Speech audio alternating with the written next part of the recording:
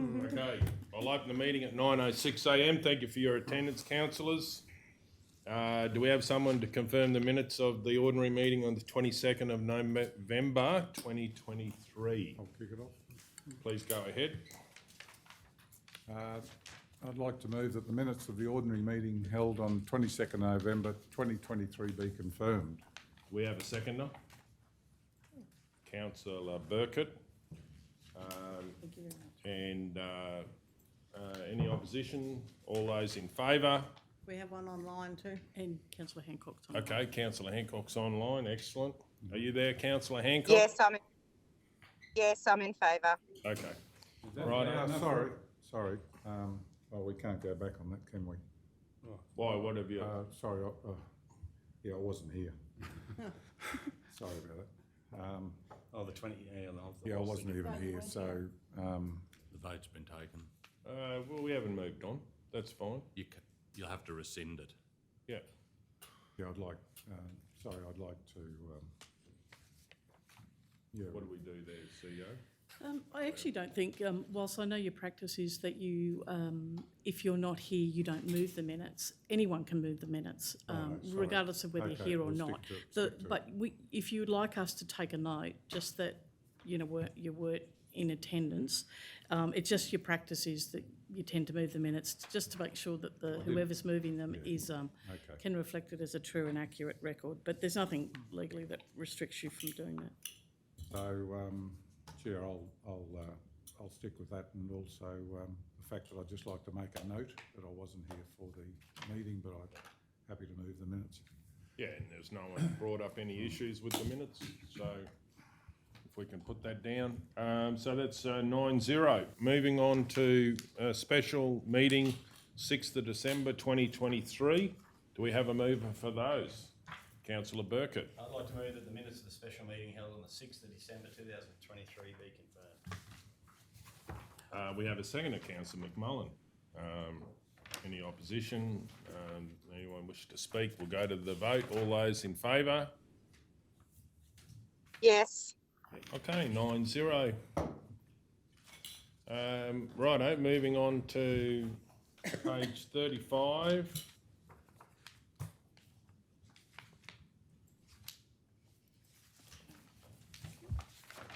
Item 8.1, Roma Administration Centre signage.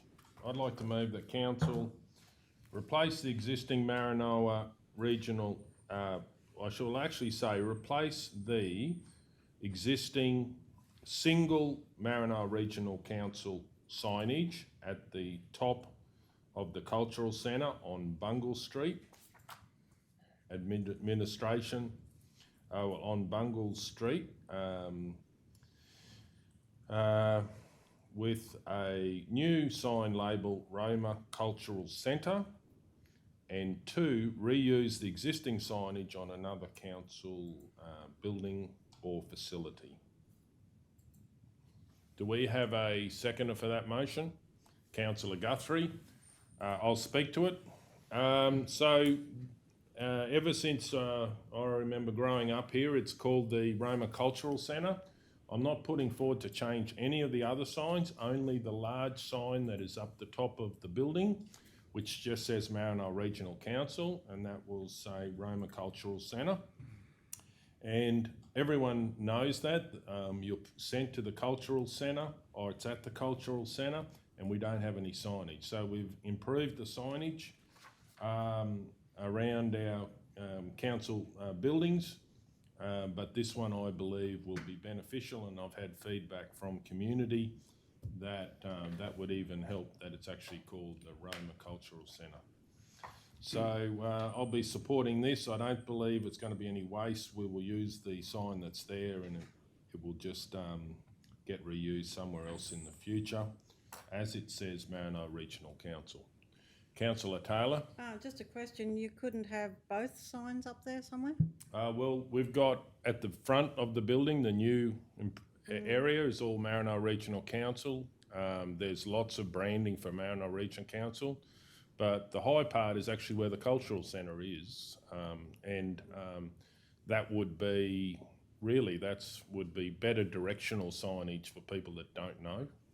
So you just want to brand the building? Yeah, the high part of the building, they've got new signage down that says administration and cultural centre. So like when they advertise the Deb Ball, someone's new to town. The cultural centre. The cultural see it, centre. yeah. Yeah, and that's what it was always called, and it's very well known for that, but new people don't know it for that. We've got no signage up to say that, except for the small bit on the awning. Okay, does anyone else wish to speak? Councillor O'Neill? I'll speak against this. I think this is a complete and utter waste of resources to make this change now. That is a brand new Maranoa Regional Council sign that has been installed at the apex in which you're talking about on the building. In fact, I think that was installed in the last 6 months because the previous one had been faded. So I don't support this. I think we have money to spend in other areas.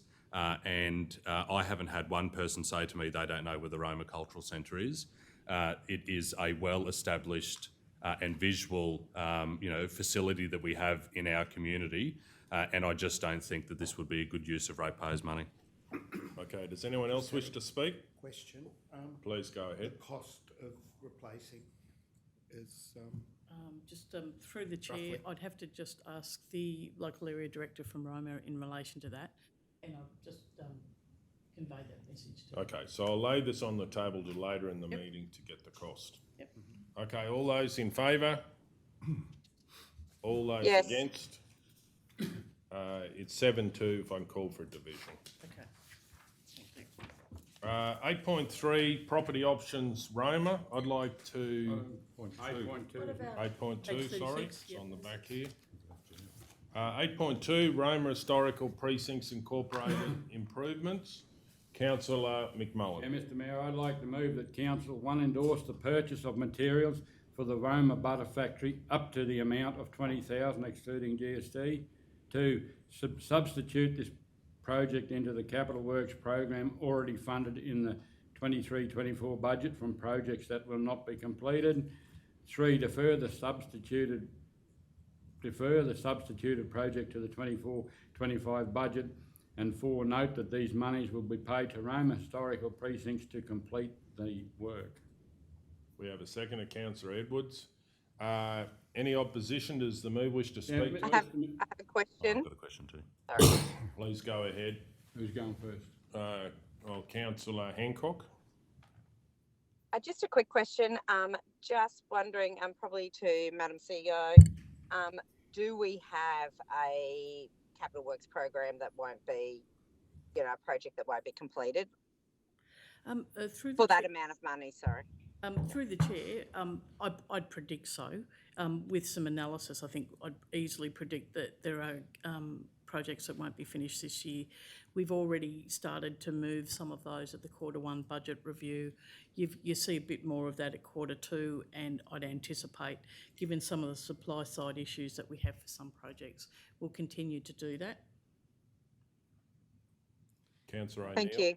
Yeah, my question's something similar, and I'm happy to move a procedural motion, but I just wonder if previously when we've done this, we've had the project to illustrate what we're taking in to swap it, so that it's clear. Yeah, but staff need to be instructed to do that. Yeah, so that's- is there a way to?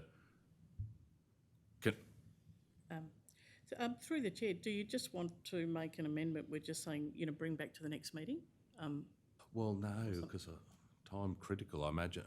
Your expenditure's time critical, right? Just the substitution, understanding which project is in or out, is probably the thing that can take further analysis. But when are they going to do it? They're not going to do it straight away, are they? Well, I'm not sure. They can't even order stuff till they get the money. Yeah. But the reason I brought it in was I figured this would be one that probably wouldn't have been able to done after the end of January. So I said, let's get it in quick, early, I suppose. When we've had this before, similar circumstances, I mean, we've got a long day ahead. Do you think it's possible that we could identify a project today that illustrates where it's going to be delayed until a future budget to be able to achieve what Councillor McMullen's putting forward? Look, through the chair, I could certainly ask officers to give an indication of that. So I'll move that we lay this on the table to later in the meeting to identify a project that is unlikely to be achieved in this you know, 2023-24 budget. All those in favour of laying it on the table? Yes. All those against? It's 3-6. 3-6 I think it was. Okay, so does the mover wish to speak to the motion? Mr Mayor, I'd just like, this came about at the AGM, but this all originated from the recent asset management plan review. I think it was a contractor went round and they had to get someone to let them in, obviously, to do the butter factory. So the person they got in there showed them around, said, this is what we started from and this is where we are at. And the offer was given to them straight away, what do you need doing next? So they straight away thought about, showed him the ceiling, and these people didn't make any commitments. They just said, what do you want to do next? And he said, well, the next thing will be the ceiling. So it was raised at the meeting the other day. So as I said, and I think we've all got copies of the quotes. I think they got missed. They were here, but they got missed. So yeah, that was the strength of it all. Yeah. CEO, just got a question. This will probably come back to January meeting with the actual projects, won't it? We got Like, it. we'll make a certainly. decision today. Yes, certainly. Look, what I'm doing, I'm happy to add a fifth point if you wanted to say to find sure, out about and certainly where what the I, money's coming from. even though your last motion was lost, I understand council's sentiment. You're trying to understand, well, what decisions can you make?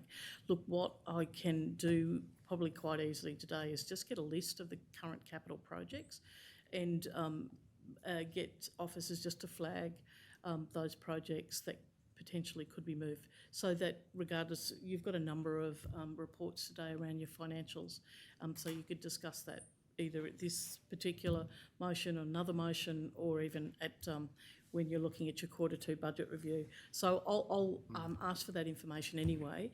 I just don't have it with me at this point. Yep. At council, we provided a list of potential projects that could be deferred. Yep. But with the expectation, if we don't get it today, we'll deal with the actual project. Now, the project, we've moved to deal with it today, Mr Mayor. Yeah, but with Oh, the we don't- project stuff. Yeah, just which project's going out and which, but we're making a decision to Get a do list it, of right? potential projects. Yeah, so we really just need to me, actually decide on, like, we're deciding to do it, Yeah. so we can give them correspondence that we've decided to do it. But it's tidying up which project's out. We need to do that. We'll either do it in the Q2, but not everyone may be here today, so it might be January. It will be a better to actually nail the projects that we're not going to do this financial year. But how can you possibly make a decision to allocate money without knowing where it's coming from? Because our budget is so big that we can do that, and we know that we're going to take a small amount of money out of a very large budget. We don't know what it is, though. Pardon? We don't know what that is. No, Like the but CEO we said, there know- might be. But just through the chair, if, noting the comments, is that if you don't feel comfortable about substituting, then just fund it.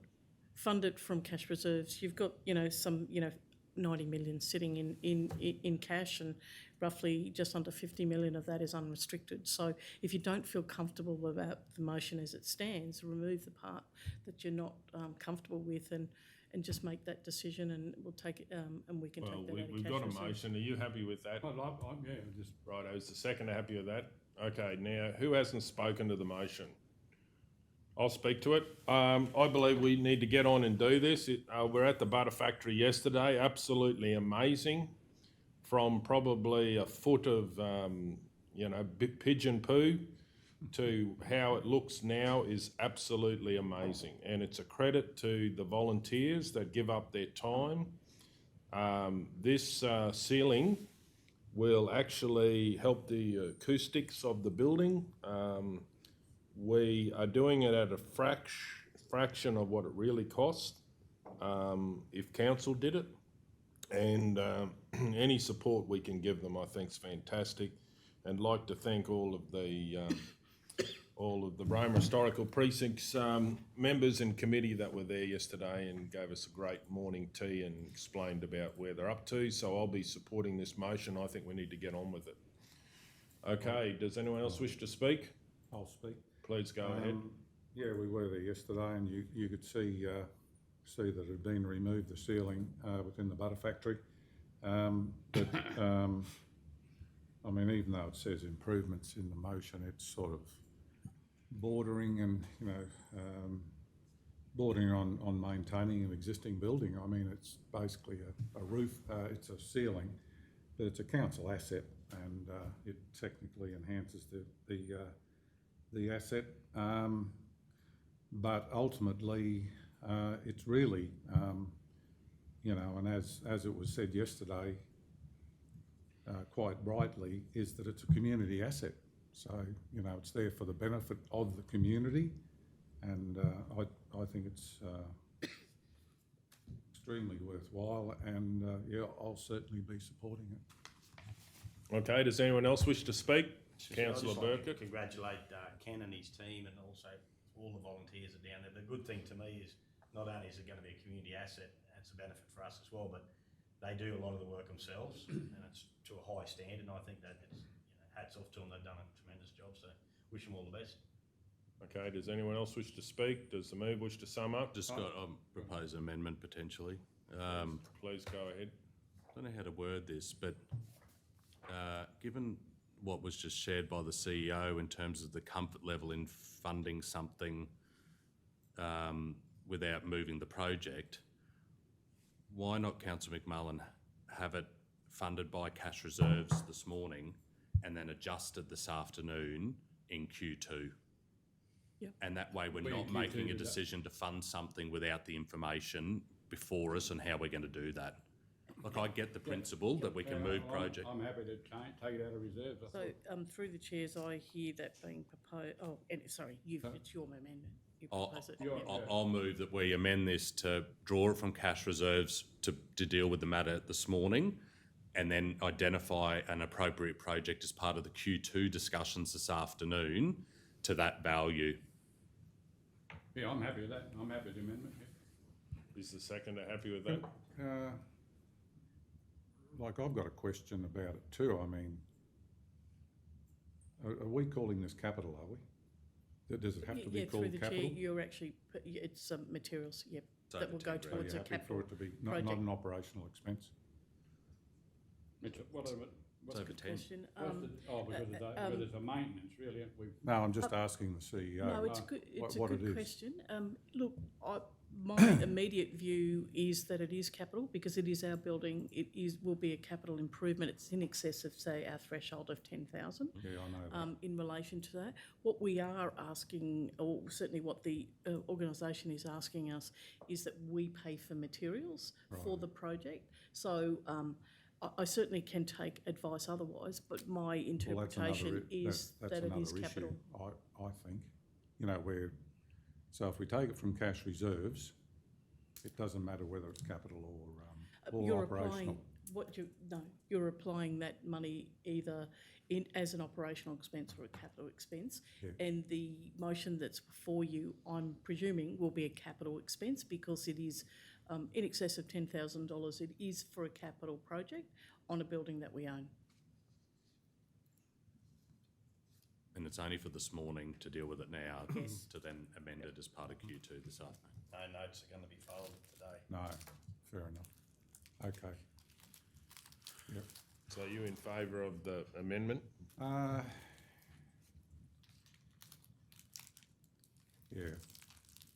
Righto, well, that becomes the motion then. Right, does anyone else wish to speak? Righto, then does the move wish to sum up? I did, Mr. Malcolm. Sorry, Mr. Mayor. Sorry, Councillor McMullen. I just note that we've taken out point 4. Doesn't that still need to be in? Yes, through the chair. I think for transparency it does. Yeah. 3's fine out and 5's fine because 2 replaces that. But I just, yep. Thank you.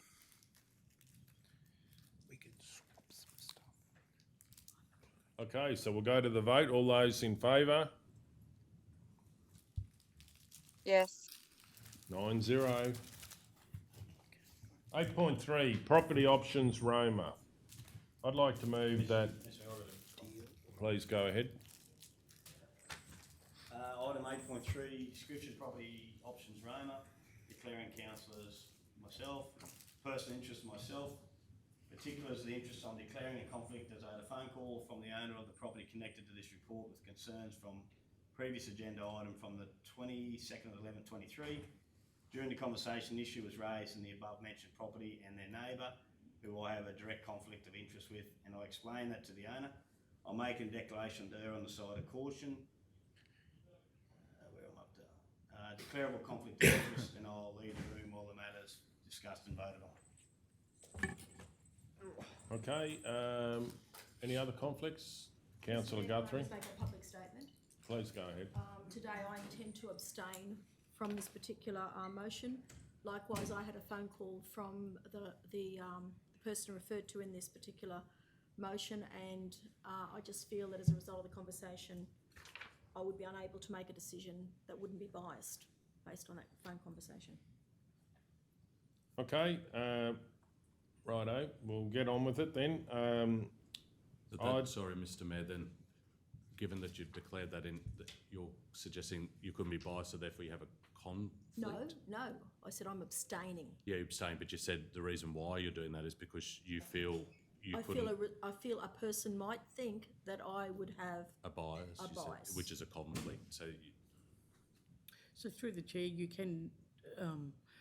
you're making a statement essentially on two things, just saying, okay, how you're going to vote, but you're also indicating that there may be a perception of bias, Perception which of could be bias. considered to be a DCOI, declarable conflict Could be. of I thought interest. about this long and hard, and the fact that I'm not related to the person and I have no financial gain, etc. This is more the procedure of somebody ringing and having a conversation with me.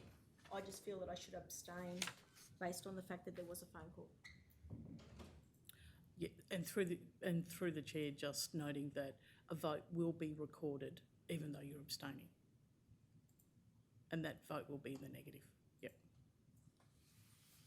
Okay, I'd like to move that Council repeal resolution number OM/11.2023/80 and replace it with that Council obtain further information and undertake a formal valuation of the property. Indication in the report so the property can be included as part of any suite of staff housing solutions considered. Do we have a seconder for that motion? Councillor Ladbrook. I'll speak to it. I do believe that we did not have all councillors here last week. I do think that generally council has been a problem-solving council, and I think that if we at least get the information, it may not go any further than that, but we need to get the information, and I don't think that it should be excluded.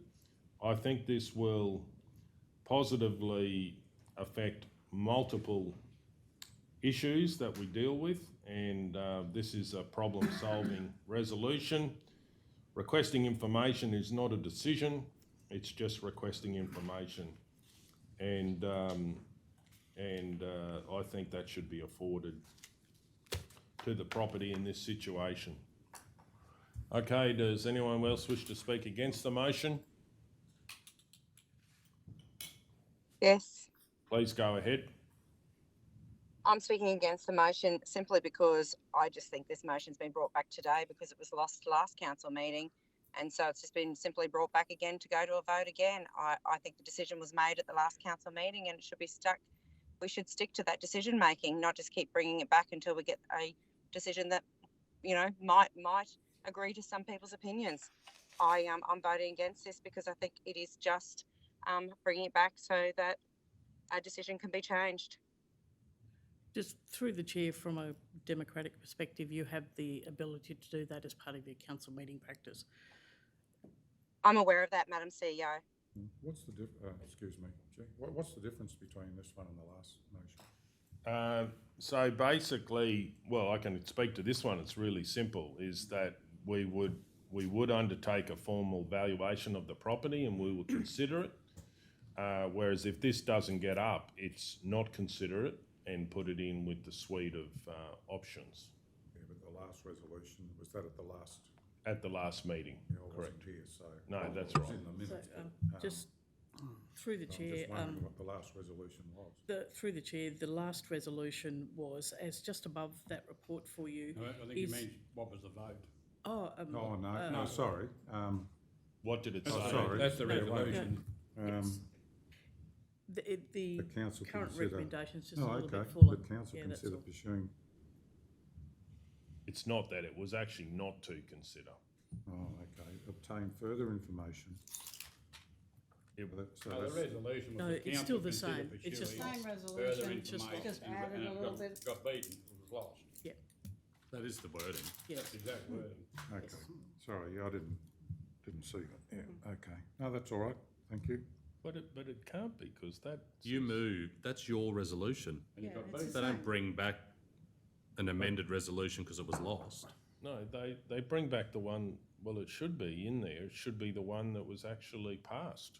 There's nothing Yeah, passed. no, No, there's nothing passed. It nothing was was just voted. passed, What your you- motion Oh, lost. Nothing was passed. You right. put that's that right. up and it got beaten. So It that's got beaten, fine. so Oh, That's why it's So come back. we didn't do another resolution. No, because it after lost. that. Yeah, There's right. no amendment. It's back further because it was motion. lost. Okay, so to explain to the council that wasn't here, this resolution last meeting was lost, Right. right? Okay. So there was no resolution Okay. that got passed, right? So that's. Was a resolution that was voted on though. Yes. Yeah, That's and then why it we was repealed. voted down and it was lost, so does that make it clear to you? Yes. Yep, right. Okay, does anyone else wish to speak? I think, Mr Mayor, one thing I'd just like to pick up on, in the original resolution was 11.202301 and now we're saying it was repeal 202380. Oh, good question. So that's why I just picked up on that. just, That's an error when repealing the wrong. yeah, look through the chair. I'll just double check Do that you want for to you. just lay this? Yeah, I'm happy to please, lay I this just, on the table till later is in the in- meeting it to is double check important. whether it's accurate. It is very important, CJ, Yeah. so. All those in favour? What are you doing? Laying it on the Yes. table to double checking the information that we got the right resolution number and that. Yep. Councillor O'Neill, are you in favour? Well, it is the right number because our minutes are in front of us. Oh, Yeah, no, but actually, it's- thank you it's very not much. one in- That's we're not- exactly we right. we It'll be in repealed here. 202301. Yeah, actually, through the Gone chair, to 202380. we will have Council that. repeal resolution number OM 11-2023/80 No. is and replace it with that is the exact number of the resolution in the minutes. But in the resolution, we repealed 11.202301. We've got two numbers in there, so we just need to clear Today, that up. Tyson read out, we are repealing resolution OM.11.202301. No, he read that out because that's today's resolution. The original resolution was, I said I've got Yeah, that. yeah, we've doubled two up different- there, and we just need to get the right one. Well, I can So tell you through now, the you don't chair- need it is, 80. it is OM/11.2023/80. Great. I can see it Thank you here. very Yeah, much. that's, But we've already voted and everyone's voted, but you haven't haven't voted. called. You moved and seconded. No, You but now. Yep. are you in Just favour of change it. laying it on the table? You need to do, you can do an So- amendment, Mr Just Mayor. make an amendment now. Just make the amendment. Yeah. But we've already voted on something. No, we haven't.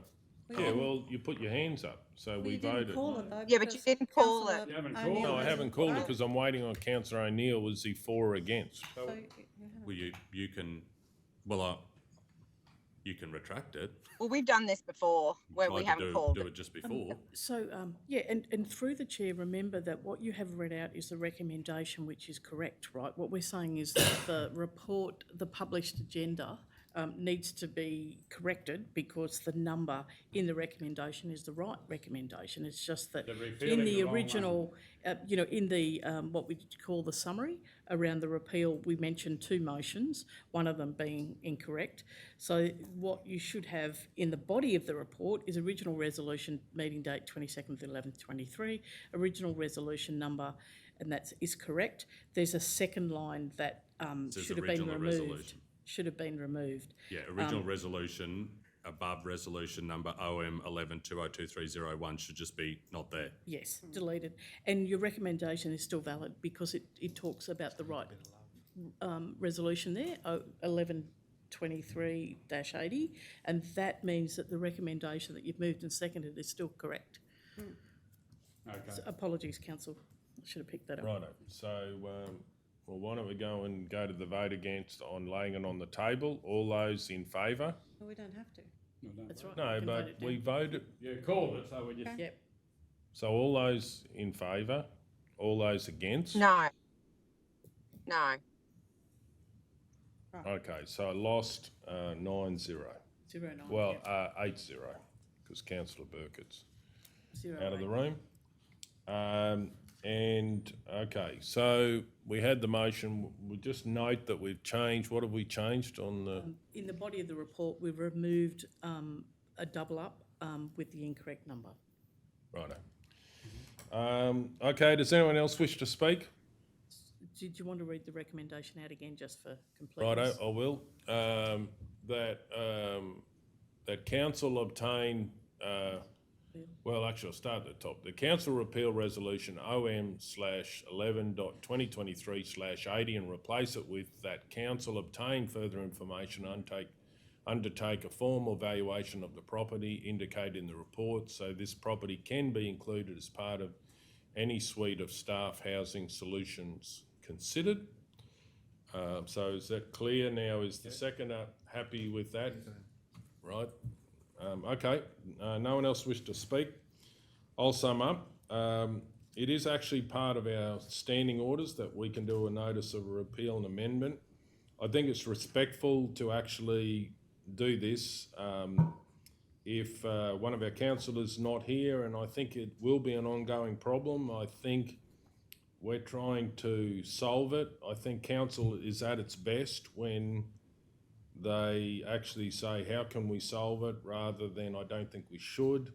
So I'll certainly be supporting this notice of repeal or amendment of the resolution. And then on that note, we'll go to the vote. All those in favour? All those against? Against. Okay, so then it will be 3, 5, and if I call for a division. Yep. Okay, moving on.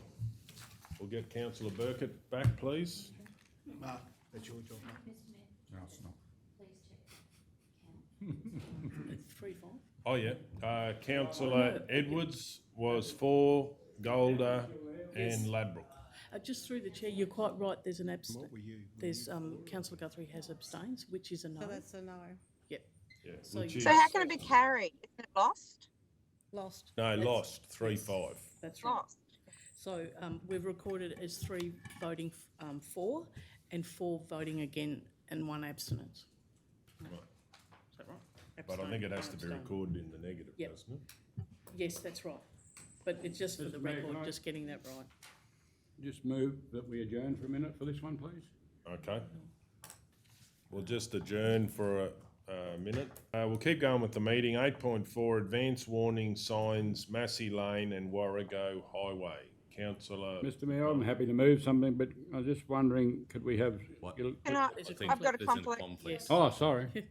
yeah. Please go ahead, councillor That needs to be a Hancock. little bit, I can't hear it properly. I need hearing aids. I'd like to declare a conflict of interest.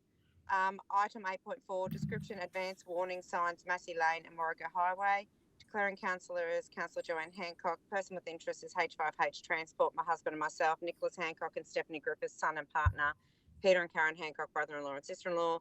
All of the above all parties above whom I have a close association with own and operate heavy vehicles. Type of conflict is a declarable conflict of interest. An action remained is, although I have a declarable conflict of interest, I do not believe a reasonable person could have a perception of bias. Therefore, I will choose to remain in the meeting. However, I will respect the decision of the meeting on whether I can remain and participate in the decision. Okay, do we have a mover? Councillor Taylor? That is in the public interest that Councillor Hancock participates and votes on agenda item 8.4 because a reasonable person would trust that the decision is made in the public interest. Do we have a seconder? Councillor McMullen? Does anyone wish to speak? Then we'll go to the vote. All those in favour? All those against? 7-1 if I'm called for division. Did you have a question, Councillor McMullen? Mr Mayor, when I read this report agenda, I'm not against the thing, but I think we've got a few little technicalities that it could kick us in the behind. So,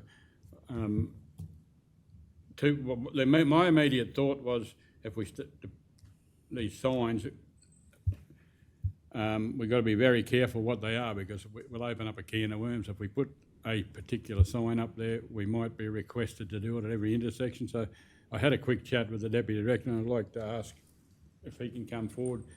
And one thing that concerned me, Mr Mayor, was writing to the Minister. It's going over the head of our local staff at Main Road. So I'm sure they can sort something out for us, unless it's something completely out of the order, you know what I mean? Yeah, that was just what was... Yeah, no, I understand, but I'm not against the thing in principle. And just through the chair, it's common practice for council to connect at the political level as opposed to the bureaucrats.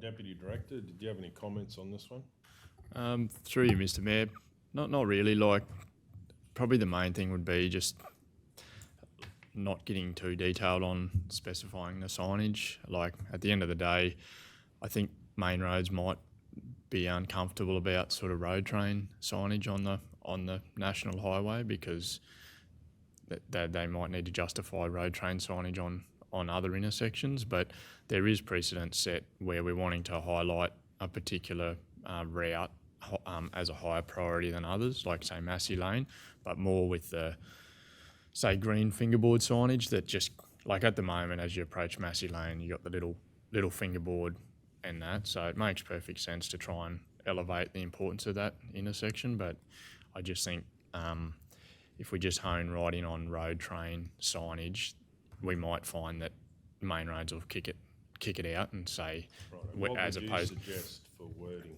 Vance intersection at this intersection to As a higher priority? to enhance. So I think signage at this intersection to enhance awareness for drivers, like for enhance awareness for drivers along the Warrego Highway, and that because we like some background on this, Mr Mayor. We've tried to get road train signage put there in the past, and they just shut it down because they didn't want to set a precedent on it. So I think a good way for Massey Lane would be, as you're coming towards it from both directions, you have the big green fingerboard to say Massey Lane's ahead. It won't say Massey Lane ahead, but it's just Piccadilly North's got one, Blythedale, Ruby Lane's got one, just the big green signs that say, hey, just giving you awareness that it's coming up. So through the chair, given the fact that we've got other signage that might help TMR understand exactly what we're talking about, should we just provide an example? I think you could cover that in the correspondence if council was happy, and that it'll be entirely up to council with who or how you write to it. But What do you think about that wording now? To request more visible fan signage at the intersection. I think that's pretty good, Mr Mayor. Yeah, the minister one's fine. My only concern is it could delay. Like, this is a pretty simple request in the scheme of things. I don't know whether it's worth including the district director in. I was just going to ask that, can we include the district director? And through the chair, obviously there's a shuffle going on at the moment which might slow things down. Which, if that went through and that person's no longer there, that has to come back to us. Yeah. Can I just ask something? I just, Yeah, please go ahead. So writing to them with this request, is that are they just going to disregard it? Is that what you're saying? Through the chair, just a couple of things there, councillor, is that as we know, since this report was written, we've had a change in leadership within the current government, there potentially might be changes for ministers as well, and that certainly what will happen is that this may stall if we just restrict it to the minister's office. There may be, other priorities, and therefore this will, We're trying to be proactive, aren't we? Yeah. Is That's that what exactly we're trying right. to be? So Yeah. certainly what the Deputy Director's suggesting and what Councillor McMullen is saying is that if we include the Regional District Director, Yeah. that we'll probably have more success. But we're not telling them what to do, we're just trying to be. Asking them, yeah, advocate yeah. for it. We're trying to Larger be. advance Can you warning. take Yep, out the signage. minister then? So, Cool. or, better yet, Mayor, would you have the council write to the relevant Queensland minister and the local departmental officers Yep, to request more, blah, blah, blah. Yep. That way you're covered, yep, Doesn't matter who the minister is. or who the officer is Yeah. locally. that's Yeah. right. Yeah, through you, Mr. Chair. I just think that could be, like, at the end of the day, we just want some more signage, and That's the all quickest. we want. Yeah, So that's if it- right. If it shouldn't have the minister, I'm happy to take it out. I think it still provides the ability to escalate it. Like, I think that's pretty sound. Because what could happen now is we write or talk to the district director. They say, yes, that's well within our delegation. I'll get it done in 2 weeks. It'll be done and closed off by the time it goes through. And So. by the time this is being enacted on Friday, well, having just Queensland minister, it's whoever's in that position. Yeah, I think it's, That's yep. right. Councillor Taylor? Can I just ask, what's the sign say? Massey Lane. The Just road trains are hitting the T-junction and the sign's right at the T, nothing to say slow down, you're going, you're It's coming just- from No the, idea what the sign you're is coming supposed from to the say. west or the east and you don't know where Massey Lane is. That's why a few months ago I got Celia Davis, she was BIM Langton, they got me to put in a request because the Massey Lane sign was actually gone off the post and someone was delivering lick or something and went straight past because they didn't know where they were going, you know. I didn't know what the signs were supposed to say. Yeah. Right, I gotcha. think, through you, Mr. Chair, I think it's a great resolution. It does help. It will help road safety instead of they missing it, then having to go down Fletcher's Lane, which is probably not the greatest for road trains. So I think this is really good. I just Yeah. was worried that it might stall in process, whereas this will help move it through probably fairly efficiently, and that. So Well, I'm happy to move the council.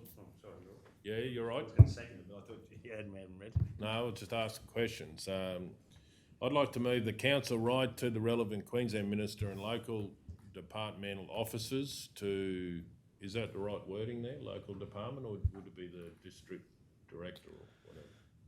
What that allows you is that The if the wide scope. department, if the district director's on leave, someone else can enact it. Why don't you include the word senior? So it's actually a senior departmental officer. Well, Deputy Director, what do you think? if you put local department office is fine.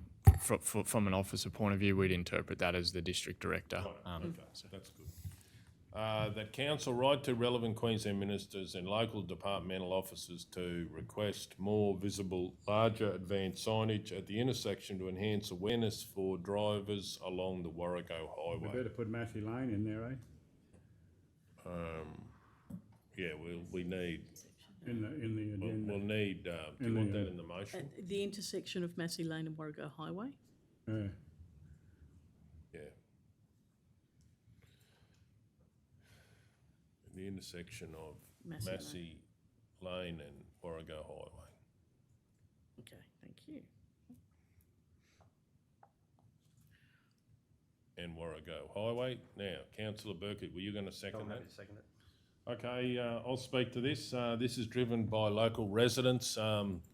Believe there's not any warning, so, trucks are not using the higher order road. And that's causing other problems in the region with dust and so forth. So I think when you ask locals, they also come up with the solution. So certainly happy to put this forward and hopefully we can work with TMR to get it sorted. So that would be great.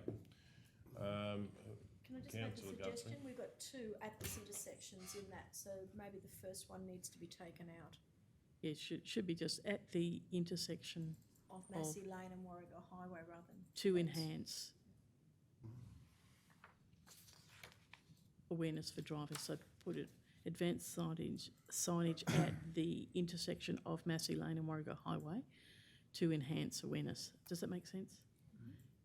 Great. Righto, the council right to relevant Queensland Administrator and local department mental officers to request more visible, larger advanced signage at the intersection of Massey Lane and Warwicker Highway to enhance awareness for drivers. And is the second happy with that? Okay, does anyone else wish to speak? Then we'll go to the vote. All those in favour? Yes. 9-0. Item 10.1. Mr. Mayor, excuse me, Mr. Mayor. Yes. I just want to notify you that I'm leaving the meeting for a while now, and I'll notify the CEO when I join back in. Yes, certainly, thank Yeah, you. if you let us know, and then so we'll hear I'll let- from you when you're right. I'll notify the CEO. Thank you. Yep, righto. 10.1, DDSW and SW Queensland Regional Waste Strategy and Resource Recovery Management Plans, Endorsement 2023. Councillor McMullen. Mr Mayor, I'll move that Council endorse the following documents. 2, A, Darling Downs Regional Waste. Yeah, it's not, oh, I've changed it. Okay, I better follow him. A, Darling Downs Regional Waste and Resource Recovery Management Plan. B, Southwest Queensland Regional Waste and Resource Recovery Management Plan. C, Technical Report for the Darling Downs and Southwest Regional Waste and Resource Recovery Management Plans. 2, submit the decisions to the Darling Downs Southwest Council of Mayors December meeting. 3, acknowledge that if these are approved by the Darling Downs and Southwest Council of Mayors, these will be submitted to the Queensland Department of Environment and Science, and noting future reports may be presented for consideration of funding and governance arrangements. Okay, do we have... Yeah, that's through the chair. The motion was provided to us by the Darling Downs Southwest. Yeah, no, I just saw that you missed a couple. Do we have a seconder for that motion? Glad he's got his finger up. He doesn't put it high. Councillor Ladbroke.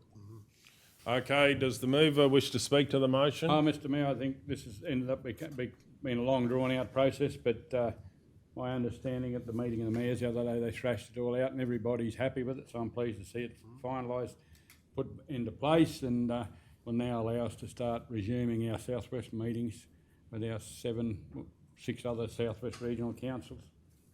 That's the waste meeting, sorry, yeah. I just have a question. Please go ahead. In the original one here, we had attachment 1 and 2. We don't need to see them now? Which one, sorry? In our original piece of paper here, there was attachments 1 and 2 that we didn't see. Yeah, through you, Mr Mayor, the attachments weren't in the original agenda. I had actually circulated them by email to councillors yesterday.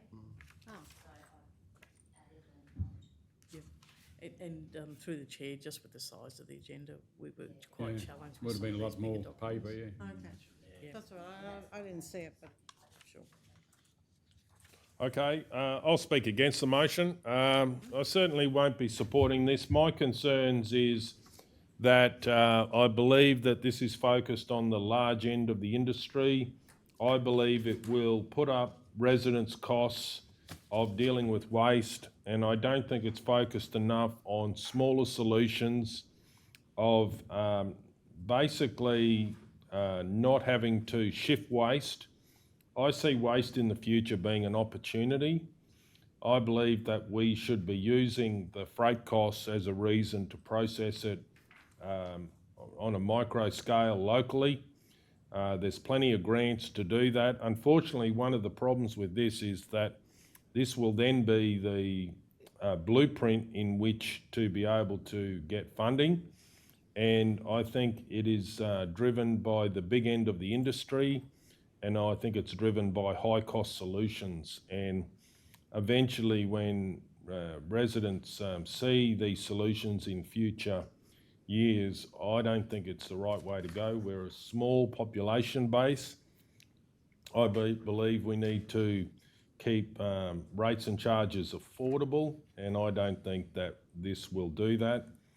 I do understand that it is one of the things that has been driven by the Darling Downs Regional Waste Group and now Southwest Regional Waste Resource and Recovery. Like basically the councils are connected into the plan, but I don't think it's purpose-built for low cost where we're not paying to freight things, and we can take that money and use it for local jobs and local small business activity, which could be very beneficial in the future with benefits for rural industry and industries in the Maranoa. So I won't be supporting this,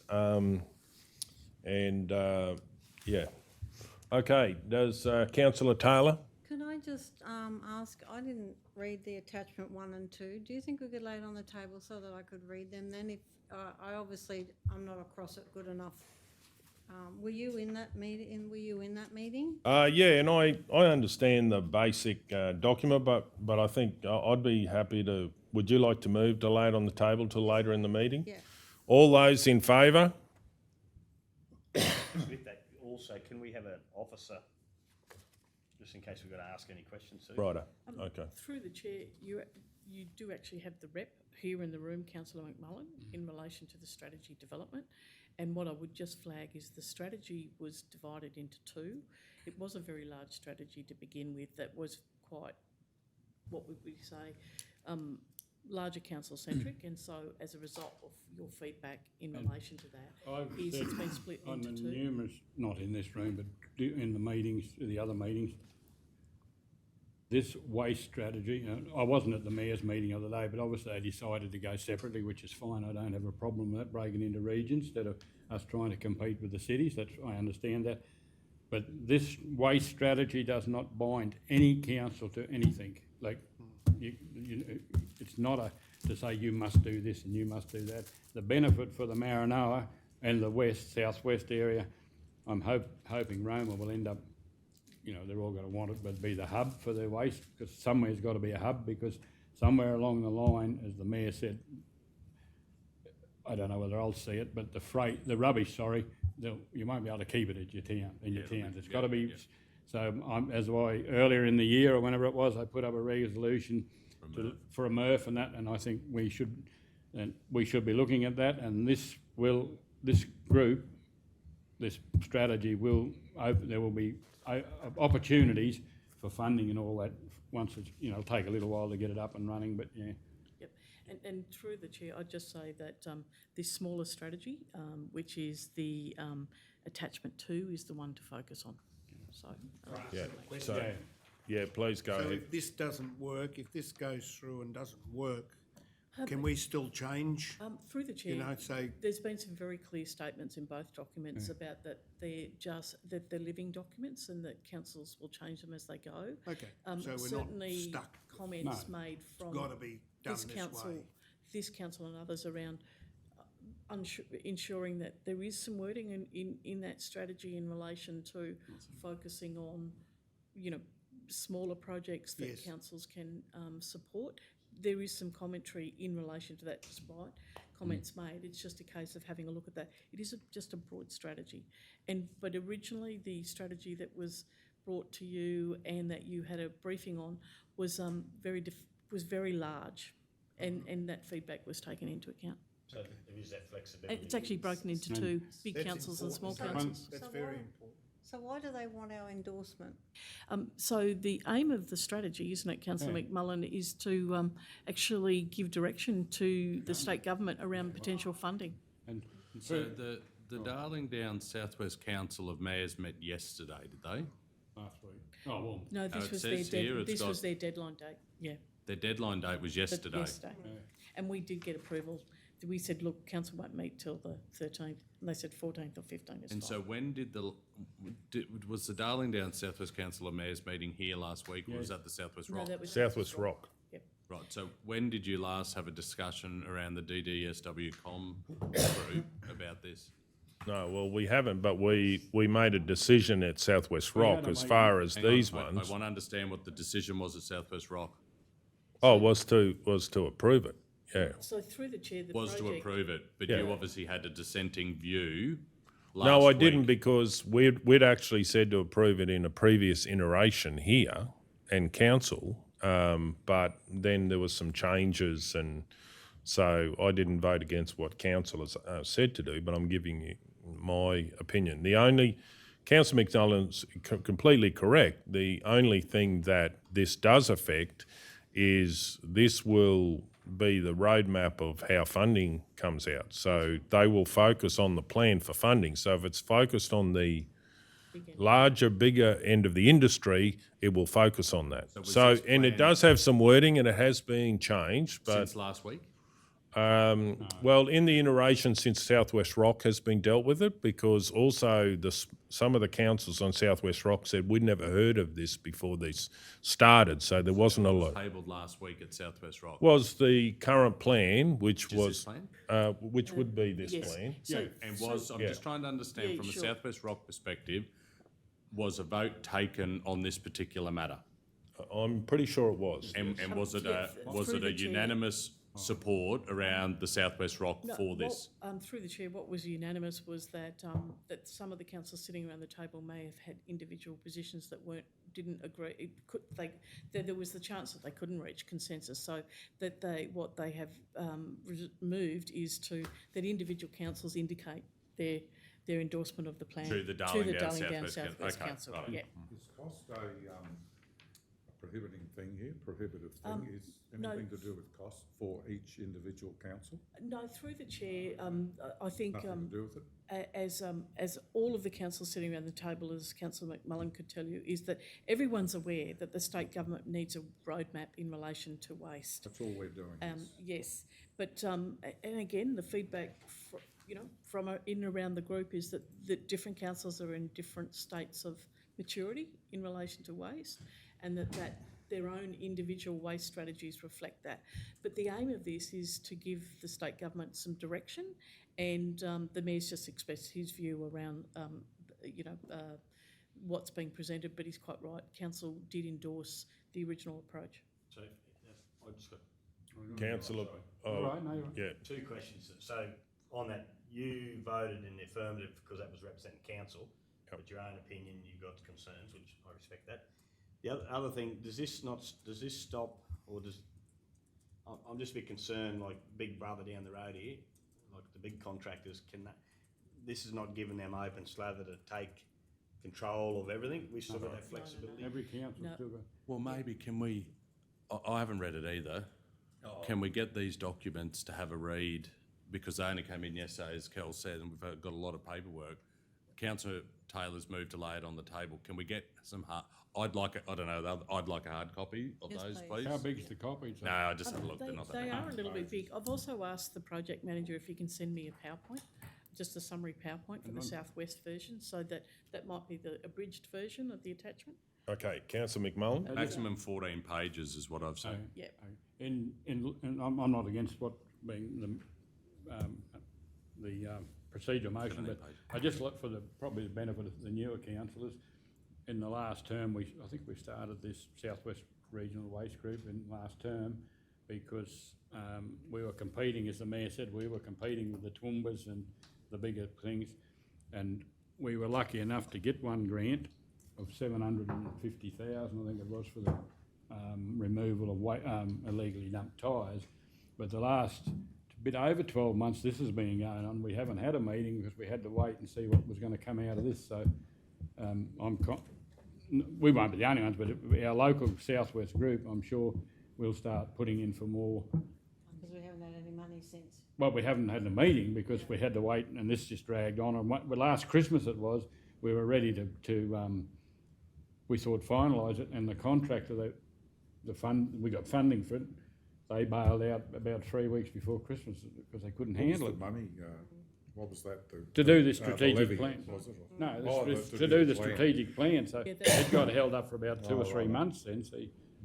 So Okay, so we've moved to lay it on the table Yep. later in the meeting to get the information. Yes. All those in favour? Yeah, through the chair, do you want both copies or do you just Yeah. want the one? Well, probably both if you Okay, both if you haven't read them. Yep. There's another paper attached to it too, That's Edwina. right. Yeah, I've So just there's 3 documents. There's 3 documents there, yeah. Okay, 7-0 then. Thank you. Well, That's to lay it on the table? Yeah, lay it on the table till later in the meeting. Okay, 11.1, recommendation to procure 27 utilities. I'd like to move that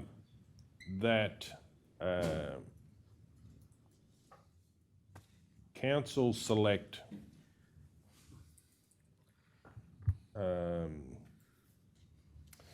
Black Auto Group Toyota as recommended supply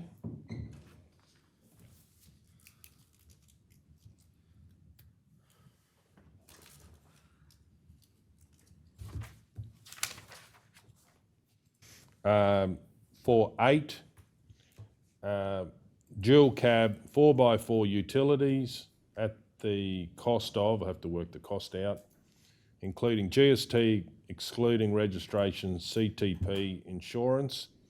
And 2, authorise the Chief Executive Officer or delegate to enter into final negotiations with Black Auto Group Toyota and raise purchase order if final terms are acceptable. And basically I would leave the others and yeah. So we'll have to work that amount out because 494. May not be as clear as that. No. They tendered on 16. It might be a different price for 8. Yeah, but we've got in there providing final conditions. If they're not happy with that, it'll come back to our January meeting. If it gets up, then if they're happy with 8 instead of 16, 494,048.60, if Councillor Burkett's correct. I did on the abacus, so. Okay, do we have a seconder for that motion? Councillor Burkett, I'll speak to this. We've certainly had a lot of feedback in the past about having a lot of vehicles that sat there and not processed. I understand that there should be, and I believe I asked the CEO, and I think that the most urgent need are the dual cabs. So what I'm suggesting is we process 8 and then come back and have another bite at another 8 rather than having them sitting there.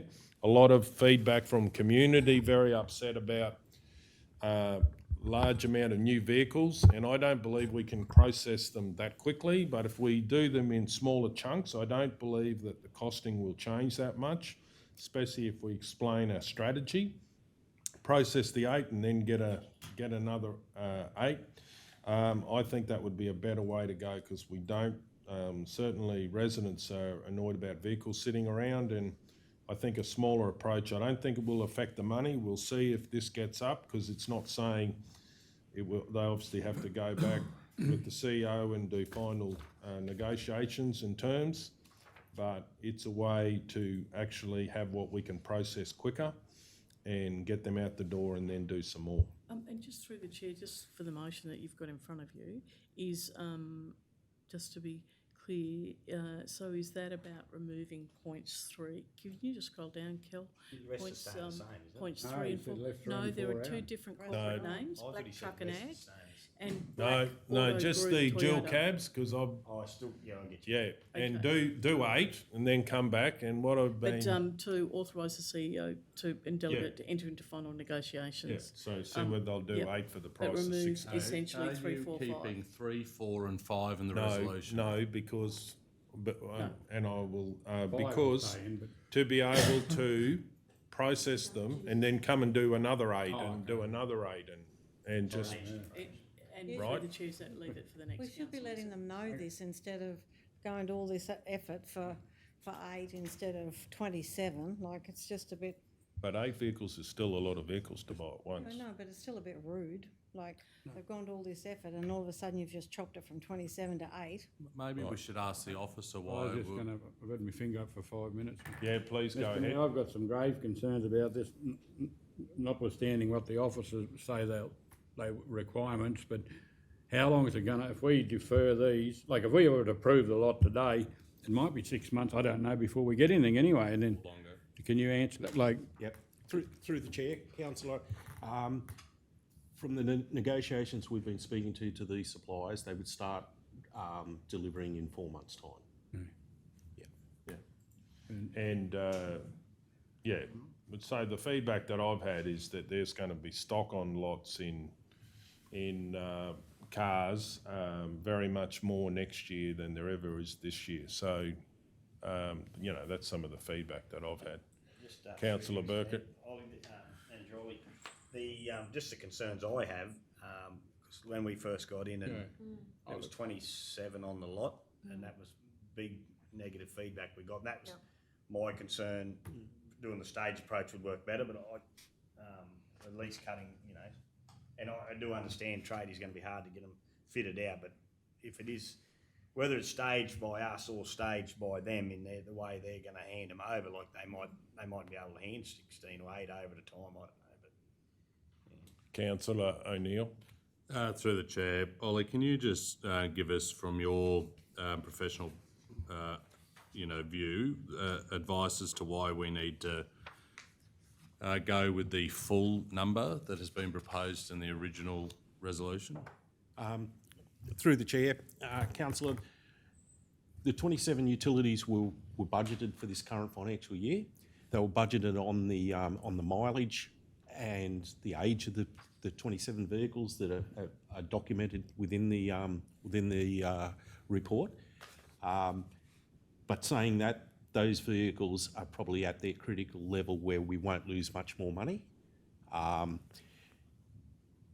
Saying that, any of those vehicles that we don't choose to replace right at this moment, what I would do is I would manage the fleet so that I can move the fleet around. So that some of those vehicles that if we do go down that stage approach, which is fine with me, we can change vehicles around. So some of them will move into the towns and surrounds teams, and the crews that are going further afield, we'll put them into the newer vehicles. The ones It's that are all not doing about a lot of kilometres. Yeah, it's all about managing the fleet. So we can do it as a stage approach. So you're happy with the stage? Yeah, I'm happy with the stage approach. Put your finger up, Councillor. Okay, who was first out of the people with their fingers up? I think Jeff. Yeah. No, you've got a longer finger. No.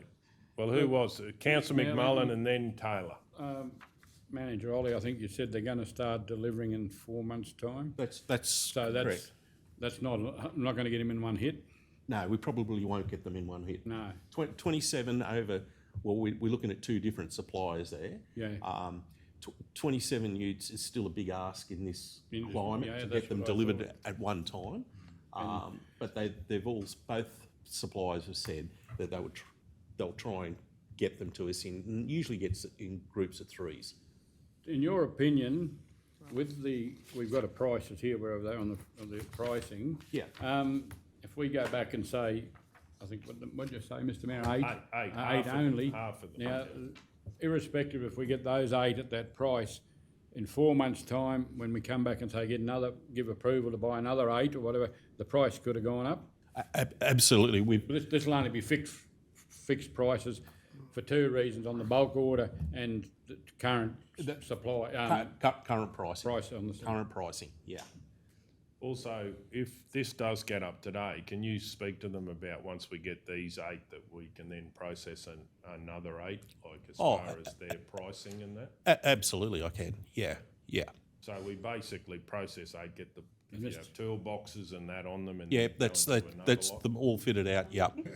Through the chair, No, remembering that what's being proposed is a purchasing decision. I I'm haven't just finished hearing really. the Right. discussion on the floor around staging. You would have to Councillor make another Taylor decision. who was next? Well, did you have another question, Well, Councillor? my concern is, by the time, if we knock this back today to 8,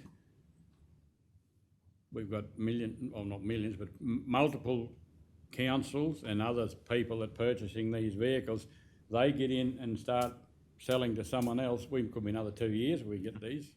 No, well, the feedback I've had from Toyota dealer is that as far as Hiluxes, they're on the lot from next year, so it will be there. So But these aren't all Hiluxes, Mr Mayor. no, but the ones that we're talking about today are, and all I'm saying is we could come back in January meeting and then do some more and then stage them.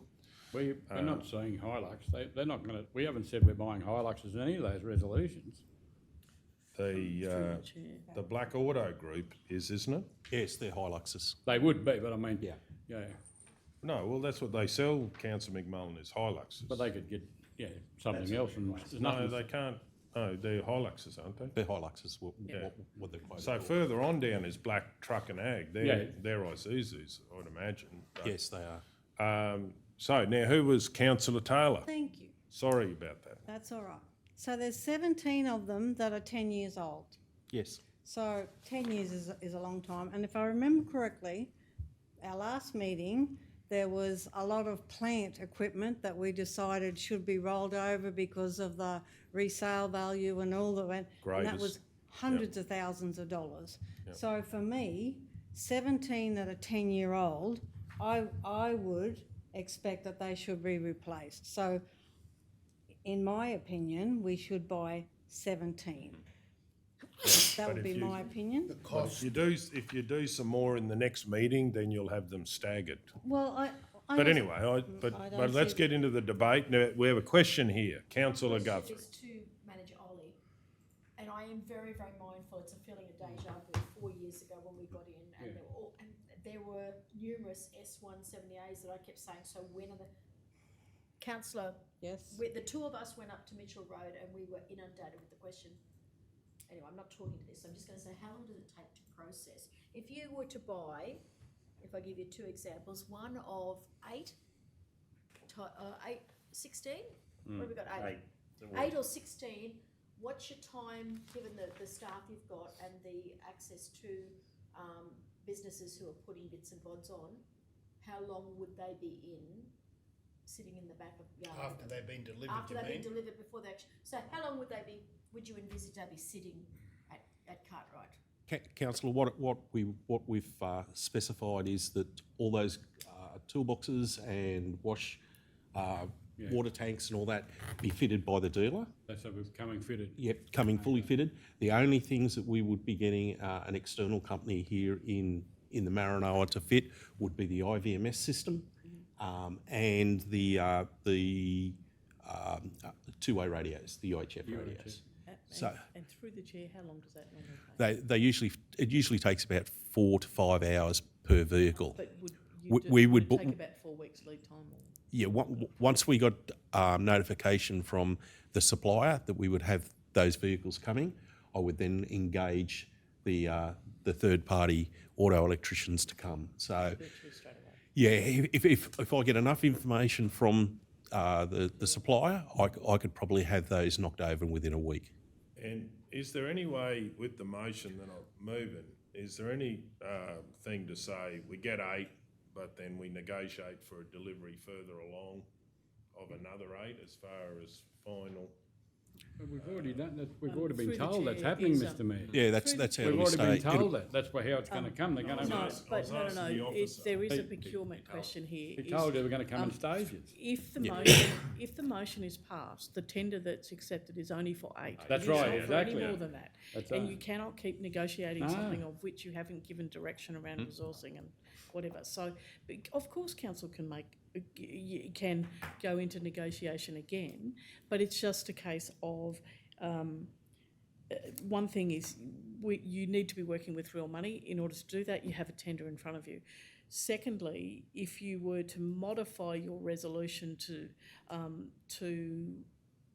consider further negotiation around the balance of vehicles, I think the challenge though is you're modifying it. The tender is a tender. It's a specific contract, and you've got to either modify the contract today, and that might be reduce it and make a decision, and then you may need to re-tender again to get a better price. Or they may For do the it- balance. or they In may any do form- the same at the same No, price. but No, you need to can't. have an open transparency process. If Councillor Urquhart? Through you, Mr Mayor. I'm sorry. Manager Ollie, like I get both sides. Like half the reason I second this so I could find out a bit more information, get all this happening. But to Councillor Taylor's point, and this is, I fully agree. That's why I supported the heavy machinery one. I think we should turn them over. Also with vehicles, but this is not your doing, or some of these should have been replaced 5 year ago. Absolutely. In the grand scheme of things. So to Absolutely. say that they're all that, realistic, I reckon 80% of these should have been replaced 2 or 3 years ago at least.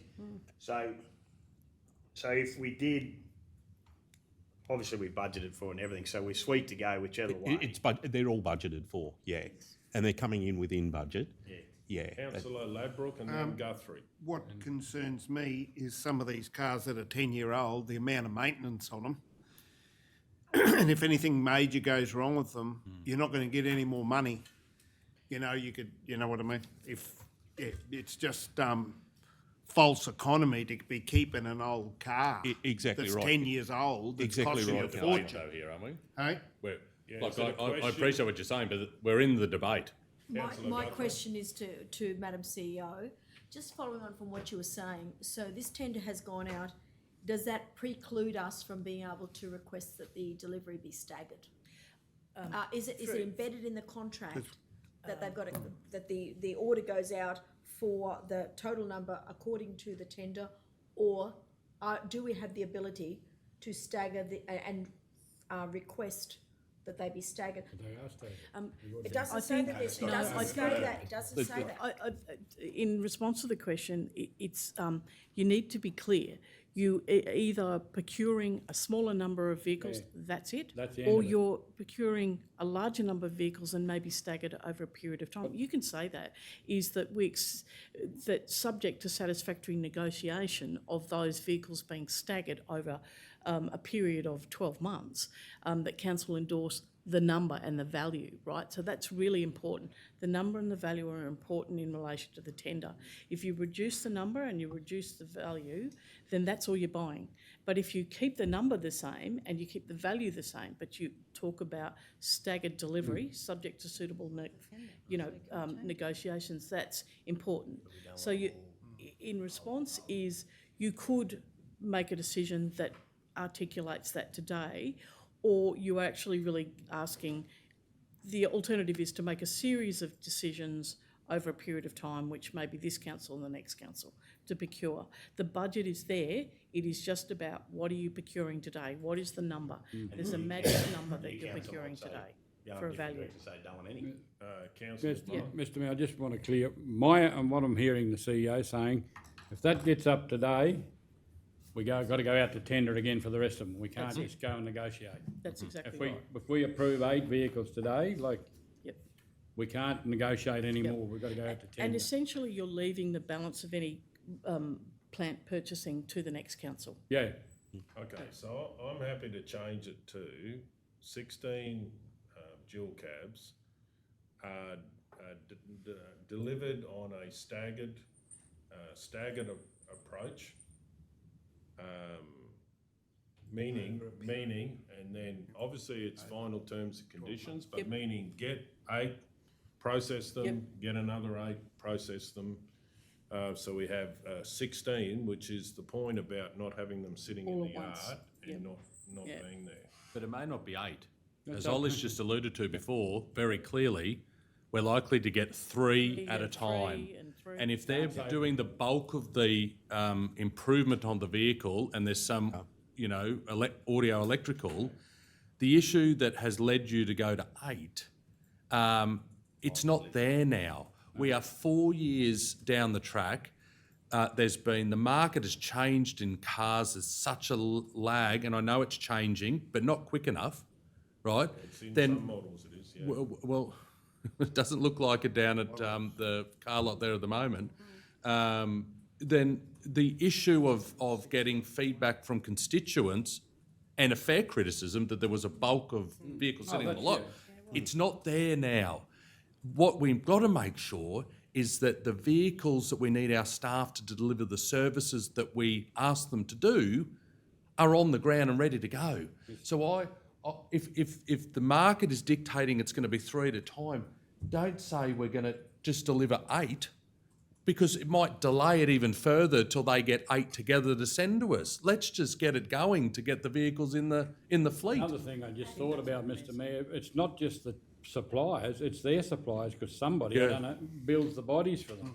So you've got to get into line, and if it's only 3 at a time, if council approved the full order as per the original recommendation, they would go to their, the Black Auto Group would go to their supplier and say, we are going to need 16 bodies for the 4x4 dual cabs in the next 6 months or whatever. And the other thing is that the models within Toyota are changing. Yeah. And so there are calls being had with customers that have bookings, purchases, that, we can't provide you with that model anymore. We've got the new model and that's going to cost another X amount. And we don't want to be in that predicament. No, there's mid-next year, there's a different model, but they also sometimes come with issues. But let's get on with the... Yep, so through So the what's the- chair, the mayor was just... If it's a tender, we've got to go with the whole thing. No, you don't have to. You can go back and negotiate. So, You've got to go back and do a new tender if we don't so- order them today. so through the chair, Mayor, can't we, instead of saying subject to, can't we just have it loosely? Our preference is to have a staggered delivery and not over 12 months, have it over 6. through the chair, I was going to suggest that, because Mr Mayor, you were starting to, I think, recant on what you'd originally proposed and move it back to the 16 with the staged delivery. And I think the critical point is, if that's council's intention, or that's your intention, Mr Mayor, of the motion, it's just saying is that to have a staged delivery over 6 months, simply because the comment in the chamber is the perception of 27 cars sitting in a car lot doing nothing, and that's an issue. And it's a big difference now. They're coming with the bodies on them. Before, they were all sitting up there waiting for bodies to be changed over. Yeah, that's right. So if I we think we capture kept the that old Hell, it'd bodies be and put them on. with a preference to have a staged delivery. um, And then you're changing the top one again back to 16, aren't you? Yeah, I will, but not a preference to have a staged delivery. Over I a want period of that. 6 And months. they can do that. Yes. They do it in 3. We just don't want a lot up in the yard and everyone's, not being used. that's right.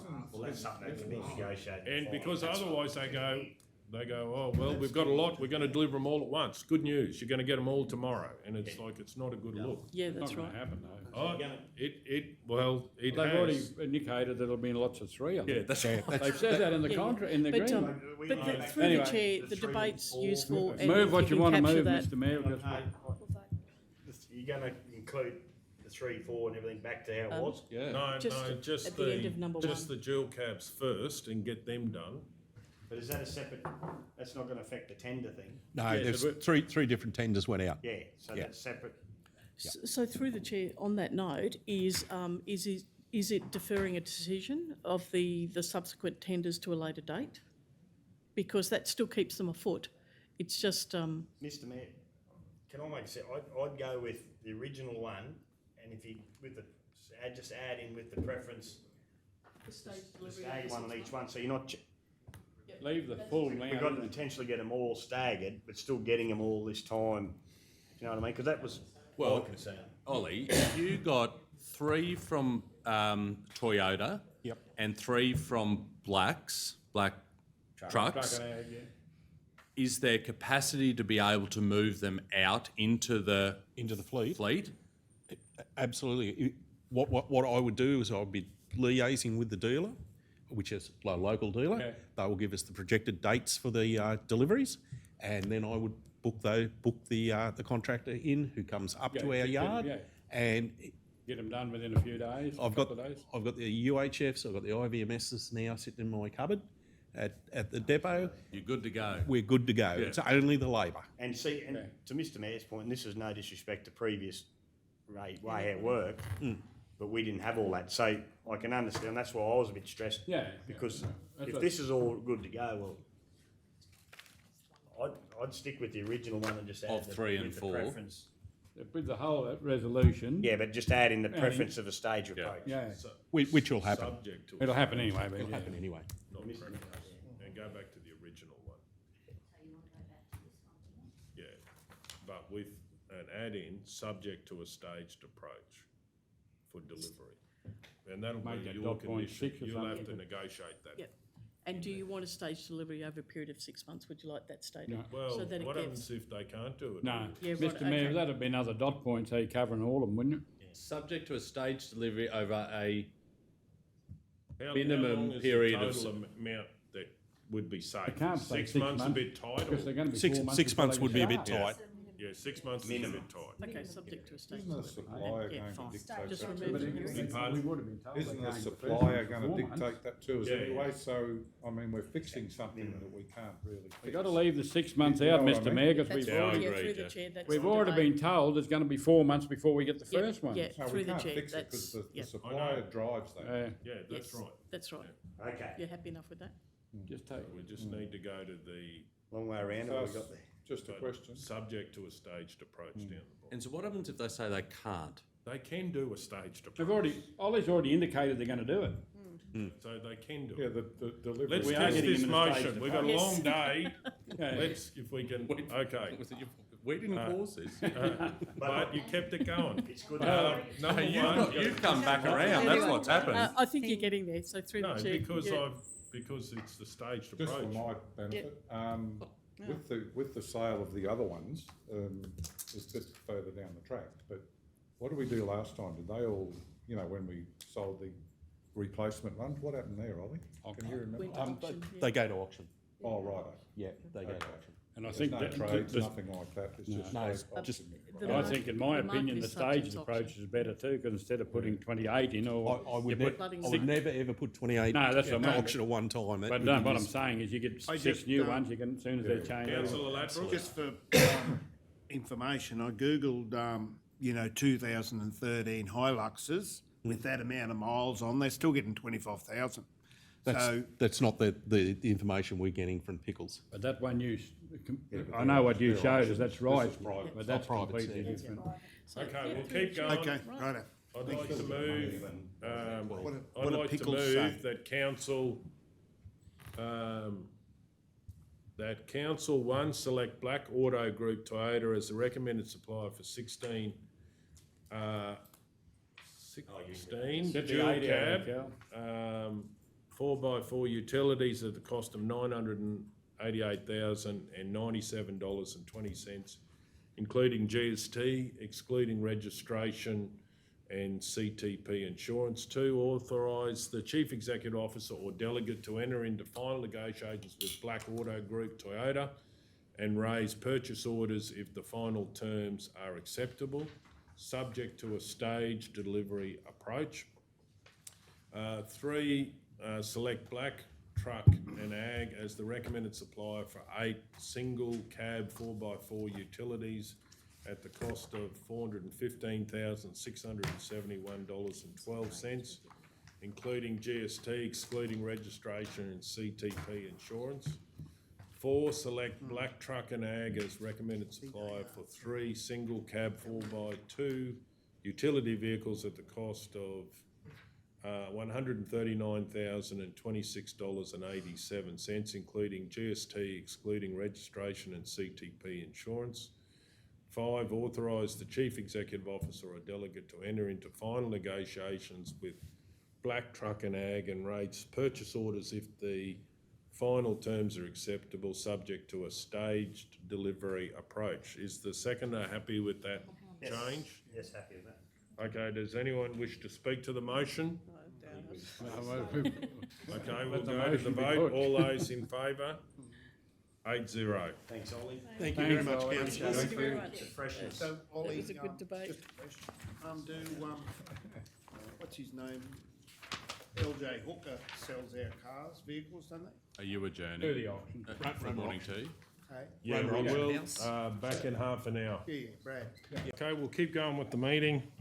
11.2, tender 23051, establishment of new register of pre-qualified suppliers for trade and associated services. Do we have a mover? Councillor Taylor. I'd like to move that Council 1 approve the creation of a new register of pre-qualified suppliers for trades and associated services established in accordance with S232 of the Local Government Regulation 2012 under the proposed sub-panels within the report.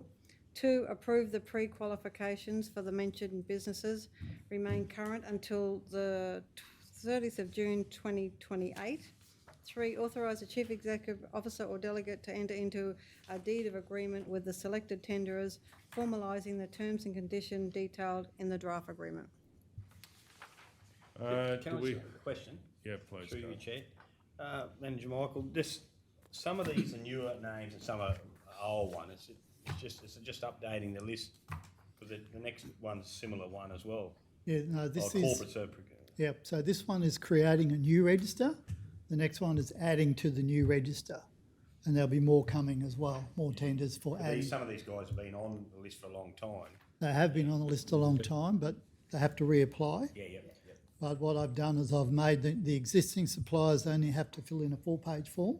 Well, it's really probably 2 pages have to fill in, and the other 2 pages are just part of the form, so they don't have to fill in the whole lot again.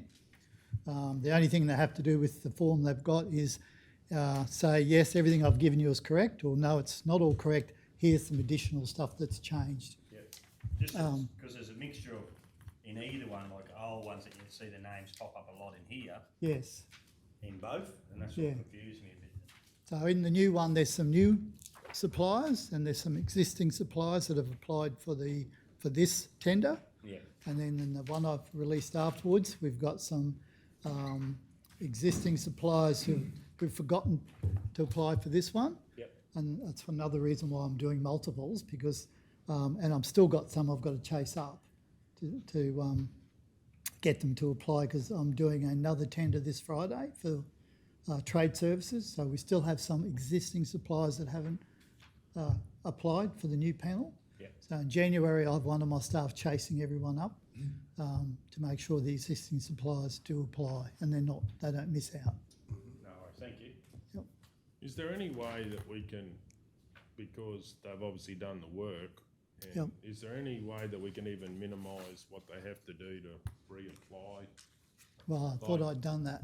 You've Mr. done that Mayor. with your 2 pages. Well, basically, there's a cover page. The first page says, I'm Joe Bloggs from XYZ company.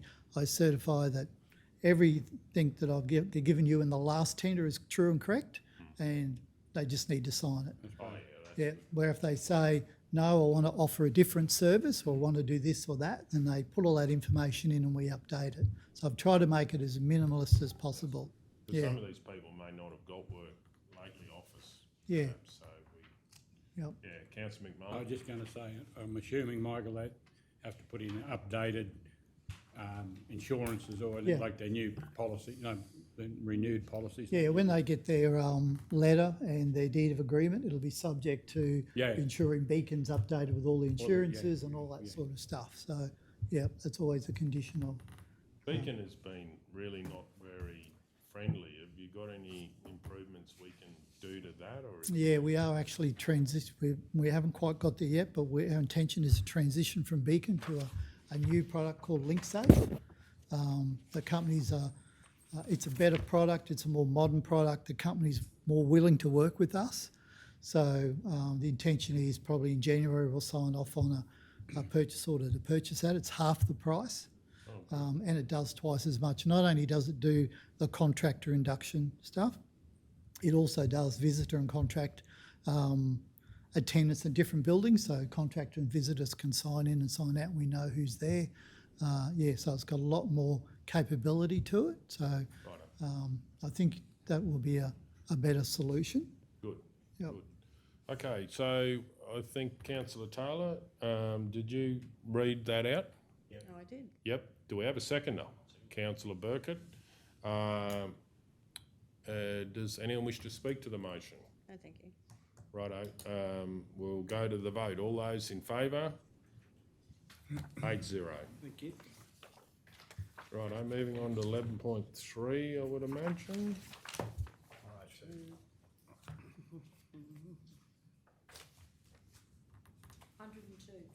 Thank you. 11.3, tender 24006, additions to the register of pre-qualified suppliers of trade and associated services. Councillor McMullen. Mr Mayor, I'll move that Council 1 approve the addition of suppliers to the register of pre-qualified suppliers for trades and associated services established in accordance with S232 of the Local Government Regulation 2012 under the proposed sub-panels within the report. 2, approve the pre-qualification for the mentioned businesses, remain current until the 30th of June 2028. 3, authorise the Chief Executive Officer or delegate to enter into a deed of agreement with the selected tenderers, formalising the terms and conditions detailed in the draft agreement. Okay, do we have a seconder? Councillor Ladbrook. Any things with this one? Is it pretty like the last one? You were saying these are the extra ones you're adding? These are, yeah, that's right. Some of this is existing suppliers and some are new suppliers. Yep. Okay, does anyone else wish to speak? We're going to go to the vote. All those in favour? 8-0. Okay, moving on to 11. Thank you. Thank you. 11.4, annual review of delegation of council powers to the position of Chief Executive Officer. Do we have a mover? Just a question. Councillor Guthrie, and we have a question from Councillor O'Neill. Councillor Guthrie, I imagine, is moving it, is that correct? Councillor O'Neill, do you have a question? Any material change? Through the chair, no. No. Okay, Councillor Guthrie.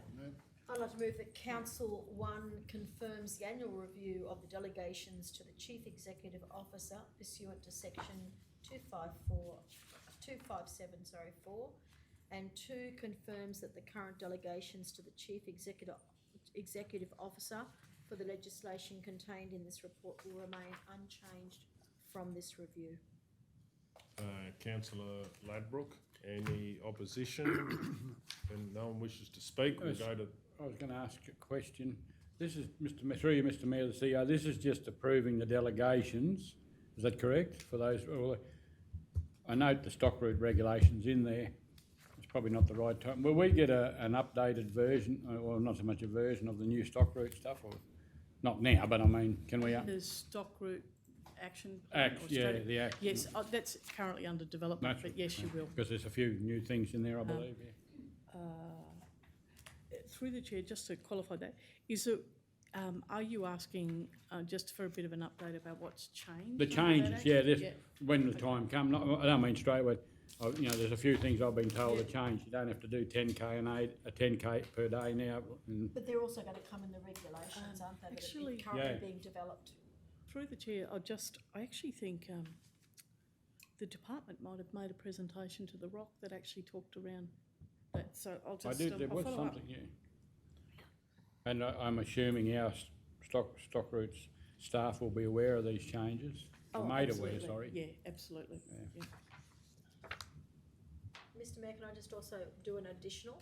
The Food Act as well, Madam CEO. I believe there was an email that came through the other day with some changes that might be happening there that The have public, reference to local government. Public Health Act and the Food, yep. Yep, okay. Food, okay. Changes. Okay, so we're going to go to the vote on this one. All those in favour? 8-0. Okay, moving on Thanks, to Grace. Thank you. Thanks, Grace. Thank you. 11.5, page 133. 11.5, non-current asset accounting policy. Which one? Councillor Edwards. Sorry, I wasn't. You're right. Where you go, I'd Mark? like to move that council 1, wait a minute, sorry. I'll just, 1, adopt the updated non-current asset accounting policy as presented. 2, rescind all previous policies. And 3, update council's website accordingly. We have a seconder, Councillor Burkett. Any opposition? Does anyone wish to speak? We'll go to the vote. All those, I've got a question. please go ahead. Again, on this one, I couldn't see any changes. Through the chair, I don't think there's, the last policy that you had was back from July 21, but there is a requirement for us to be reviewing it regularly. Well, just adopt the updated non-current asset. So I looked for changes and I couldn't see what the... I think other than the review date, that it's been refreshed, but there is no... Excuse me, through the chair, if I may speak. Yeah, please go ahead. Steve. Yes, there were 2 changes to the policy. We updated the template because of the new policy templates that came through. We removed painting over the value of 10,000 be considered capital, and we also added definitions to the policy in accordance with the new template. Thanks, Steve. Thank you, Dee. Thank you. Okay, so we're going to go to the vote on this one. All those in favour? 8-0, thank you. Thank you, Dee. 11.6, related parties disclosure policy. Do we have a mover? Councillor Burkett. I'd like to move the council, 1, adopt the updated related party disclosure policy as presented. 2, rescind all other previous policies. 3, place on council's website accordingly. We have a second of Councillor McMullen. Any opposition? Does anyone wish to speak? We're going to go. Any changes in this one? No, No. I'd say it's just a template because it says in the body of the report, Yep. policy remains unchanged. All those in favour? 8-0.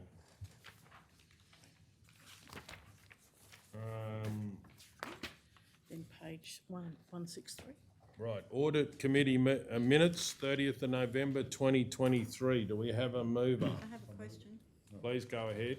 On page 170, can I just ask who the procurement analyst officer is? Review of the research. Through the chair, my understanding, the person who presented that report may have been, Dee, you put the agenda together with the team. Can you answer that for the sake of item 4.7, which was the review of the risk register? It's just got the officer's title, procurement analyst officer who prepared the report. Do you know who that was? Yes, through the chair, that's Gavin Herbst, who's our contract accountant. Yes, right, thank you. Okay, any other questions? Was he at the meeting? Through the chair, I don't believe so, was he? No, the representatives for council were, council staff were myself, the corporate services director, and Dee as manager. Sorry. And Liz Fleming and Nikita Townsley. Through the chair, Liz may have been there. Yeah, no, Liz Yep. was. Yep. Yeah. It's in the And the text. director presented most of it, unless there was questions and that, I think. So, any other questions? Righto, did we have a mover? We did, Councillor Edwards. Did you, have you moved that yet, or? He hasn't read it though. He hadn't Read it out? submitted yet. You got to read it out. Oh, sorry. Yeah, that'd be good. You might have a question happen. That's right. Righto. I'd like to move that council receive and note the unconfirmed minutes of the audit committee meeting held on 30th of November 2023. Now we have a second of Councillor Ladbrook. Does anyone wish to speak? We're going to go to the vote. All those in favour? 8-0. 11.8, 2023-24 Quarter 2 Progress Report Operational Plan to the 31st of December 2023.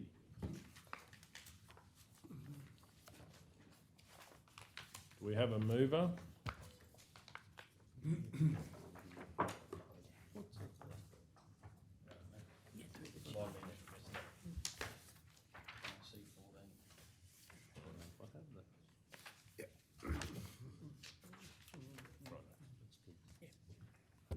Okay, do we have any movers?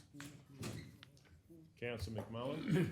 Mr Mayor, I'll move that council, 1, receive and note the contents of the 2023-24 Quarter 2 report. 2, endorse the Quarter 2 report as presented in accordance with section 104(7) of the Local Government Act 2009, and 3, place on council's website accordingly. Do we have a seconder? Got a question. Please go ahead. Just so I'm clear, is this the report that's in question? My understanding, yes. So then, just for completeness, can we call it what it is? Receive and note the contents of 2023 Quarter 2 update? Or progress report. Because that's what, it That's doesn't. exactly what it is. Progress report. Progress report, okay, I'm happy with that. No, that's for budget review. Different one. Okay, so do we have a seconder? Councillor Burkett. Any opposition? Then we'll go to the vote. Does no one wish to speak? Then we're going to go to the vote. All those in favour? 8-0. Okay, moving on to 12.1, 177. 12.1, budget review of water, sewage and gas capital works program. Do we have a mover? Councillor Ladbrook. I'd like to move that council receive and note the information contained within the report in relation to proposed quoted capital works. 2, approve the withdrawal and moving of the selected projects as presented from the current 2023-24 financial year to the 2024-25 financial year. And 3, note that the capital works program budget will be reduced by $460,000 in the 2023-24 year accordingly. Do we have a seconder? Councillor Burkett. Any opposition? Does anyone wish to speak? We're going to go to the vote. All those in favour? 8-0. Okay, moving on to 182.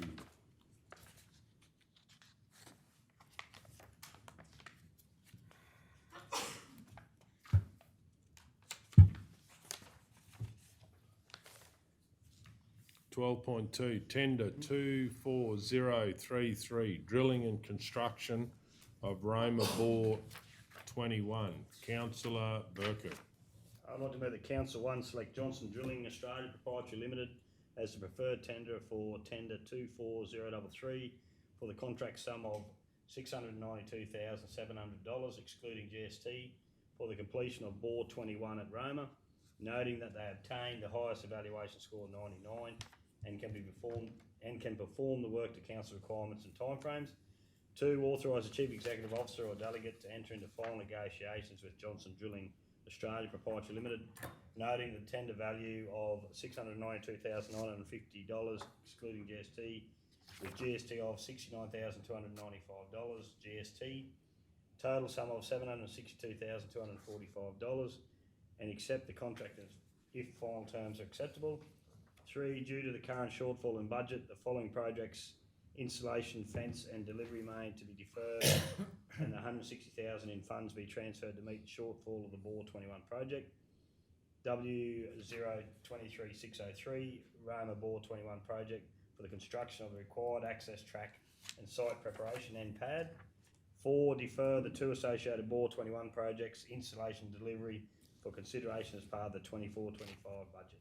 Just through the chair, I just noticed when I'm looking at the recommendation, just in point 1, Mr Manager, we've got 692,700, and then on the next one we've talked about the value, tendered value of 692,950. Do you know which one is the right figure? They should be the same one, shouldn't they? It should be the same one. I'll show you. I just had a look at that, and I'm just thinking, is that right? We'll just adjourn for a minute to get that information. $92,950 in the second line. Thank you. Yeah, so is that in, the first is, what's the first price?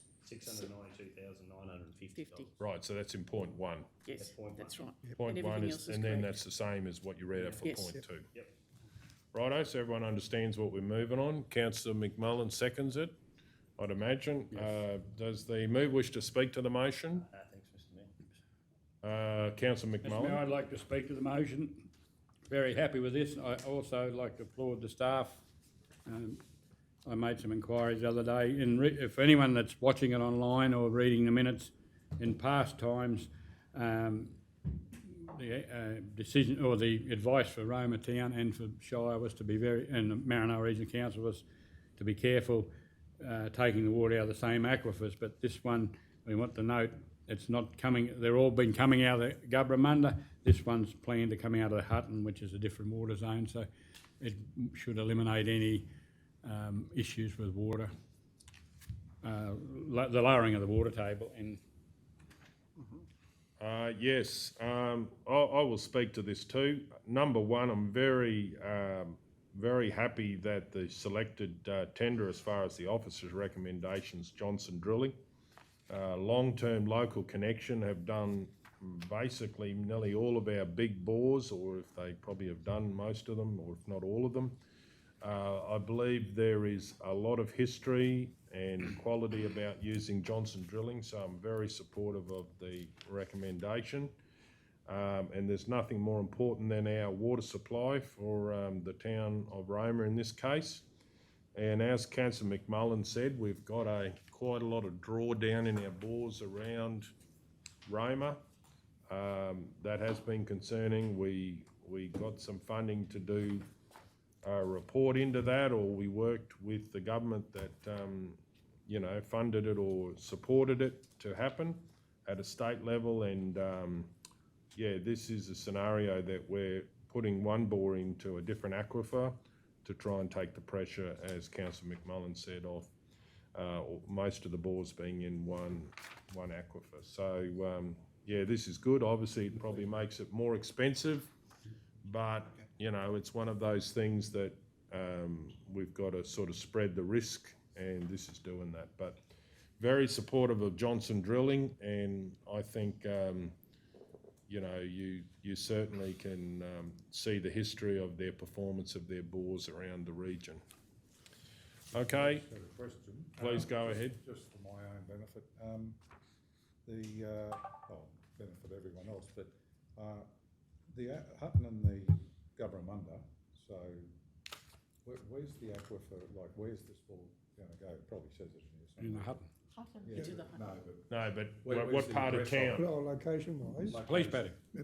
Oh, is it? Police paddock, replacing bore 7. Up there, okay. And that'll, so is the Hutton's below the Gubramunda, is it? Yes. Righto. Okay. And the report that came back was to spread the risk to put it in a different aquifer. It will come with its own challenges, maybe with temperature of water and that. A deeper bore. Yeah, it's much deeper. Okay. Yes. But we got government funding to pay for, it's half of it, is it? beg pardon, Mr. Mayor. How much funding, what percentage of funding did we get to fund this as far as state government?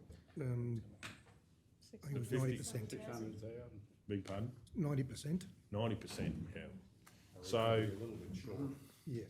yeah, and they're supportive of us spreading the risk of our cone of like drawdown in about our bores. So this is the start of it. So Who's that? the state government has Oh, been, Department. yeah, and that's why they commissioned. I don't know whether we did the study or they did it and funded it, and we did it. But there was actually a report into how do we deal with the issue, and this was a suggestion.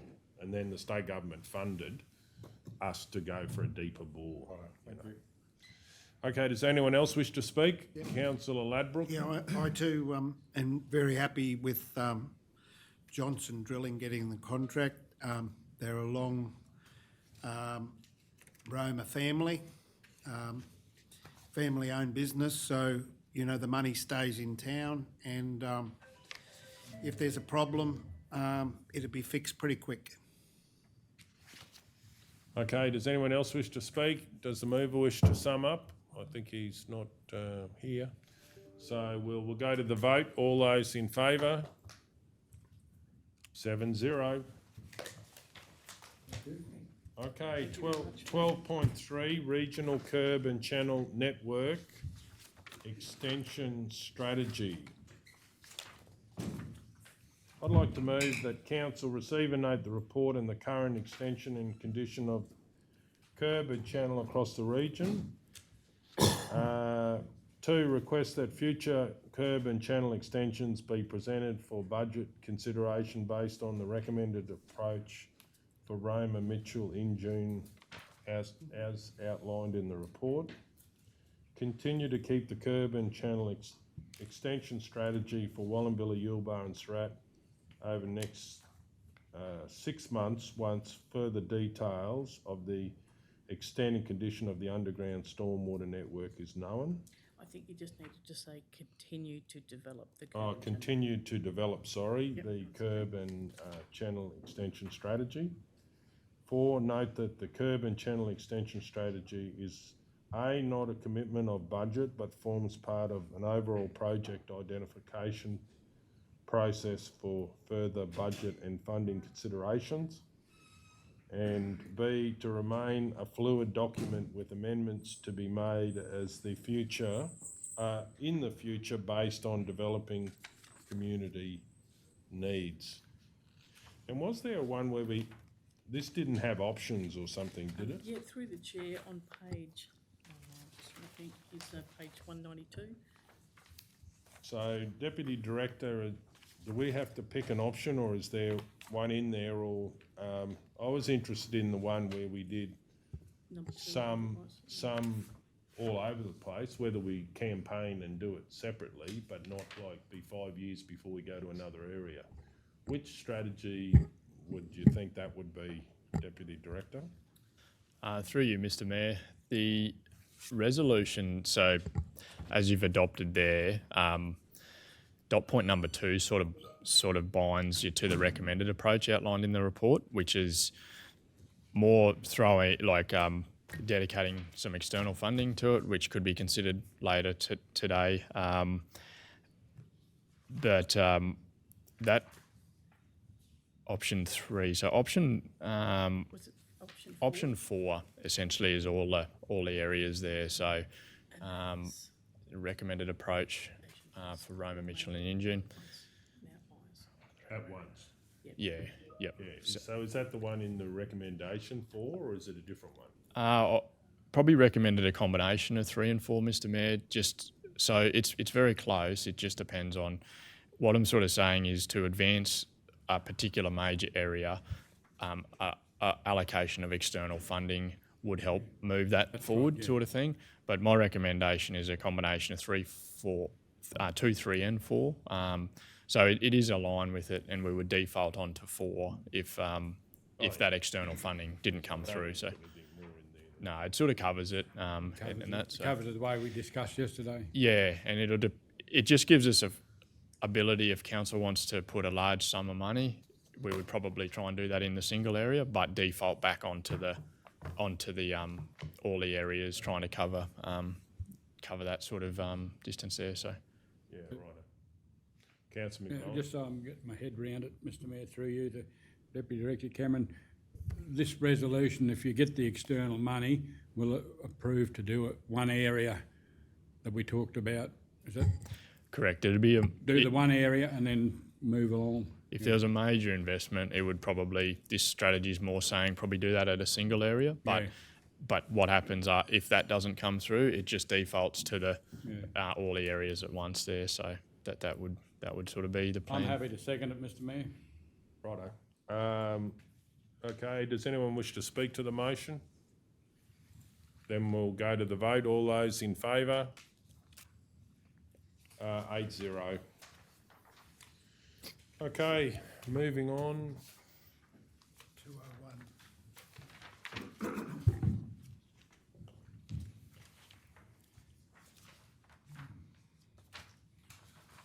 Okay, so Yulbar Community Projects, Judd's Lagoon Walking Trail Surfacing Award.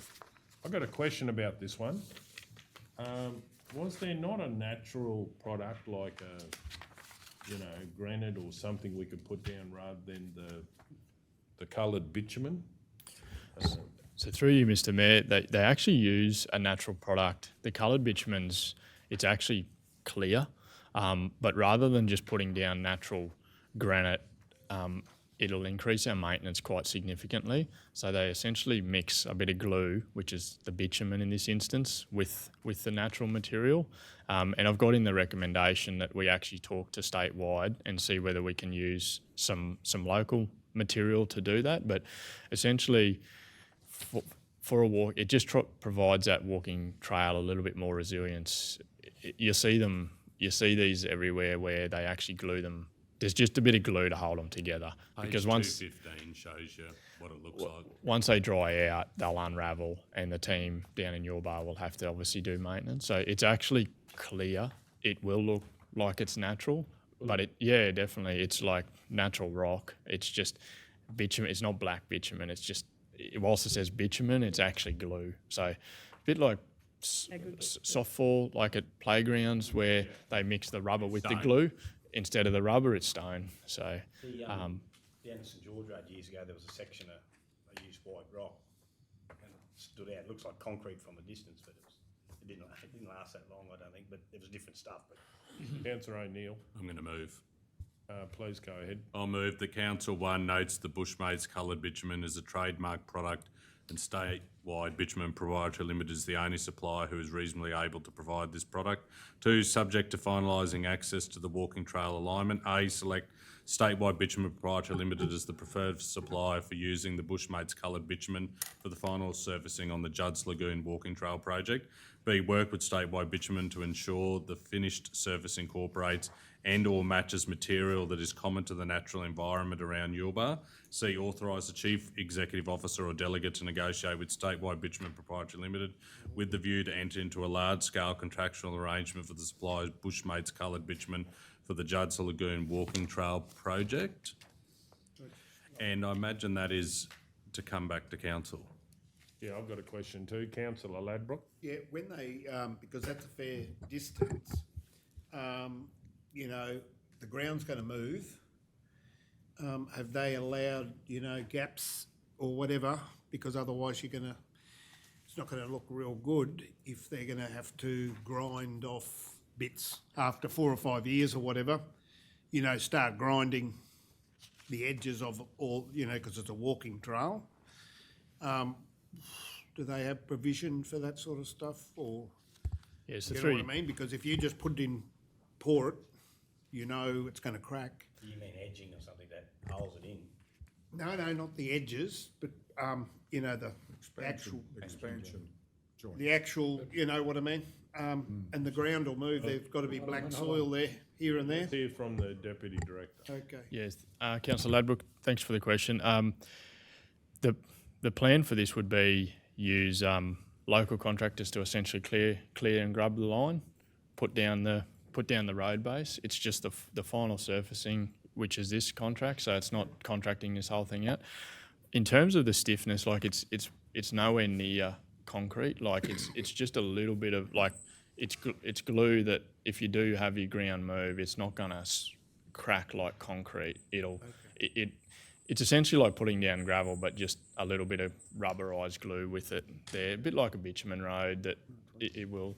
So, but yeah, they do incorporate drainage and that to make sure that they manage that, but it's definitely not, it's more like placed wet, like just with a squeegee mixed in as opposed to like concrete that needs reinforcing, but yeah. I've also got a question. Do you think it'll be hot? Hot, Mr. Mayor? Yeah, like, you know, how it's, you know, fairly hot environment, and like, will it soak up heat over the day and stuff compared to, even though there might be more maintenance with granite, will it have any heat with it? You know how bitumen can get hot? Yeah, I yep. suppose it's not black for a start, is it? Yeah, that's probably going to be my comment. It'll definitely get hot, like it especially where there's no sun, where there's no shade. Like most of this walking track, we've tried to pick the alignment that follows as much trees as possible to keep, because whether it's, yeah, you're not going to probably walk it if you've got to walk 4K in the middle of the sun. So we've, it'll absorb, but a bit like the netball courts, it's just trying to be a bit strategic around the colour selection. Like a terracotta will absorb a lot more heat and push back heat than a thing. So it's a clear bitumen. We're picturing like a reddy pink finish to match that sort of rock and material around that northern part of, eastern part of Yulbar. So, but I can't see it absorbing much more heat than if you just put that gravel down there. So You don't think it'd be much hotter than just having a granite walkway along there? A granite walkway is obviously decomposed granite looks like it's more of a yellowy colour. I just think it could be slightly warmer than decomposed granite, but decomposed granite might look out of place there. That's my concern, would be if you're going to run a yellowy sort of footpath through there, it could look like it doesn't belong. So I just think that more reddy pinky gravel. Like, we've talked to Bushmates to see whether we might even be able to get some material, screen it, and that actually is what they mix with the bitumen. We just need to check some quality control around that. But so yeah, but I don't think we're talking 20 degrees difference. It could be only a few there. So. But and also, like, compared to, obviously this might be a bit of a nature trail and walk in from Judd's and that, is it going to look like something maybe that you'd see in one of your national park walks? Do you envisage it to look similar to that? Or? Absolutely. Like, that is the plan, is so that it sort of cuts through there and it doesn't actually look like if we run a concrete footpath through there, it look like a scar straight through the environment, where there is a bit of risk if you start going to sort of deco that it won't look like it belongs there. Whereas if you go with that natural rock, it just looks like a rock path there. So, but yeah, absolutely trying to make it look like it's just a natural grass maybe growing and even up really close to it, that it just blends in. So that's all the images that we've had drawn in that. So, Mayor, I just wanted to add a third point, which is that council note the quote received by council is within the approved budget for this project. Yeah, through the chair, because I was going to raise, because I heard Councillor O'Neill say, but it'll be coming back to council, and when I look at point C, it says with the view to enter into a lifestyle contract. I didn't end up putting that in though. So the other thing is, have we gone to consultation with the community about what we're going to do there? We've set a path, but that we're doing this rock bitumen sort of. Yeah, Mr. Mayor, that was in all the original drawings. We'd probably still go back to them just to make sure the expectations there. Like, at the end of the day, I'm not going to plough ahead with this if we go back and check. Like, the community are aware of this. This Bushmates is referenced all through the documents. The pictures are in the drawings that we've talked to them about. That they're all on board with it. But We told them about the company and that. yeah, no, definitely, it's in the drawings. And then there's example pictures of what it's intended to look like. But it's a decent investment. It'll be one last check to make sure everyone's. It's a bit like when we build a cemetery plaque, like something at the cemetery. Are you happy with these colour combinations? It'll be, this is our colour combination with the community. Make sure everyone's on board. You have to go back to APLNG at all with the OZA? Is that part of the community thing? You don't have to worry about The consultation. Through you, Mr. Mayor, APLNG have approved the project. We'd probably just out of courtesy just continue to keep them up to date with it. So through the chair, just with point 3, is that anticipated to be any issue? I'm assuming not. I'm just asking the question while we're here. Probably the question mark, and it's a report later in confidential, so I just got to be mindful of that. But we've just got to negotiate a couple of land access issues with the alignment. So the issue is this could land right in the middle of caretaker. I'm trying to preempt and get us in a position that we can award to statewide. If for example, we sort out the land access in March or February, otherwise this project gets further deferred, and that. So negotiate with the view to enter in, and that last dot point note that the quote received helps support that. So. But there won't be a quote, it'll be in direct negotiation, won't it? But at the same point is what the council has added in there is saying it's do it within the current budget. That's correct, Edwina, yeah. The exact wording from the report and putting it into the resolution, because there's no financial element in the resolution. That's right. And that's why. Yes. Thank you. Yeah, happy with that? Yeah, thank you, Mr. Mayor. Yep.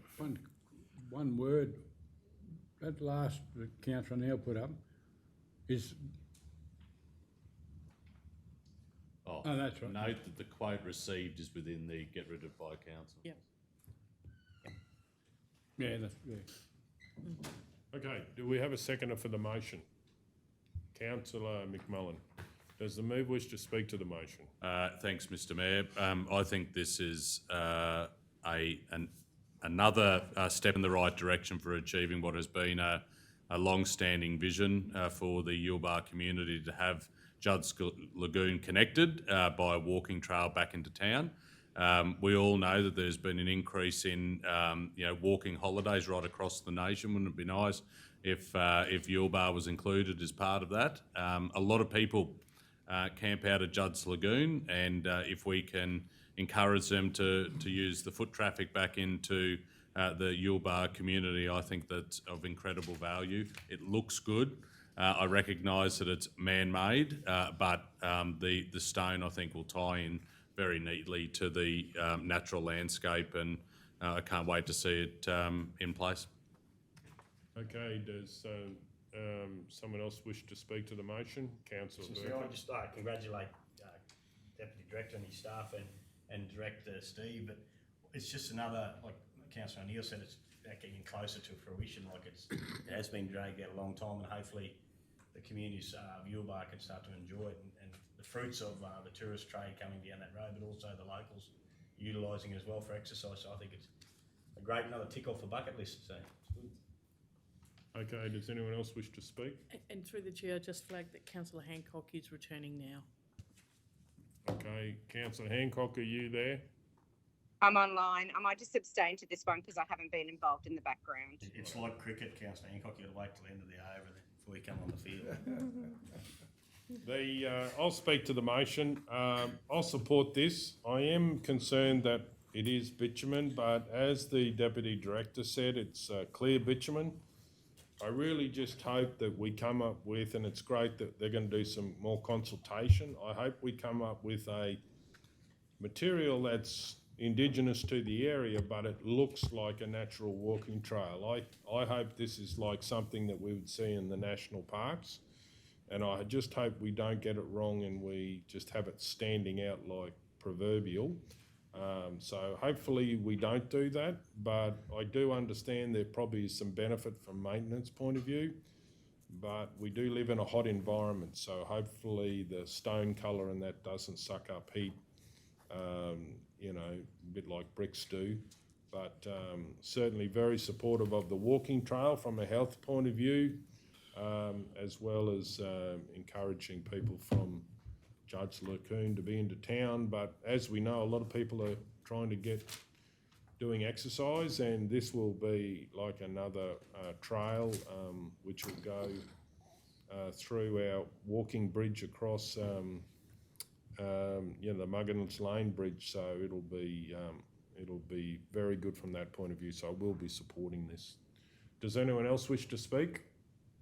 Does the move wish to sum up? Mr Mayor, just for clarity, did Councillor Hancock just say she's going to abstain? That's right. That'll be a vote against Councillor Hancock if that's what you're doing? That's true. You could just drop off and then the CEO could tell you when we're on the next item. No, that's okay, because I've just got my agenda open. I've actually read all the background with this, and I've just heard the Mayor talk to it now, so I feel confident enough to vote on this. Sure.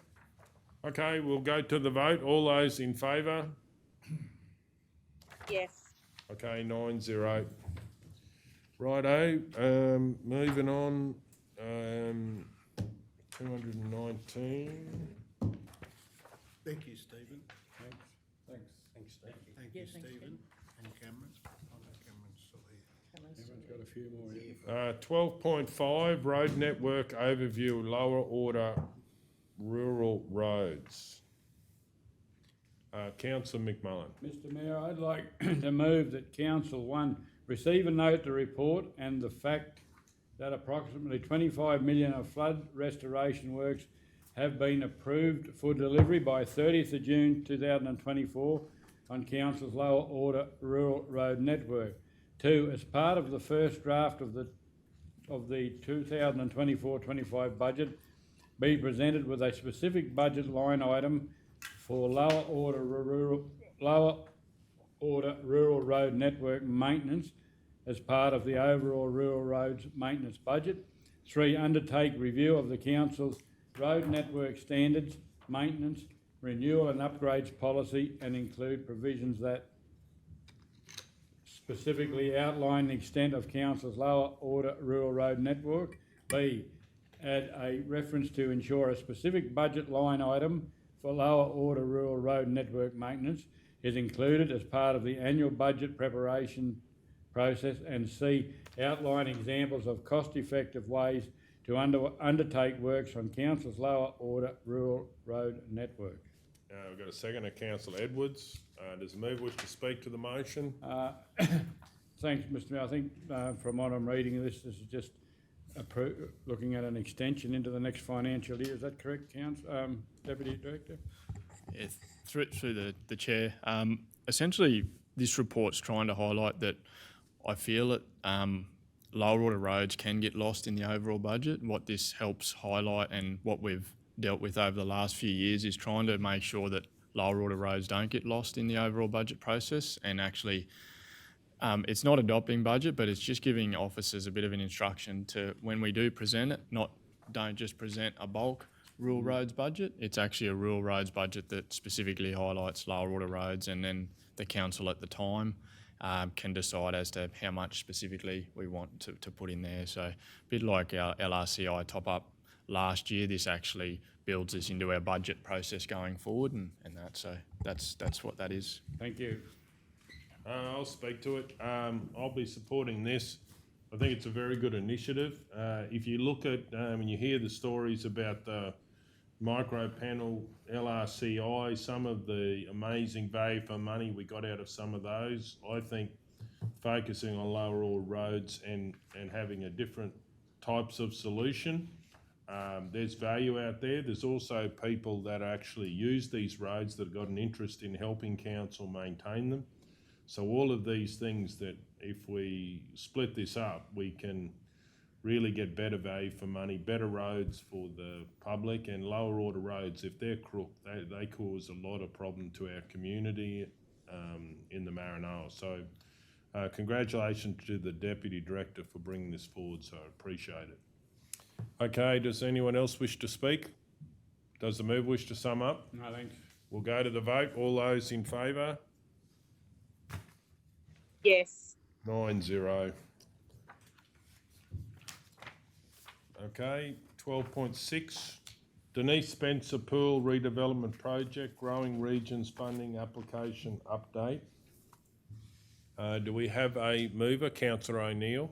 I'll move that Council, 1, receive and note the report and the fact that Council's Growing Region Stage 1 application with the Denise Spencer Development Project was successful and now progressing to Stage 2.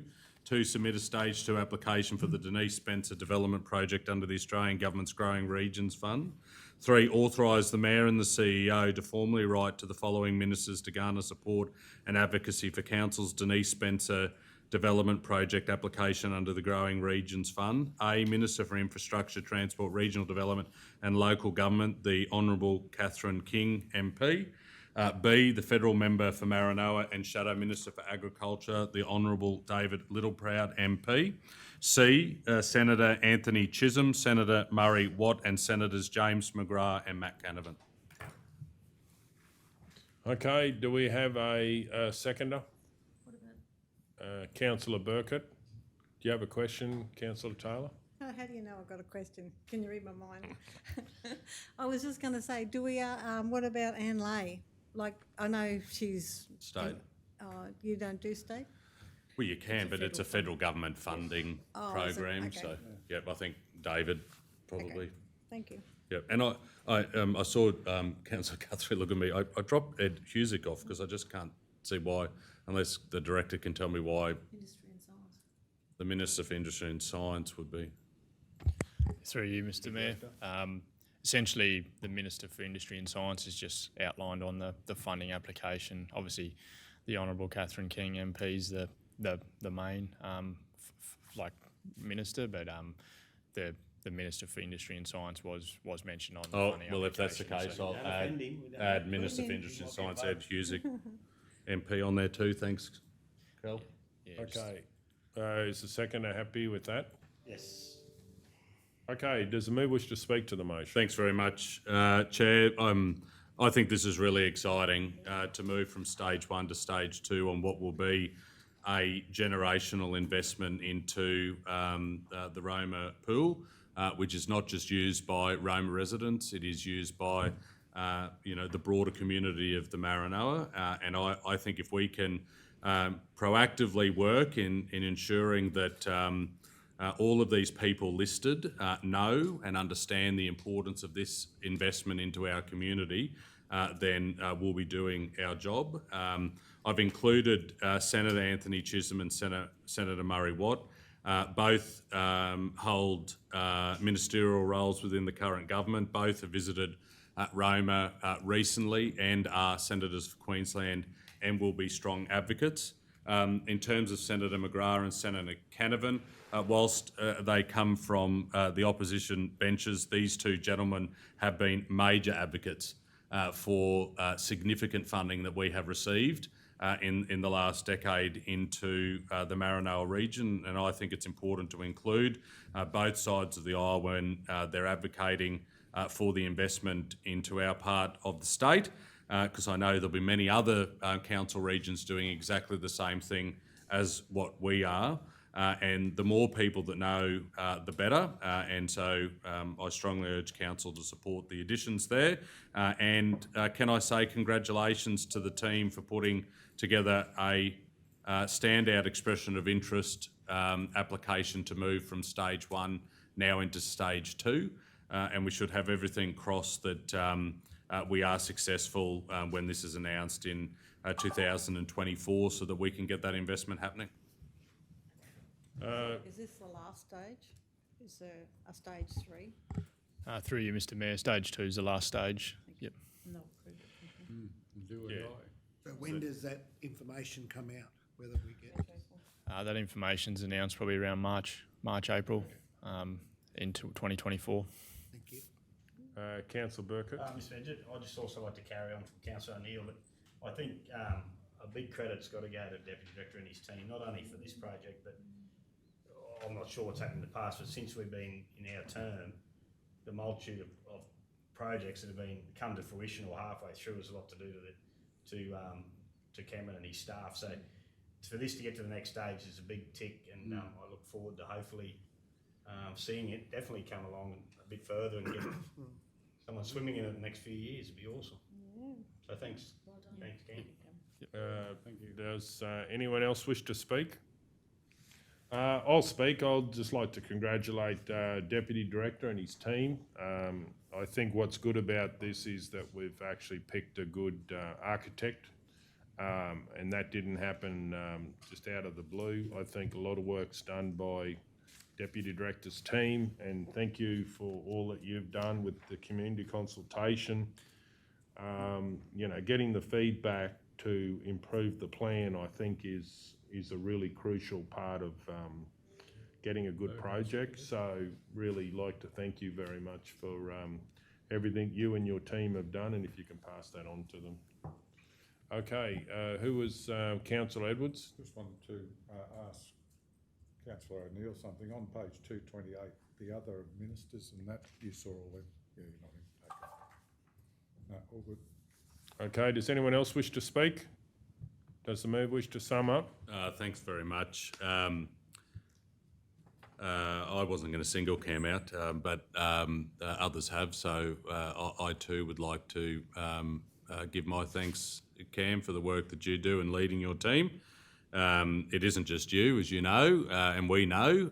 It does take a solid team of passionate people to advance, the decisions that we make in this chamber. And often there's some challenging conversations that happen with the community when decisions are made around here, particularly around, investment and the impacts of what the new aquatic precinct will have.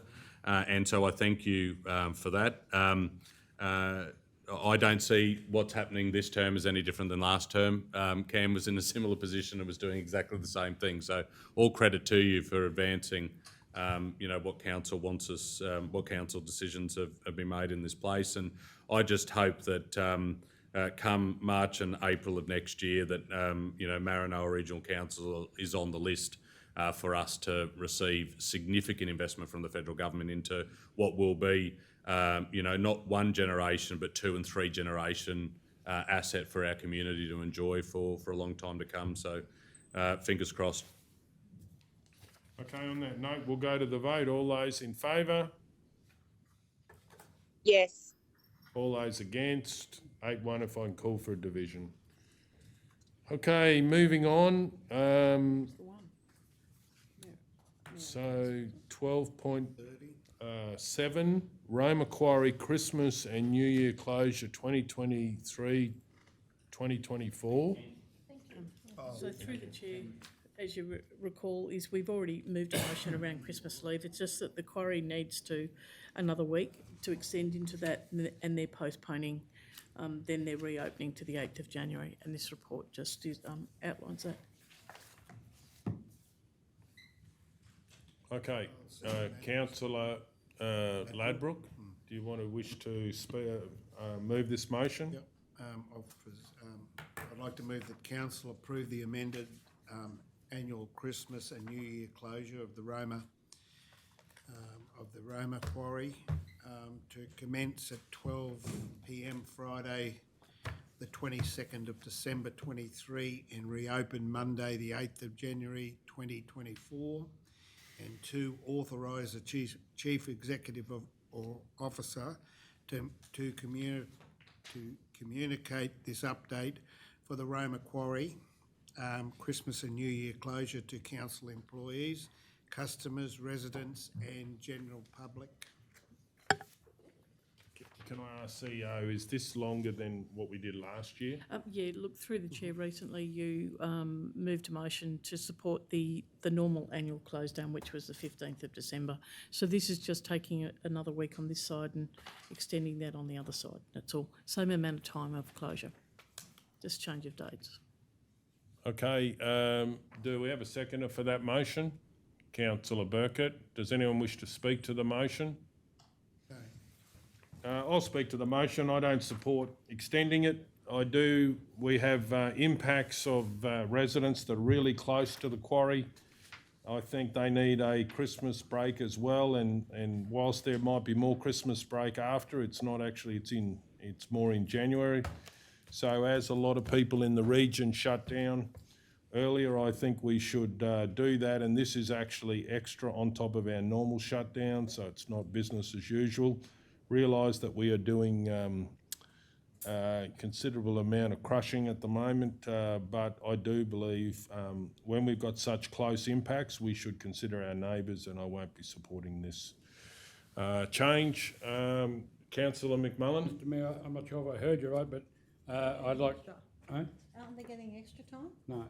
No, my understanding is there's no, all they've done are working a week later in December and starting a week later at the end of the holiday.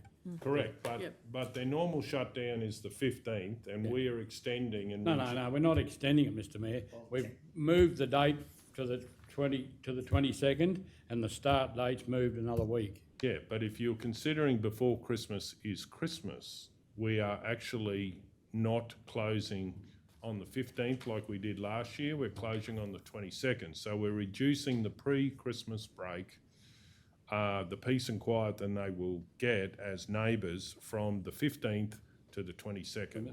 Mr. And Mayor, I take your point that after Christmas there'll be more time, but it is actually eating into the pre-Christmas close down. Mr Mayor, I'll speak to the motion. Please go If ahead. I was living there, I would prefer to have the date, the 22nd of December, the close date, rather than 15th, because that means they'll be starting back the day after New Year's Day. Yeah, second, it's in the... Yeah, that's what I said.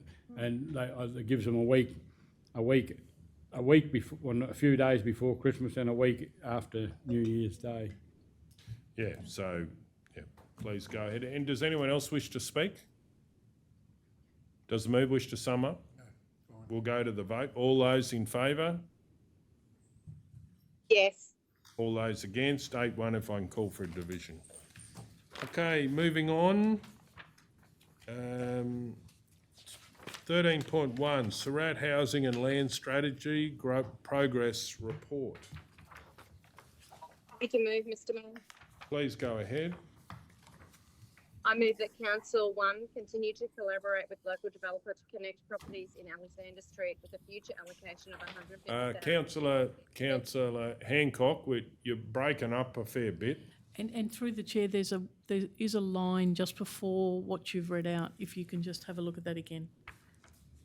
Okay, I have looked at that, and it is the option 5 is it's actually what's in the resolution. Can you not hear me? Yes, we I've just can. turned you up a bit, so should be right now. Thank you. Okay, yeah, I did double check. Option 5 is exactly what the resolution is. So I'm moving that council continue to collaborate with local developer to connect. Okay, thank you. Properties in Alexander Street with a future allocation of 150,000 ex-GST in 2024-25, budget for water and sewage connections. And 2, continue to work with the Queensland State Government and lodge an application to determine the final price of State Government reserve on the corner of Alexander Street and Carnarvon Highway 124 EG 247. Okay, do we have a seconder?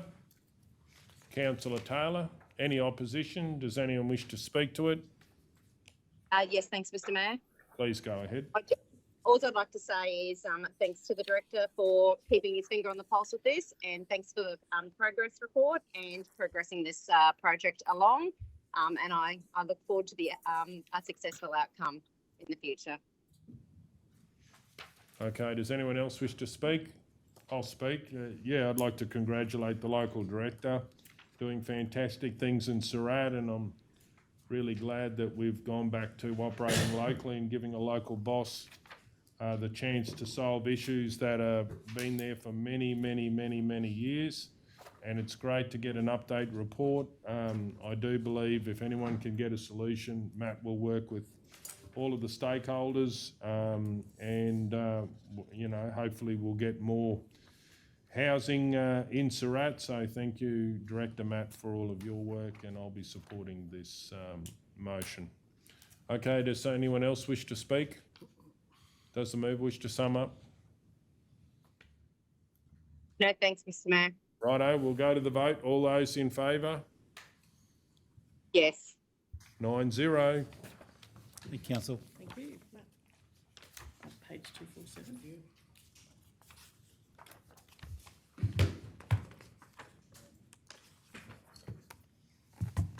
13.2, dust suppression, Bungie Lane, Roma. Councillor McMullen. Mr Mayor, I'd like to move, but I would just like to ask the questions of the Director and the Deputy Director. As the original mover of the original resolution, I did seek for information on extending the bitumen of the Bungie line by another 400 to 500 metres and widen the sharp corner at the end of the existing bitumen. In light of some information we've received since, confidential information, I wouldn't recommend we now widen the corner, but I'd just like to get some guidance on how we could do a resolution to seek just to extend the bitumen from where it is past that 400 to 500 metres or whatever. Certainly, some advice or whatever. Yeah, through the chair. The existing recommendation as it sits there is purely around considering extending the existing seal and the different corner works at future budget deliberations. Okay. So you can adopt that recommendation as presented with no impact specifically. There is an alternate recommendation in the report which was more aimed around just approving the seal as a standalone project. Where is it? Sorry. So if you go down to in the advice to council section, page 253, it starts. Sorry, I didn't go far enough. And on to 254. There is an alternate resolution there, potentially, or recommendation, which could be just to do the seal in didn't go far enough yet. in its own as its own project. Okay, thanks, Director. Mr Mayor, I'll move that Council 1 receive and note the report to approve a 300 metre dust seal on Bungie Waggerai Lane with funds to be drawn from the Council Rural Road Annual Reseal Program. 3, consider upgrading No, leave, You won't want that. we'll leave number 3 out altogether. Oh, it didn't, work order, sorry, work order WO 24561. Just got a question for Councillor McMullen. We've got a lot of dust seals that are been waiting for a considerable amount of time. Do you have a reason that this one would be moved to do it first over other dust seals, or would you? Yeah, Mr Mayor, probably because of the businesses, the new business that's in front of it. It's in front of the new business. I suppose I can. Righto. Okay, so do we have a seconder for that I have a motion? question. Please go ahead. Sorry, is there a price on that? Sorry, I just couldn't see that. It's got to come back, and then. Through the chair, there is a estimated price of $90,000. Somewhere there. 250, page 252. Should we be Page- putting that in the resolution? Yes. Through the chair, if you do want to spend it this year, I'd be recommending that.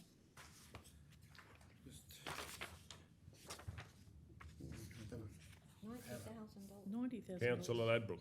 I believe the business in question only opens on weekends anyway, so there wouldn't be a huge amount of trucks, I wouldn't imagine, going down that way. I've been there a few times on the weekends and there's not a lot of trucks going down there because it's the weekend. They only open Saturday and Sunday. Have we had many CRs being put in, Director, about this area that we're getting the dust seal, or that's proposed with this motion? Through you, sir, no, to my knowledge, we haven't had any CRs specifically, but I can take that and investigate further. Okay, Councillor O'Neill. Can I just ask through the chair, do we have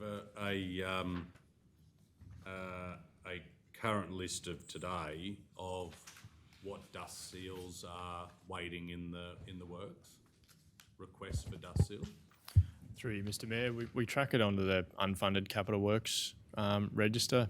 Like to ask, could I get you that in 2 minutes? Probably not, but could I get you that in an hour? Possibly. I'd pull that register, essentially peel through. There might be 50 or 60 unfunded projects on there. It might be finding the 5 or 6 dust seals that sit in that. So it's something that can definitely be pulled together today reasonably quickly, but it's just not within the next 5 minutes to make this decision. And through the chair, I'll just point out to councillors, you have a report before you that's talking about one particular aspect of this. There's nothing to prevent council having a separate motion that might deal with that, to get you some more time. Okay, do we have a seconder for Councillor McMullen's motion? I'm going to move a procedural motion that this lays on the table to later in the meeting to get that information around the other dust seals that have been requested. So that would be to do with CRs, would it, as well? There's CRs in the system as well as what you would have from the last budget. Through you, Mr Mayor, they're directly linked to CRs, so where the requests come through, they just go into what they call the unfunded capital works list. So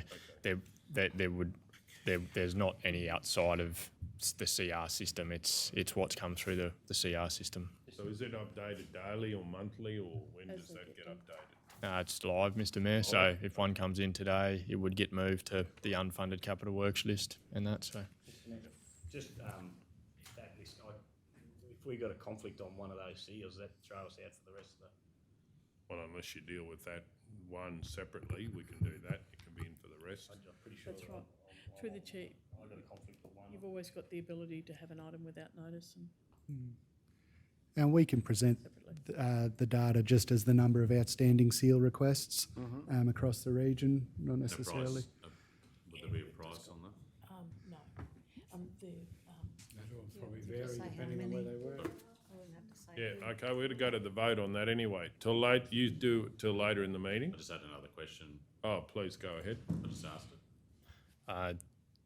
Short answer is, like, all the dust seals are essentially 300 metres. Like, the request, so the price is pretty well the same. Like, without, Okay. To give you an idea, 2 coats of bitumen for 300 metres, 8 metres or 7 metres wide, you're looking at 35 to 40 grand. Like that is just purely Just the bitumen. alone sort of thing based on Without the roadwork. yeah. So it's generally 50-50 the prep, because some of these roads you've got to be careful sealing straight on the gravel that's there because it will go fatty real quickly. So Righto, thank you.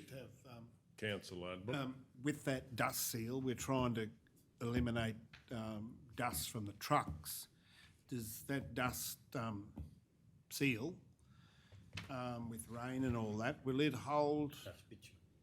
Well, it's sort of bitumen, but it's pretty thin. Where? No, that's just the terminology it's called. Yeah, but it's not the same. It's a bitumen road. Once it's bitumen. It's bitumen, but I mean, will it, you know, when you got trucks going up and down, will that hold pretty good? Councillor Ladbrook, probably the answer to that question is if I was to price the dust seal at 50 grand and just sprayed bitumen straight on what's existing, there is a risk of it breaking up. The 90 grand does include bringing in 150 mil of quarry material. So it would, whilst it's obviously expensive, it's probably trying to make sure that we don't create an issue exactly like what you're saying, is just spraying bitumen on gravel that might only be 100 or 75 mil left there. So yeah. It meets specifications. Yeah, but I think early, when we first got in, so that was getting thrown around, dust was just a spray. That was confusion. It wasn't Okay, holding together. we've got a procedural motion. That's dust suppression. Has anybody else got any questions that they need answered? So when we get it back, we can progress. Okay, so we're going to, you move, Councillor O'Neill, to lay it on the table later in the meeting. Later in the meeting. All those in favour? Yes. Okay, 9-0.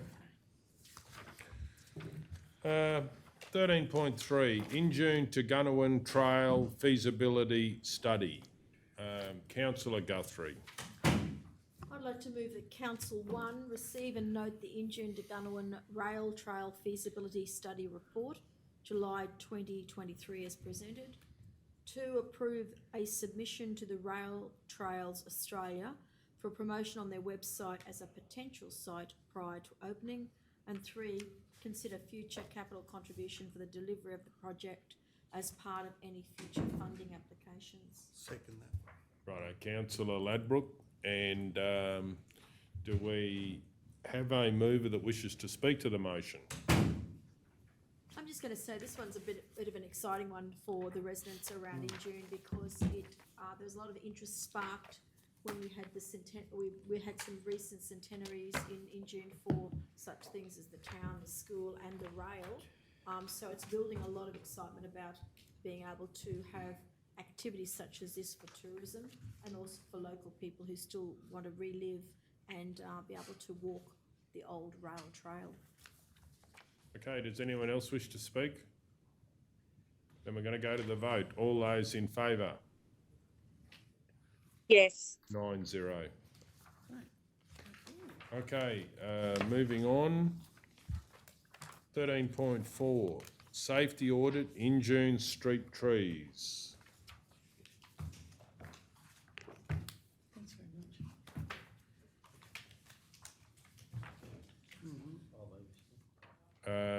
Okay, Councillor Burkett. I'd like to move, that Council 1, receive and note the report. 2, in conjunction with the Department of Transport and Main Roads, approve the development and implementation of updated line marking plans around intersections of the township of Injune. 3, continue to work with residents, community groups and other authorities to manage trees of concern, replanting where possible at suitable locations. Right, we have a seconder, Councillor Guthrie. Does anyone wish to speak to it? Mr. Mayor, I just think this is a good initiative, because safety is a big concern, especially when there's a highway going through town, and also in light of the recent tree issue. I think this will sort that out as well. So yeah, fully supportive of this. Councillor Guthrie. No, I just think there's one sentence in the report that stands out for me, and it says, based on feedback from the engineers and the community, it's apparent that a combined approach to alleviating the safety concerns and maximising parking is needed. So I think it's a win-win, it's a great outcome. Yeah, I'll speak to the motion. I think the number one thing is what we've got to improve is consultation when we're going to do something. We've obviously had a motion that we've decided that. Safety's very important, but if there's a problem, then we need to talk to the community. And over time, people will consider that and try and come up with solutions, I believe, but we've just got to make sure that the community really knows about what we've got to do before we've got to do it, and they've got enough time to be comfortable with that decision. So, yeah, consultation, and I'm sure the Bungle Director will put things in place to make sure that we're delivering on that early, and if we hit some roadblocks, then we actually have time for everyone to consider them before we do something. And if it's urgent, then we have an urgent process of how we can do that. But there's no shocks in the community. Does anyone else wish to speak? Then does the mover wish to sum up? No. We'll go to the vote. All those in favour? Yes. 9-0. Okay, 13.5, Burton's Road, naming of unnamed section off road. Councillor McMullen. Mr Mayor, I would like to move that council name this unnamed section of road one of the following suggestions: Emsco Road. Okay. Would you just say unknown section of road and then say the following suggestions? No, one of the following suggestions, yeah. Do we have a seconder for that motion? Councillor Burkett. Councillor McMullen, you may do it when you're speaking to it. What is your reasons for that? That's in the debate. Yeah, Well, it's also a question as well. It might not do that in the I debate. can speak to the motion. Well, please go ahead. Mr Mayor, the reason I chose Emsco Road, that is where our Emsco rig, that was the access to and from our Emsco rig that is now in our, down here at the big rig. And I also believe there was a plaque out there, or there is maybe a plaque out there, or some sort of, still some identification as to where it was, maybe footings and that, so where it was originally. Or where it was brought from, not originally, because it was brought from there to Roma. Okay, does someone else wish to speak? Councillor O'Neill. I'll speak against. Please go ahead. I will move a subsequent motion if this doesn't get up, that we name it Bex Road. I think the argument that has been put forward, or the case has been put forward by Rob Purnell as to why this particular road should be named Bex Road, is a compelling one. And whilst I acknowledge the information that's been shared around the Emsco rig, I just don't see a stronger case to name that, given that there has been a history and a precedent that we name our roads across the region. A lot of our roads across the region based on the significant family history that we see across the Maranoa. On that basis, I won't be voting in favour of naming it Emsco Road. Does anyone else wish to speak? I'll speak against the motion. I totally understand why the Deputy Mayor wishes to call it Emsco Road, but I do believe that generally we have gone with someone's family history as a reason that we have named the roads, and I think we've obviously had multiple feedback, and we appreciate that, but one of the standout ones was the length of time that there has been a connection to the area and the road from Robert Purnell, and so I would be more in favour of connecting with that, as we've done with other road namings in the past. So I think that the suggestion of Bex Road is actually more compelling. We've got the Emsco rig. I certainly would be happy with the plaque to be put out there. but I think the connection of family should be respected, so I won't be supporting the motion. I just have a question. Please go ahead. Bex, what's the history on Bex being out there? Page 339, if you just have a look. I'll just read it. It's in the open agenda. Okay.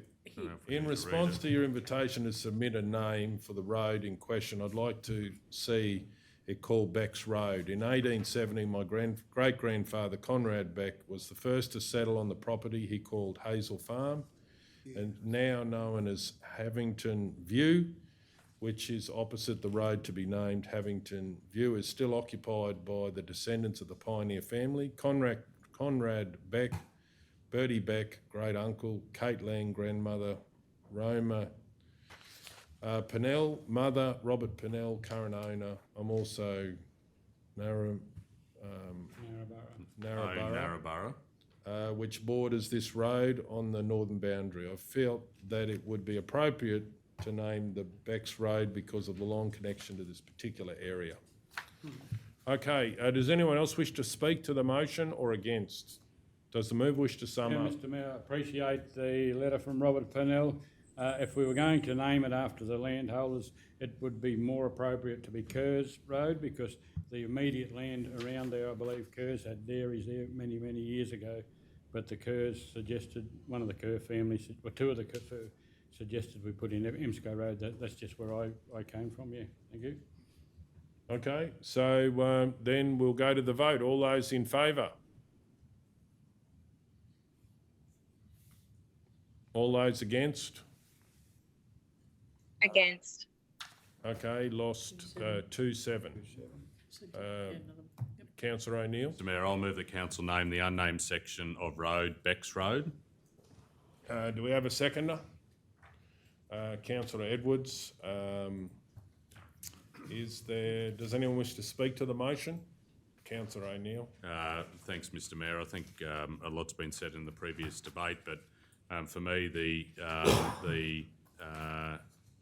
commentary provided by Rob Purnell in why this particular road name section of the road should be called Beck's Road is compelling, and I urge all councillors to support it. Okay, I'll speak to it. I do think that out of the responses that we've got, the most detailed one is on Beck's Road, and because of that, I think it's actually probably more in line with some of the feedback we've got from other roads that we've done a similar thing, so I think it's sort of more in line what we've been doing in the past. As in when written submissions have been put in. Okay, does anyone else wish to speak? Then we'll go to the vote. All those in favour? Yes. Okay, 9-0. Okay, moving on. Mr Mayor, sorry, I just need to drop off again for a while. Righto, okay, thank you. Thank you. Thank you. Thank you.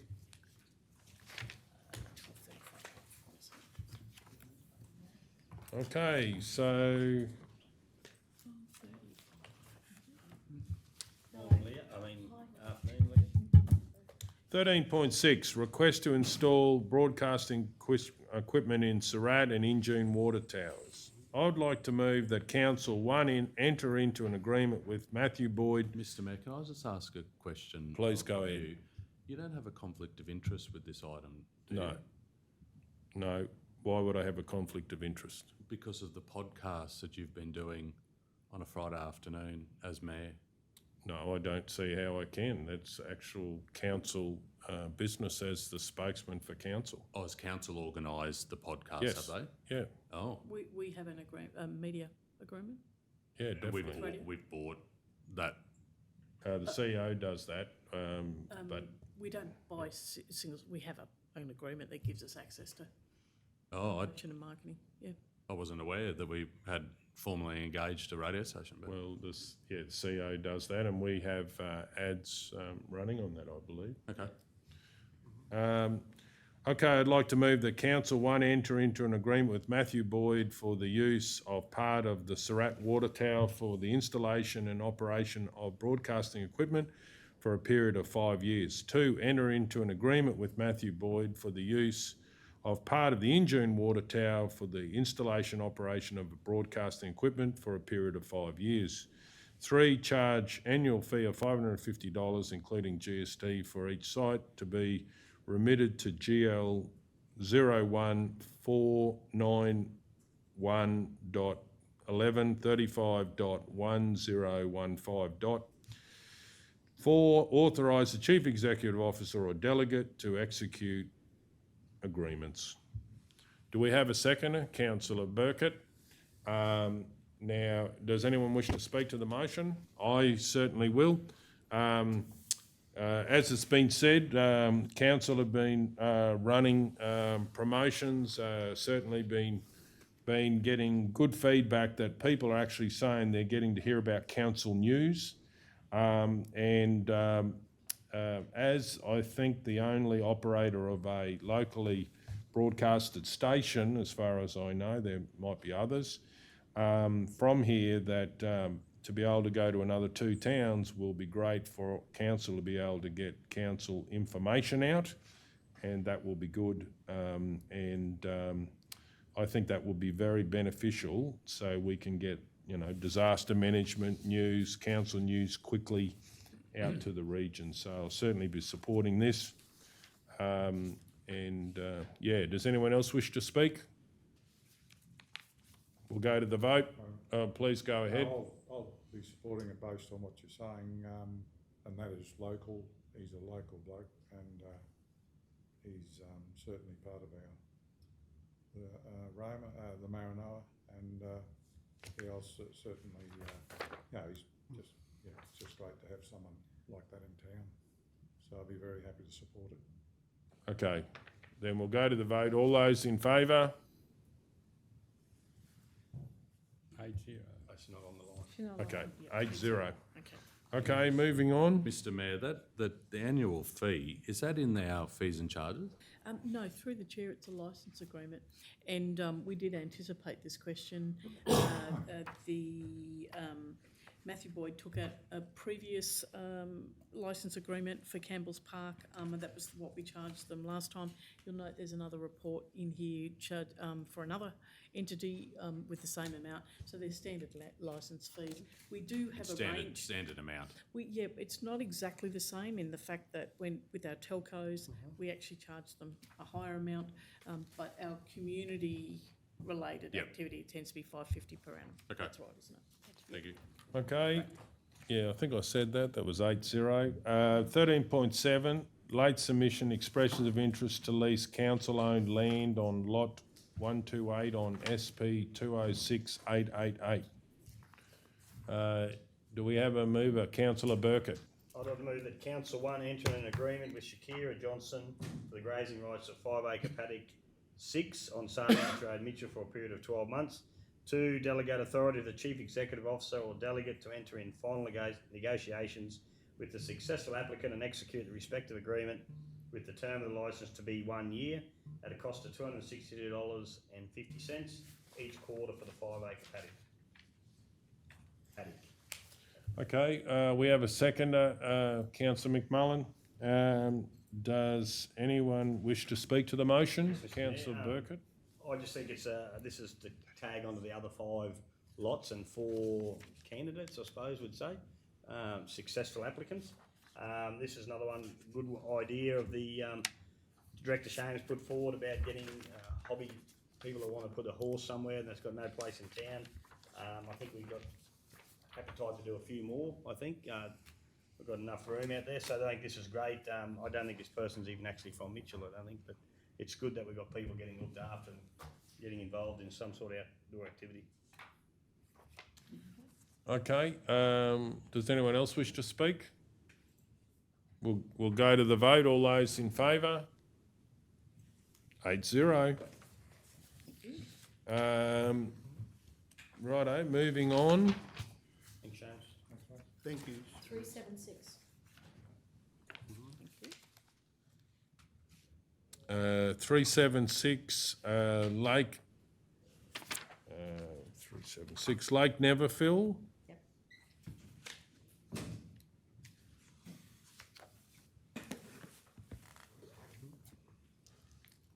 conflict. Please go ahead. On 14.1, Lake Neverfill, the carrying councillor is Councillor Wendy Taylor. Person of interest is myself. Particulars of interest: I'm the treasurer of the Roma Clay Target Club, which is also a caravan park, and the report mentions free camping caravan park at Lake Neverfill in the future.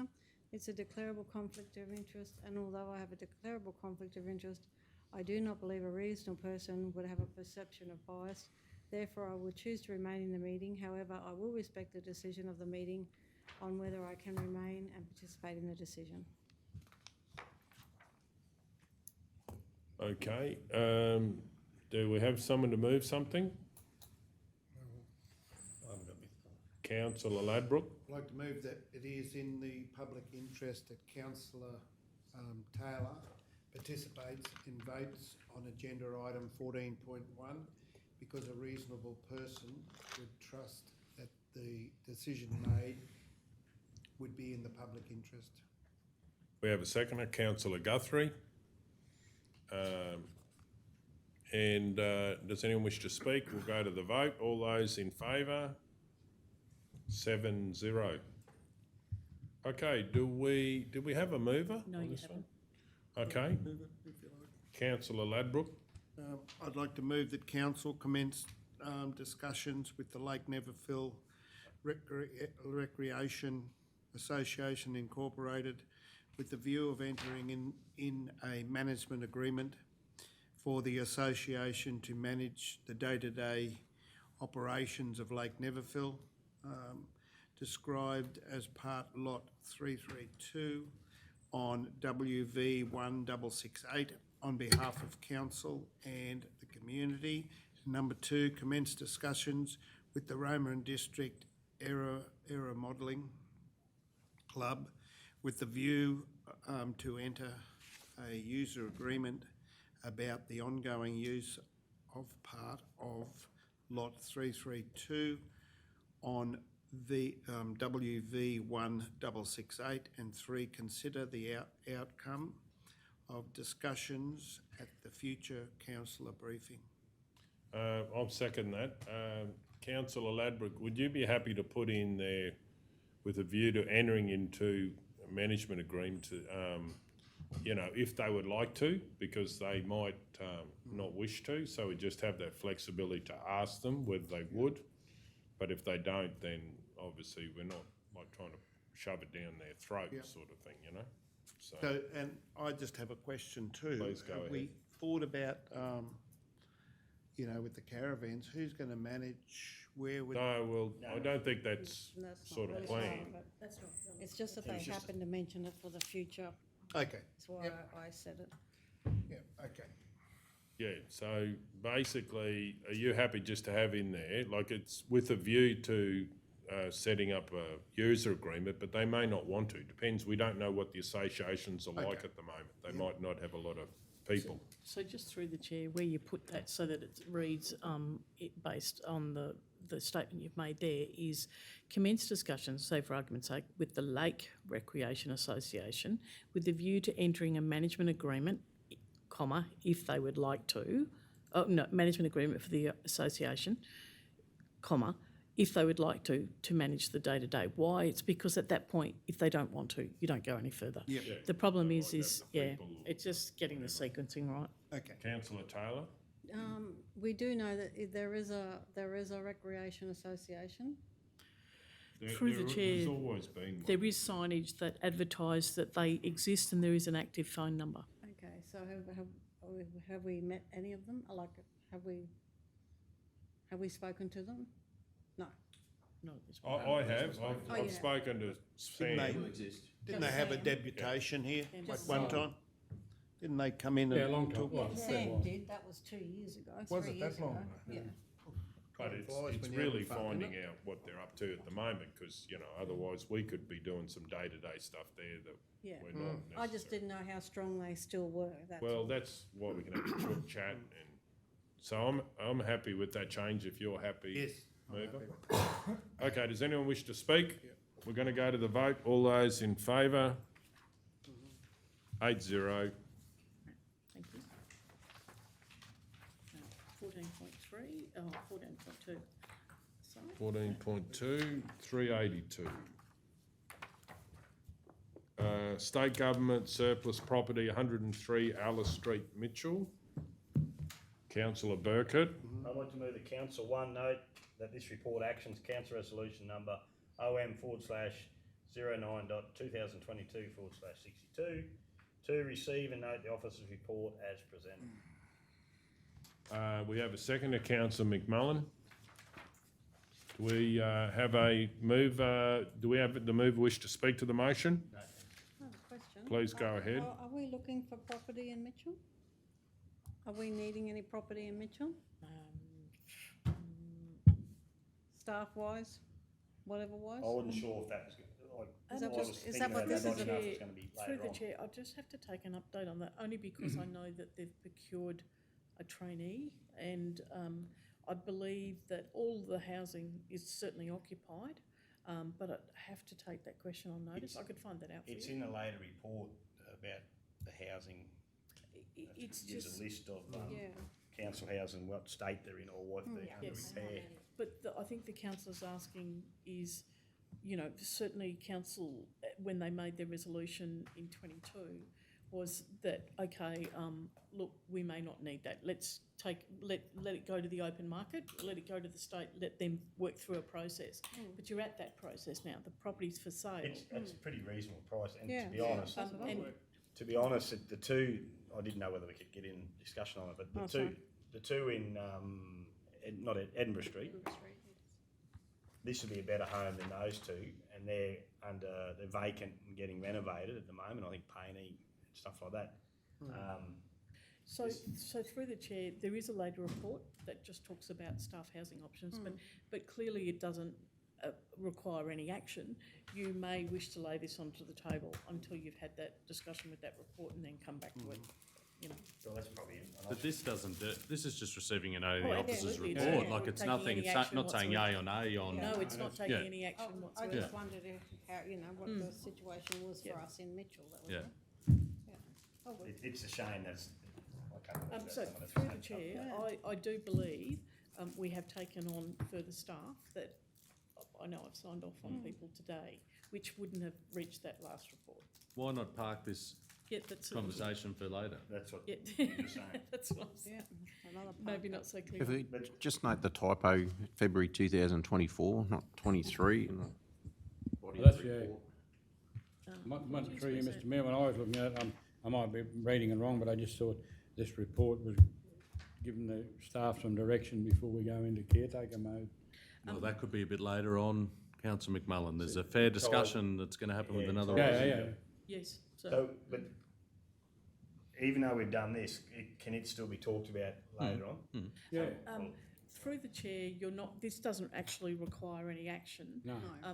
At all. It's just an information Receiving a report. note. But should you want to think about a further action, you've got an option to either do nothing and then resurrect something, or lay it on the table until you've procedurally moved the order of business so that you can talk about the first thing first and the other thing Yeah, I second. understand what. Well, I don't know the number of that. But just receiving a noting this, Yeah, it just- does nothing, yeah. right? Other than receiving a noting it, we can still talk about this exact thing Yeah. later this afternoon. Yeah, that's what. But if you wanted to make any further action, if you've already passed a motion, you'd have to do another motion. Does that make sense? Or in part Or- of that motion Yep. for the It staff. might be simple to Right, why don't procedurally we lay just it lay on it the on the table. table? I And move we change the lay it on order the of table, business. so after, what's? Later in the day. Later in the Later day. in the day.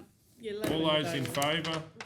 Later in the night. Yep, I've just. Righto, we'll keep going. 11:45 PM. Yeah. 14.3, transmission equipment on council facilities. Councillor O'Neill. I move the council one advise the Australian Communications Media Authority, ACMA, that the Roma Water Tower located at 129 Bowen Street, Roma, and identified by ACMA as site ID 15076 153 008 54767 39807 and 135668 is at capacity and no new licences are to be issued in respect to this site. 2, advise the Australian Communications Media Authority, ACMA, that the Mitchell Water Tower located at Cambridge Street, Mitchell, and identified by ACMA as site ID 55183 and 15150 is not suitable for any new licences due to the age of the tower and accessibility issues. 3, consider future applications to install equipment on the Surat and Injune towers on a case-by-case basis with priority for council's operational equipment. We have a seconder, councillor Taylor. Anyone wish to speak? We'll go to the vote. All those in favour? 8-0.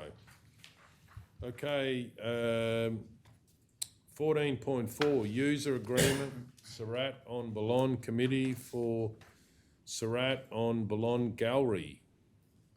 Do we have a mover? Councillor McMullen. Mr Mayor, I'll move that council endorse the non-exclusive 3-year user agreement with Surat on Ballon Committee for Surat on Ballon Gallery from the 7th of December 2022 to 6th of December 2025 to waive and charge no higher fees for the term of the agreement, and 3, authorise the Chief Executive Officer or delegate to execute the agreement. Councillor Ladbrook. Yeah, right. No, it's right. No, fine. Righto. Does anyone wish to speak?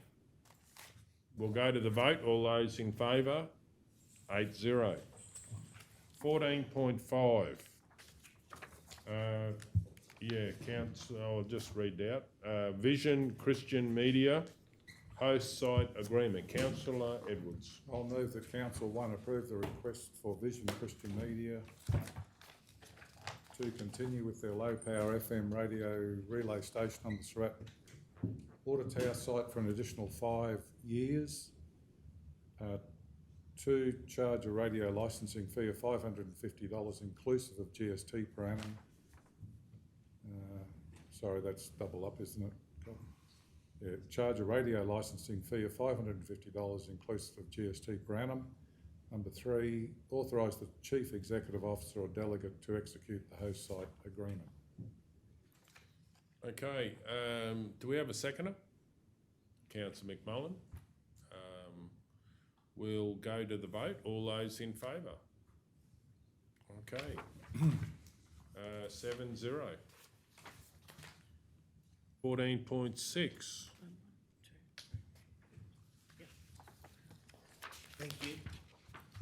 Thank you. Thanks, Leo. Thanks very much. Thanks, Lou. Thank you. Thank you.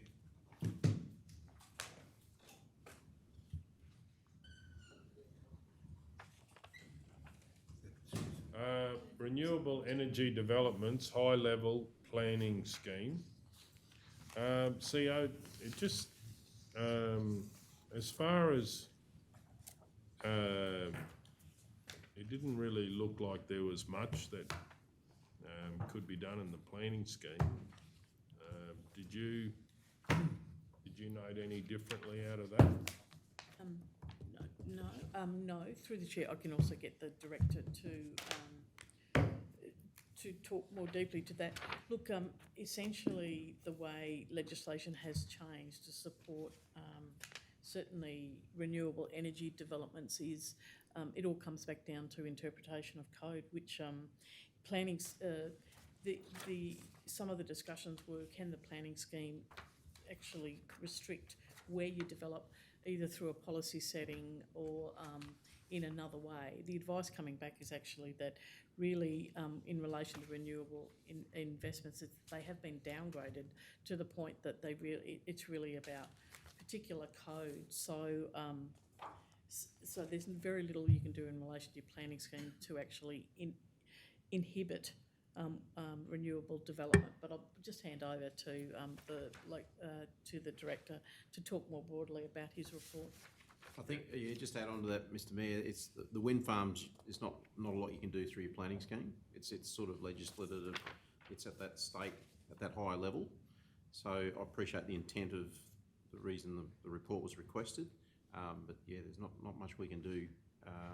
All we can do is advocate to the state to have that inclusion and have the ability for communities to be able to have their, have a say in these developments as they come forward. Yeah. And we just asked for some advice about whether there was even the potentials for councils to set a policy that could even cap wind farm development, but the advice coming back was none. The state probably wouldn't entertain it. Plus, if you went to probably move to amend your planning scheme, it wouldn't get past stage one of the Yeah. state reviewing, and it has to go through a process, and then the state has to give it the nod of approval to go through, and that just, I would anticipate that wouldn't occur. No, the advice was, But, it's been watered down even further. Yep. so it's not impact assessed, so a DA doesn't come to council and you don't assess it and the amount of impact there is on In terms of the land? Yeah, in terms of the wind farms side of things, it's sort of dealt with at that state level, sort of taken out of local governments. Yeah, I certainly knew that, but I was wondering if there was even signals we could put in our planning scheme. We realise that we're not the controller of the decision, but it might be that, you know, like inadvertently we've said we want this sort of development here, and it's just a signal without us controlling the decision. The state will make the decision. I mean, you could certainly attempt to write something into your planning scheme to say, look, these particular areas or this particular land use zone, we would entertain or not entertain a particular land use. Yeah.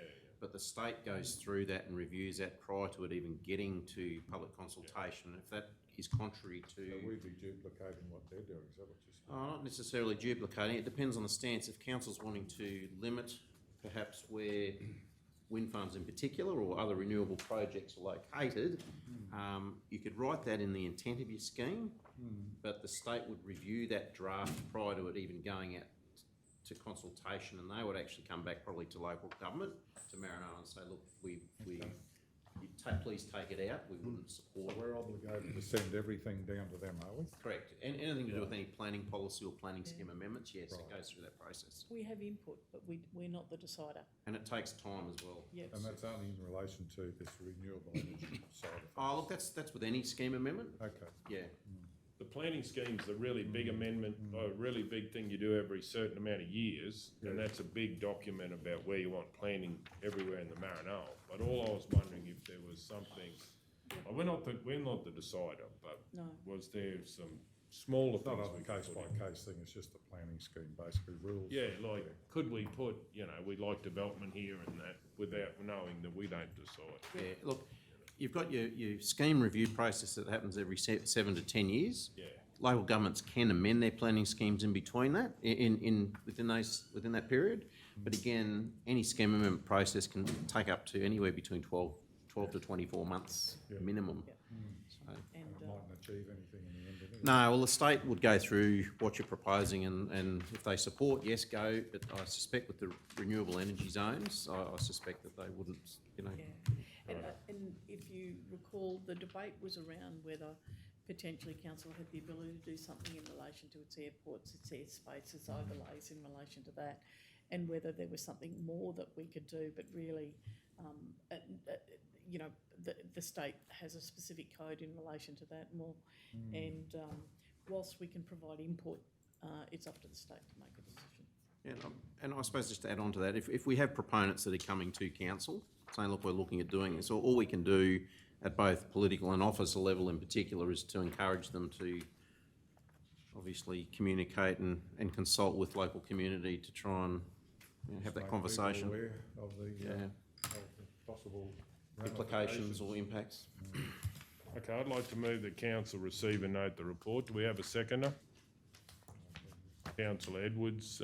Anyone wish to speak? We'll go to the vote. All those in favour, 8-0. 14.7, tender 24009, register of pre-qualified suppliers for scrap, metal, batteries and other valuable recyclable materials. Councillor McMullen. Mr Mayor, I'm happy to move. I've got a couple of questions. I know this is to add additional suppliers to the list, but I note on page 418, we went out to tender for removal of scrap metal, batteries and other valuable recycled materials.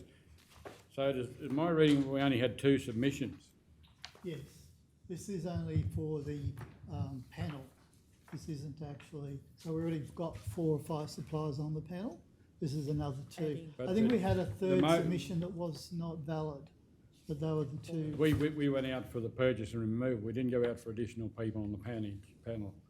Oh, that's what it should I'm be. only reading what I've got in purchase. Oh, okay, well, the wording's wrong. We went out to add them to the panel Yes. for the purchase and Purchase and removal. removal of scrap metal, batteries and other So valuable. what that That's what the means panel that is. The panel's name is the when we- purchase and removal of. yes, So they all go on the panel, and then we put an RFQ out to them to say we want to, well, who Well, wants to well, purchase and remove. Sorry, yeah, what it says, Maranoa Council invites interested parties to submit tenders for the purchase and removal of scrap metal, car batteries and other valuable recycled materials from the waste facilities and other sites throughout the Maranoa. Okay, so that wording is incorrect. Incorrect one for this. That's right. Okay, that's right. It's not, yeah, it's a register of pre-qualified suppliers. Yeah. to register Two- pre-qualified 418. suppliers, yes, so I should have added register of pre-qualified suppliers. So this was on actually that.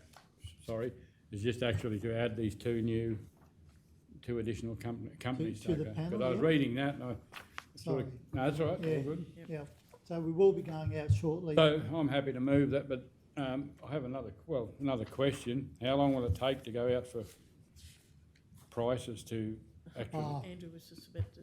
Yeah, I could issue one this Friday and, My question is through you, Mr Mayor, the CEO, I think it's very important we get this moving, and I'm not having a go at anyone, but that's fine. can we, would this need to have to be ratified before end of January? Before, The panel certainly does. no, but I mean, if we, on top of that, and then to get prices. No, all we would do is go out to the panel Yeah. for So we don't have to a ratify request. that? No, No, that's all good. I'm unless happy. it goes over 200. Yeah, just for You know, the and it's outside of council's- delegation. Just yeah. for Councillor McMullen's information in council is that we're in the process of putting something together for the waste facilities at the moment. Yeah, to get rid of the. Yeah, To get rid of the, yeah, that's good. I'm happy. That's right. Yeah. I'm happy. Yeah. Councillor Edwards. Mr Mayor, page 422, was that supposed to be filled in there? Or am I just not reading it properly? No, it is supposed to be filled in, yeah. So they're all passes. Yeah, They're all it is, passes? Yeah. Oh, right. Mr Mayor, I'll move that Yeah. Does council that make any difference to them? approve the addition of suppliers to the register of pre-qualified suppliers for purchase and removal of scrap metal, batteries and other valuable recyclable materials as detailed in the report. 2, approve the pre-qualification for the mentioned businesses, remain current until the 30th of November 2024. And 3, authorise the Chief Executive Officer or delegate to enter into a deed of agreement with the selected tenders formalising the terms and conditions detailed in the draft agreement. We have councillor Edwards seconds it. As far as our local scrap person, have we got them on the? These are the first locals that have come on board. Yeah. Right, okay. Yep. Yeah, that's right. I picked up they were locals, yeah. Yeah, all the others are from Brisbane. Oh, wait. And as far as Cold DAs, having DAs and stuff like that, is that something that we check to make sure they're operating? We checked that they have the state government tickets and certificates and all that sort of stuff to operate their business.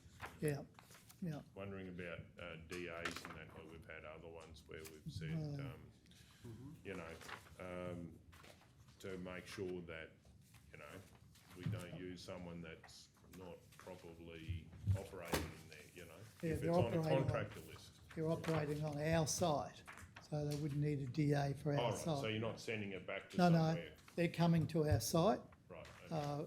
with big semi-trailers and cranes and that to pick it all up and take it away. And I think what the Mayor might be asking is on the vendor panel, you Yep. actually keep their qualifications. Yeah, we keep all relevant that. Yeah, certificates. we ask for all How that. often would you just go through the vendor panel and just check for that? Is it every time the panel comes out? But yes, yeah, and every 12 months, we're supposed to go through and make sure they've got all their insurances and licenses and all that. I can't guarantee that happens because they don't have enough staff to do all that sort of stuff. But you do it regularly. I think what Mr Mayor's saying is when suppliers apply for a Yep. preferred panel, Yep. that if they are local, that they've got the necessary approvals in place to be operating from wherever they're operating from. Yeah. So we'll check that out as part of any Yeah. future process, but Yeah.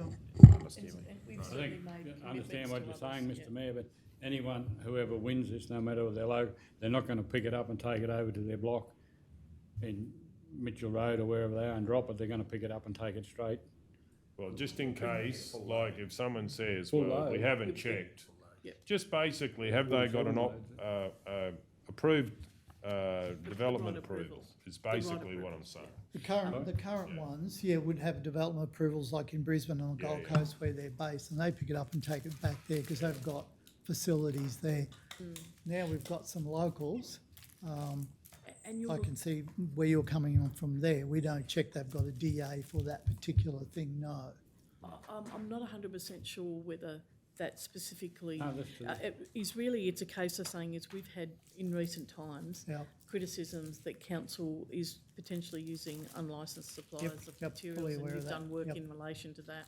What we can say is that we certainly check them when they're coming onto the panel. That's We'd right. like to check them every year, but we do check them with regularity. Yep. But if we had a complaint, we would follow that up and check their Yep, approvals, that's etc. in relation to that. Yes, yep. Okay. Yeah, okay, so we moved something. You have, councillor McMullen, and seconded. Does anyone wish to speak? We'll go to the vote. All those in favour? 8-0. We'll break for lunch back in an hour. So item 17.1. We'll resume the meeting now. Item 17.1. You want to wait for George or not? No. He could be wild. It might take him a while.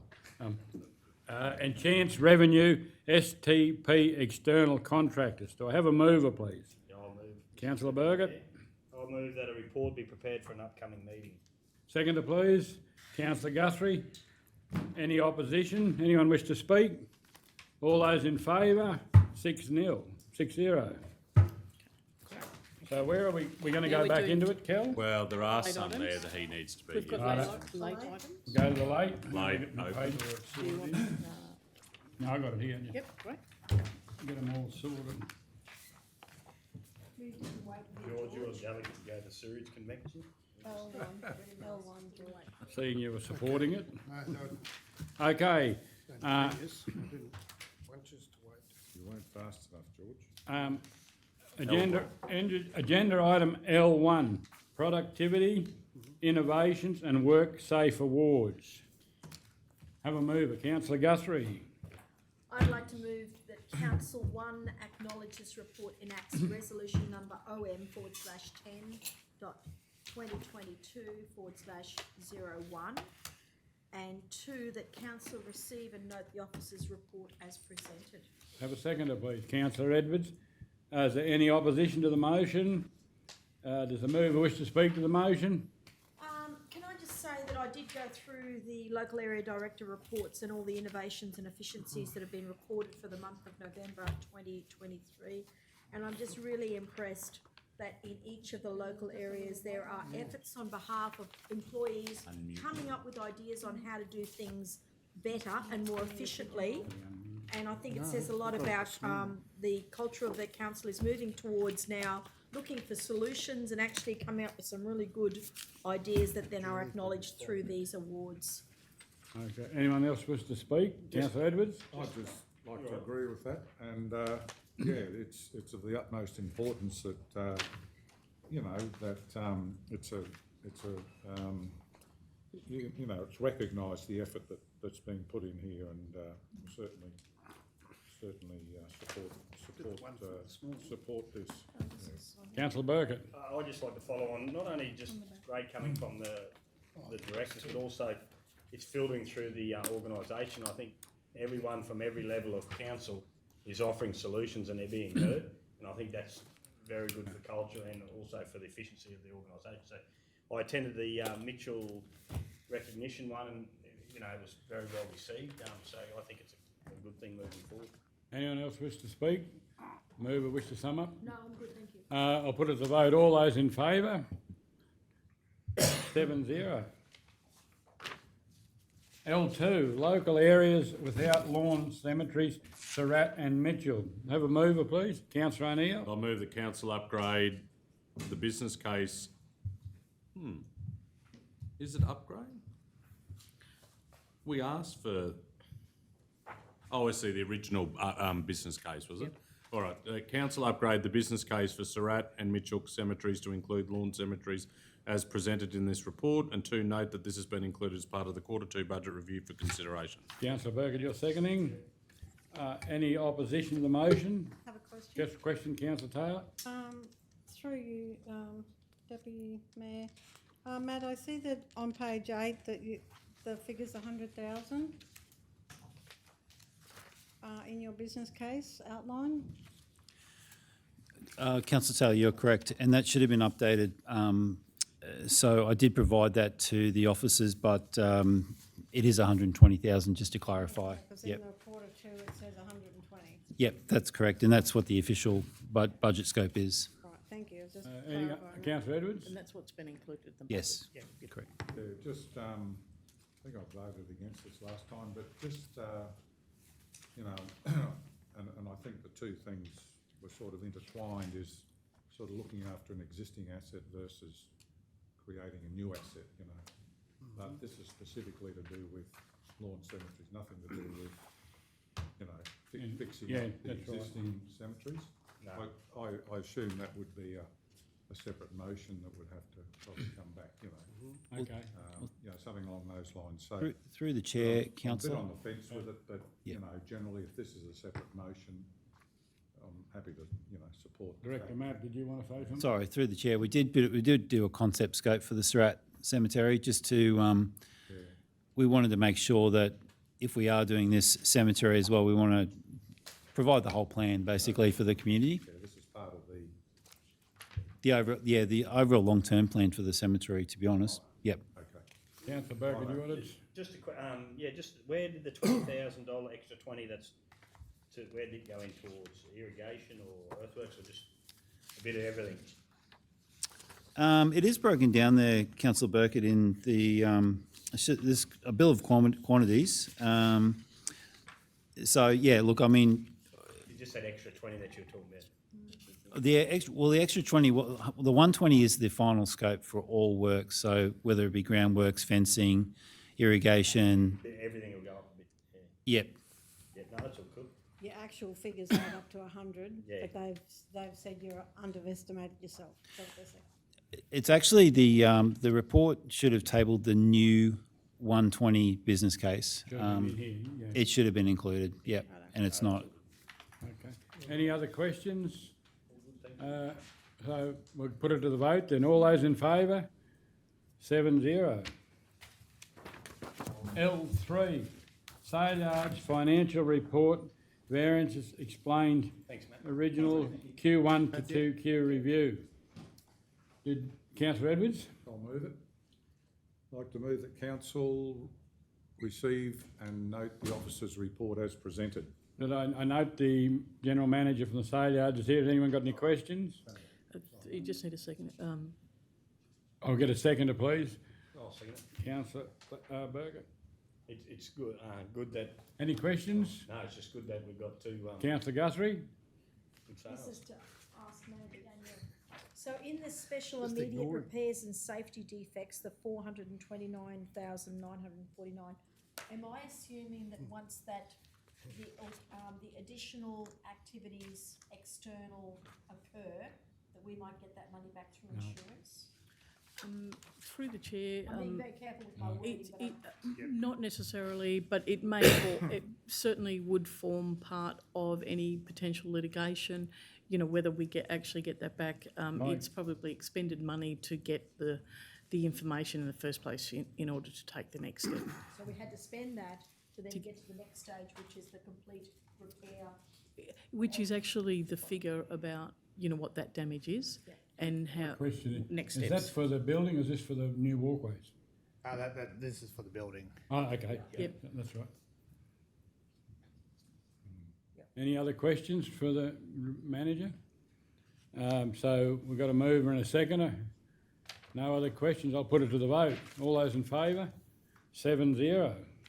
If you keep Thank you, going, Daniel. Jeff, Thanks, Daniel. we won't have everything left by the time. Councillor Ladbroke, L4. Not even let me ask. Are you declaring a conflict of interest, Yes, I Councillor am, Ladbroke? Councillor, Deputy Mayor. I've got conflict on LC4. Just L4. L4, but, yeah, I think it's got to be LC4, description Roma Show fee waiver, 2024. Declaring councillor is Councillor Ladbroke, myself. Person of interest is my wife, Alana Ladbroke. Particulars of interest, my wife is president of the Roma Show Society, and the group has put forward a request for council consideration, type of conflict, declarable conflict of interest, and the action I'll take is leave the room while the discussion is being, while the matter is being discussed and voted on. Thank you. Thank you. Thank you.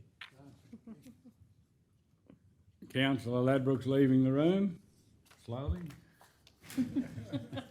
Okay, I can move. Councillor O'Neill, please. Move that Council 1 acknowledge Council's previous resolution OM 04202222. 2, endorse a fee waiver of $2,880 for the hire of Bussa Park for the annual Roma Show on the 10th to the 12th of May 2024. And 3, to be funded from in-kind assistance, Major General Ledger 2887 2248 001. And in doing that, Deputy Mayor, can someone just confirm what the current balance of the Major General in-kind assistance is? Through the chair. Let me just have a look.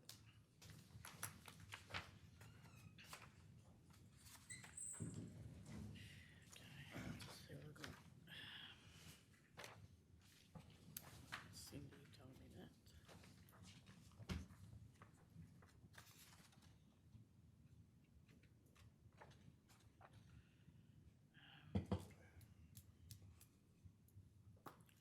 Won't be a second. I'm just gonna.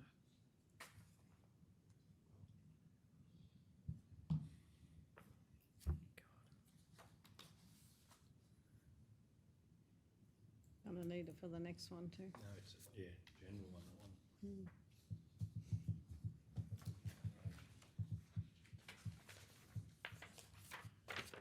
Sorry, councillors, I'm just working through to get that. It's the same number, it's just called different. Yeah. Capital works, administration, flood contractor payments. I needed to put a comma between major and general. Major general. Yeah, Major General. It's a special fund. Oh, gosh. Okay, so 3. Oh, God, wrong one.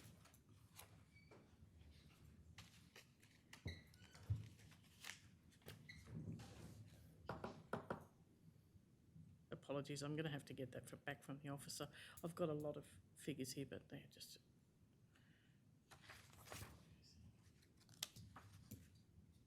Do you want to adjourn? Oh, I mean, even if you just lay it on the table. Lay it and on the come back. table. We'll have to do that for Yeah. both. Both, yeah. Yeah. I'll move we lay this on the table to get that information. Have a second.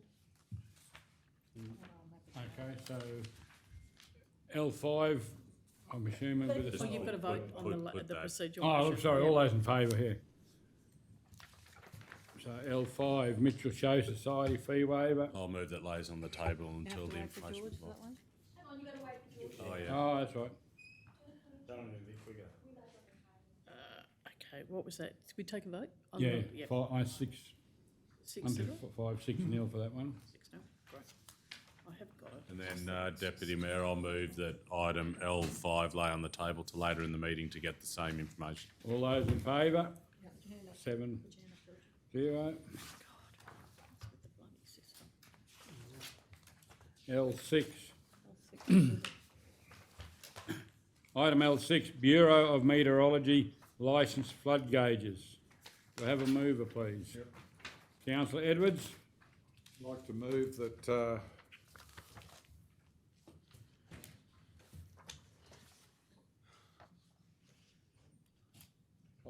that Council 1 acknowledge the request from the Bureau of Meteorology.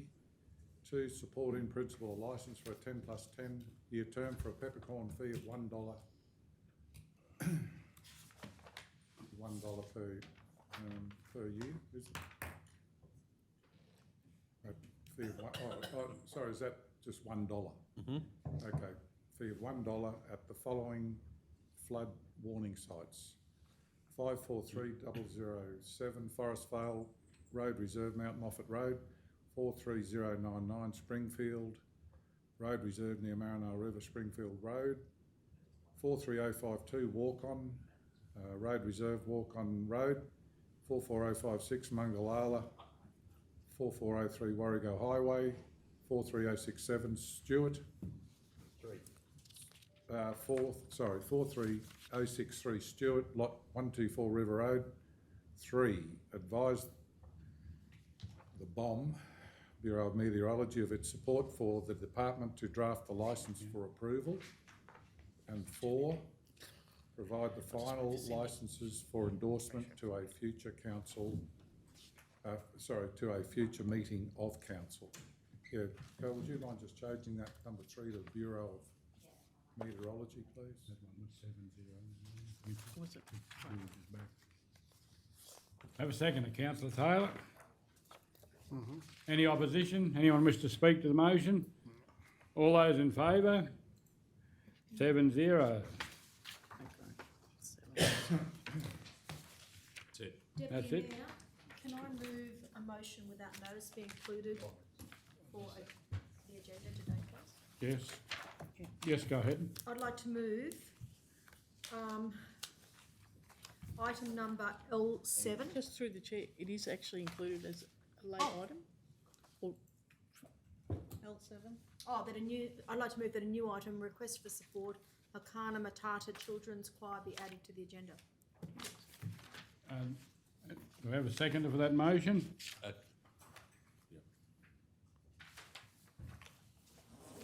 Who was that, sorry? Councillor Taylor. Okay, any opposition to the motion? All those in favour? 7-0. There we go. You take that. I've got one somewhere. Yeah, I'll find it. sorry, yeah. So the agenda item L7, is it? Yes, please. L7, request for support, Hakuna Matata Children's Choir. Have a mover, please. Councillor Guthrie. And Kelly, I'm going to add a little bit to this one here that we discussed yesterday. I'd like to move that Council 1 approve the waiver of any applicable fees for use and set up of the Roma Cultural Centre for the Hakana Matata Children's Choir Community Concert in February 2024. 2, promote the performance through the Council's communication networks and forums. And 3, draw any associated costs up to $500 from GL 2887.2412 community service obligation if requested. Have a seconder, Councillor. I'm happy to second it, but can we just confirm that that community service obligation has, I assume it has $500 in it, but can we just confirm that? But I'm happy to second. Okay, so Councillor Guthrie moved, Councillor O'Neill seconded. Any opposition? Mover wish to speak to the motion? No, just that I am aware that there will be a number of young people from a Kenyan orphanage coming to Roma in February next year, and their intention is to be part of a Connect with a Child program, and they're going to be here for billeted for a week.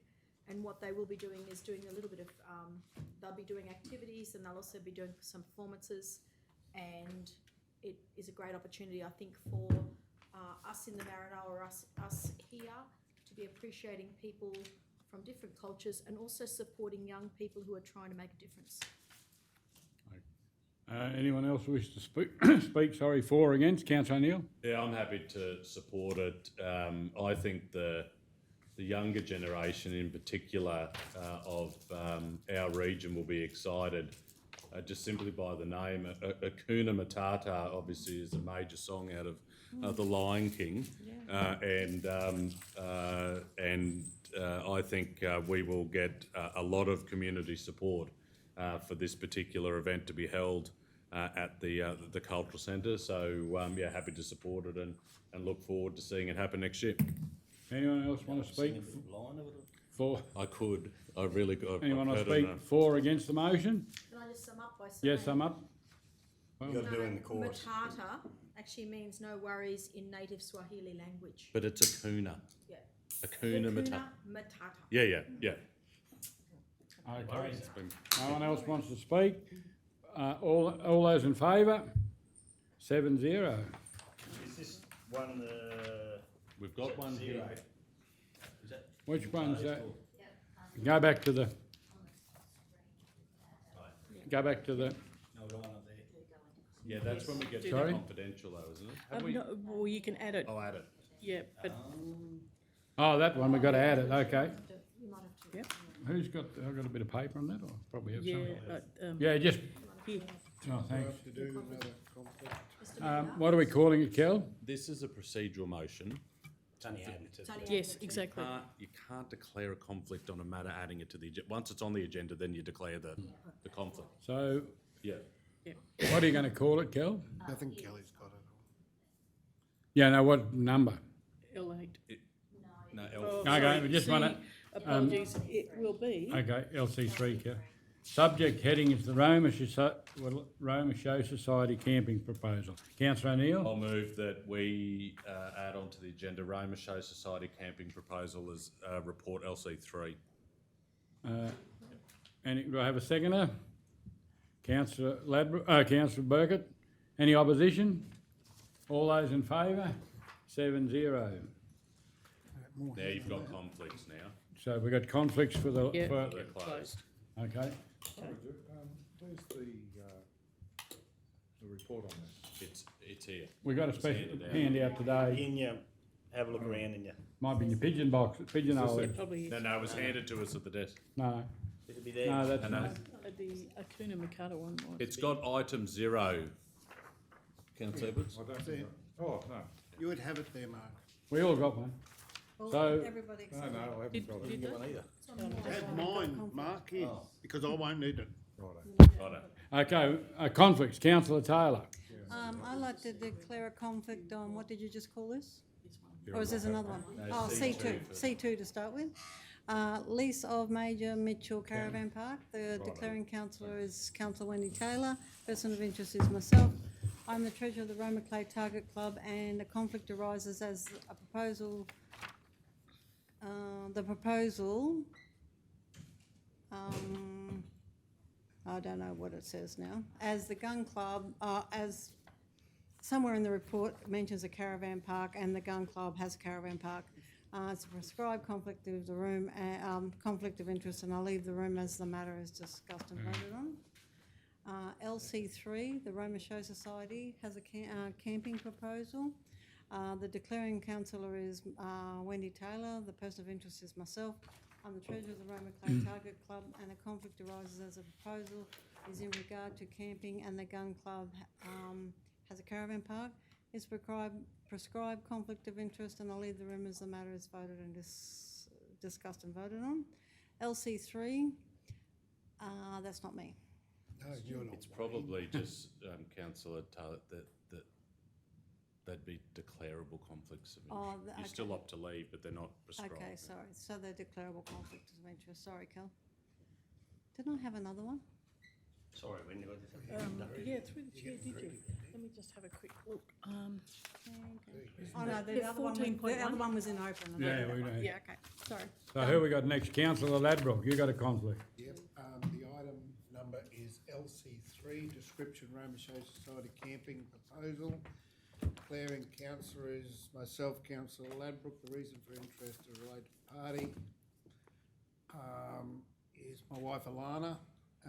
Particulars of interest, my wife is president of the Roma Show Society, and the group has put forward a proposal for council consideration. The type of conflict is declarable conflict of interest, and the action I'll take is leave the room while the matter is being discussed and voted on. It is probably the other way around here too. What's that? The same reason that Councillor Taylor's was a declarable, not prescribed. This one probably is a prescribed, not a declarable, because it is a proposal coming from the Roma Show Society. All right. Yeah. Yeah, that's right, yeah. Then just sing it back to that training we did with the department. So the next one is councillor. Same outcome. Yeah. Yeah. Yes, we're out, mate. So that's it? So we're going into close now? Yes. Councillor O'Neill. I move in accordance with the provisions of section 254J3 of the Local Government Regulation 2012, the council resolved to close the meeting to the public to discuss confidential items that its councillors consider as necessary to close the meeting. In accordance with section 254J5 of the Local Government Regulation 2012, the following table provides the matters to be discussed, an overview of what is to be discussed while the meeting is closed. C1, creation of permanent water holes. C2, tender 24026, lease of Major Mitchell Caravan lease. C3, nomination for funding under the Australian Government's Heavy Vehicle Safety and Productivity Program. C4, Roma Sale Yards auctioneer walkway replacement. C5, Maranoa Region walking network plans. C6, Yulbar Community Projects, Judd's Lagoon walking trail, property negotiations, Muggins Lane and Forestry Road, Yulbar. C7, Yulbar Community Projects, Main Street Youth and Recreation Livability Improvement Skate Park Tender Award. C8, Wallumbilla Multi-Purpose Building Construction Procurement Update. C9, Campbell Park Upgrade Project Irrigation and Landscaping Contract Award. C10, Local Roads and Community Infrastructure LRCI Program Phase 4 Part B Roads. C11, 2023-24 Asphalt Projects Tender Award. C12, Update Hydrological Model Roma. C13, Nomination of Projects Remote Airstrip Upgrade Program Round 10. C14, 2023-24 Quarter 2 Budget Review. C15, Industrial Avenue Drainage Improvement Project. C16, Infrastructure Director Position Description. C17, 2024 Australia Day Award Winners. C18, APLNG Livability Grants Round 3, 23-24. C19, Organisational Structure New Position Calico Cottage Support Officer. C20, Noongar Hall Connectivity of Security System. C21, Notice to Rescind Resolution OM 11-2023-46. C22, Council Housing Solutions. C23, Increasing Livability through Resident Safety and Property Protection for the Maranoa. C24, Accumulation of Fuel Loads on Industrial Premise at 7 2 Mile Road, Roma Update. LC1, Water Access Charge Exemption. LC2, Notice of Intention to Sell Rates Assessment 140-13734. LC3, Roma Show Society Camping Proposal. So we have a seconder for that, please. Councillor Taylor. Any opposition? All those in favour? 7-0. Did you say the mayor was there? He's walked.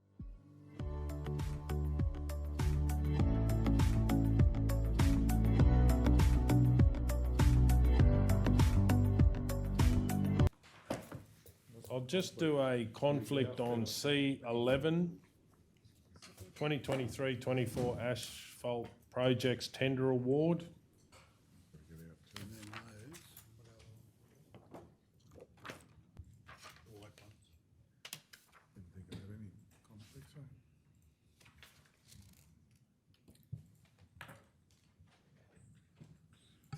Declaring councillors Tyson Golder. Particulars of the interest is that we have a business in McDowell Street in Roma, and the report mentions McDowell Queen Street roundabout. And And there's somewhere else, is there, or? yeah, Arthur Street beside your shop, McDowell the Bungle. Okay, so Arthur Street and Arthur Street.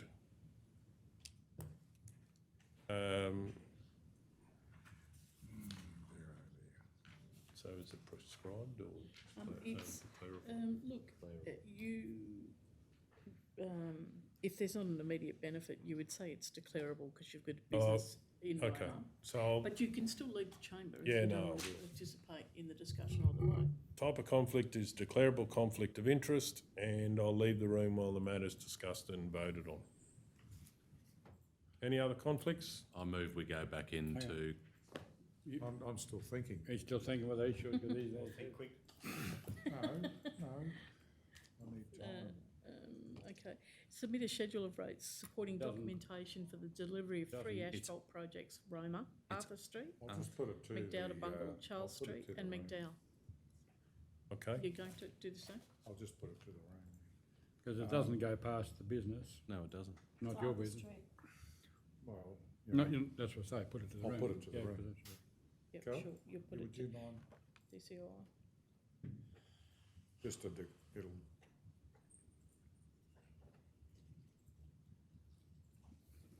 Tyson's is outside his shop. yeah. So, yeah. Just myself and Leichhardt Group. Is that air conditioning going? Yeah, it's making a noise anyway. Leichhardt Group, particulars of interest. Oh, it just got a bit cooler. I'll be listening.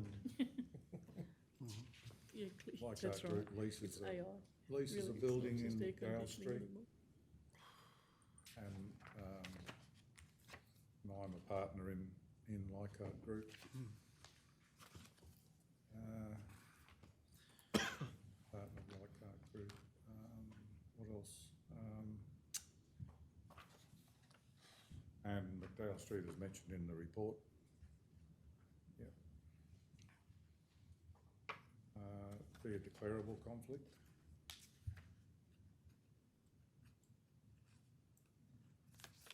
And I'll, action remain. Leave it to, Thank you. yep. Councillor Edwards, did you want Arthur Street in there as well? Oh, yeah, sorry, and Arthur Street, yep, so, He's not in Arthur Street, he's in oh, it McDowell doesn't matter, Street. but just, yeah. No, but the laneway's in Arthur Yeah, Street. the art laneway coming down to the back, yeah. So, and Arthur Street, yep. There's little nooks and crannies everywhere. Righto, that's it. Do we have anyone to? I'll move, Mr Mayor. That, Oh, do you, sorry, do you want me to read it? You didn't read it yes. out. oh, sorry. Sorry, I just got to read it out fully, sorry. Did you do yours? Yep, Awesome. Oh, yeah. but I'm leaving the room, so. I'll just read mine out, thanks, Carl. Yeah. You I ready? don't think you read it out. Yes, you No, do. he didn't. Well, I read it as, Mark, oh, I said it and then they, Oh, as you went. Yeah. Oh, I see. Yeah, sorry, I haven't read mine out fully, so I'll just read it out. Okay, what is it? Although I have it declared. No, sorry, the top bit. Okay, we've just got a, It's just the bottom bit you didn't read out. conflict of interest, yeah, item C11, You got down to about the, description, 2023-24 asphalt projects tender award, declaring councillor Mark Edwards, person with the interest of a related party, close association, other relationship. Myself and Leichhardt Group, particulars of interest. Yeah, Leichhardt Group leased the building in McDowell Street, and I'm a partner of Leichhardt Group. And McDowell and Arthur Street and streets.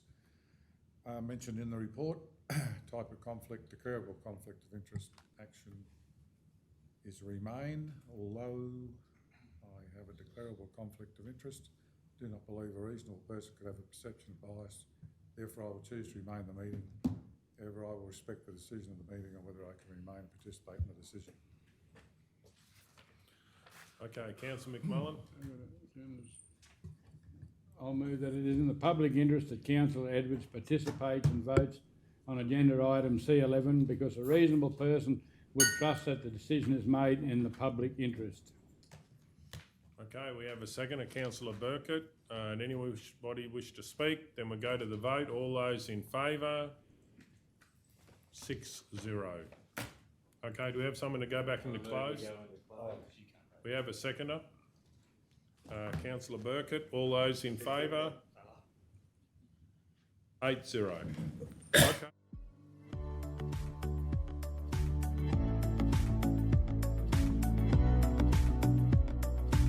Righto. What are we moving? Councillor I'm gonna, Burkett. Declare a conflict of interest on C17, description 2024. Well, just excuse me, should we, CEO, do we split the report now and then he declares on A or B? Or how do we do it? So, Well, this one I'm staying in the room. I'm asking to stay in the room. So this Oh, yeah? one here Right, is okay. the Australia Day Awards. righto, okay. Australia Day Award winners. declaring councillor as Councillor John Burkett, person of interest to myself. Particularly of interest, I have a conflict with my first cousin's child as listed in the report. Type of conflict, declarable conflict of interest. Although I have a declarable conflict of interest, I do not believe a reasonable person could have deception advice, therefore I will choose to remain in the meeting. However, I will respect the decision of the meeting and whether I can remain and participate in the decision. We have Councillor O'Neill. I'll move that it is in the public interest that Councillor Burkett participates and votes on agenda item C17 because a reasonable person would trust that the decision is made in the public interest. Okay, Councillor Taylor seconds that. All those in favour? 7-0. Okay. Mayor, I'll move a procedural motion that we deal with the Spirit of the Maranoa Award separate to the 2024 Australia Day Award report. Okay, do we have a second? Councillor McMullen. Anyone wish to speak? We're going to the vote. All those in favour? Yeah, procedurally. Yeah. 8-0. And now Okay. you've got an interest, don't you? Yeah, Kel, I haven't. I'll just send it to you.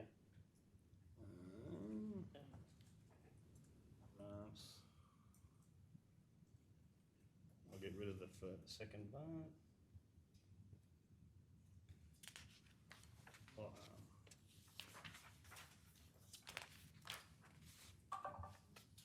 I'll just read it straight off that Kel safe hold and sign up. Item C17 to that description 2024 Australia Day Award winners. Spirit of the Maranoa Award. Declaring councillor as Councillor John Burkett. Party of interest is myself and my father Gary Burkett.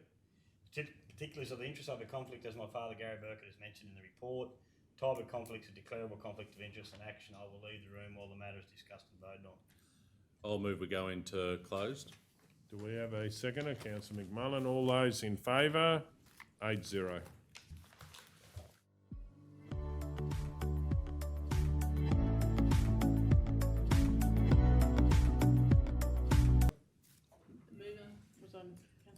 Councillor Ladbrook. So, do we have a mover and a seconder to go out? Yeah. Councillor O'Neill and McMullen. Thank you very much. C18. You and the 8-0. Subject heading APLNG livability grants. Around three. I've got one too. You have to just lift that up a bit, Cal. Oh, maybe people should be reading their agenda. Depends how big it is. Yeah, that's no excuse. I can't comment. I just can't read it, Cal. Yep. I know. Oh, that's good. For my conflict. I'll explain it in a minute. Oh, sorry, dear. Kelly.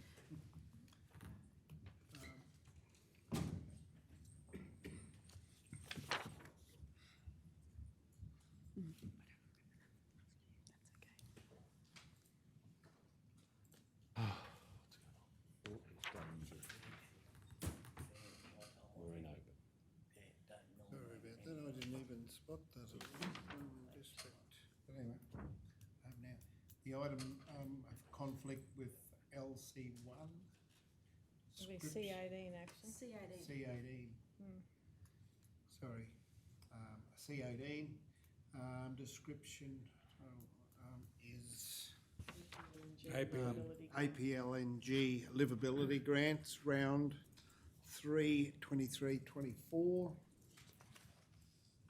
Declaring councillor is myself, Councillor Ladbrook. Declaring the person with the interest is my wife Alana Ladbrook. The type of, the particulars of interest, my wife is President of the Roma Show Society, and the type of conflict is described conflict of interest. And the action I'll take, I'll leave the room while the matter is being discussed and voted on. Is mine prescribed? Is that it? Yeah, thank you. Okay, Kel, I might do one if I can. I'll just use that same template, please.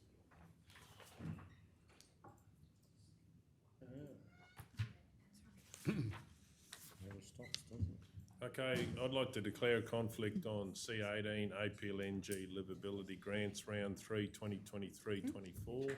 Declaring councillor Tyson Golder. particulars of the interest is that I'm the president of the Roma District Junior Soccer Association, and Roma District Junior Soccer Association is mentioned in the report. Type of conflict is prescribed conflict of interest, and I will leave the room while the matter is discussed and voted on. Any other conflicts? No, George shouldn't have gone yet, anyway. He might have gone to the toilet. Okay, so do we have someone to move back into closed? I'll be going to close. I'll second it. Righto, councillor Burkett and McMullen, all those in favour? 7-0, and I'll let you take.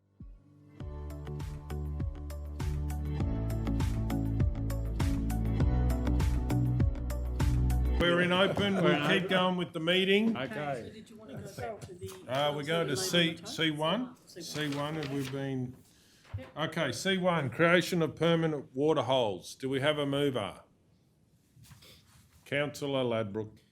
I'd like to move that council deliver the creation of permanent water holes project as per the project delivery methodology. Including in the body of this report. Number 2, acknowledge that this project would benefit from delivery of local level to and provide the opportunity for local teams to build relationships with local Indigenous organisations and other community groups. Okay, I'll second that. Is there any opposition? Does anyone wish to speak to it? I just wonder, you could say other community groups, including the regional fishing clubs and local land care groups. That's That'd be what, good. yeah, that's Yep. what we had, yeah. Yeah. Including but not limited to. That'd be good, I think.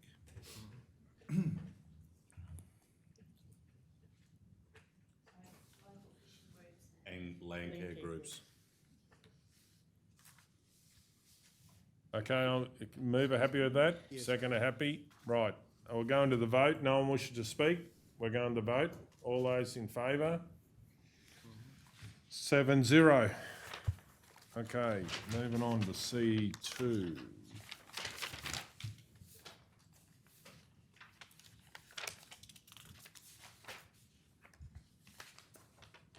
Page 9.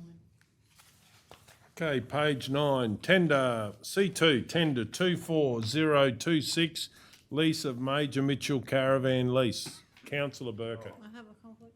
Oh, yeah, councillor Taylor has a conflict, I'm happy to move it.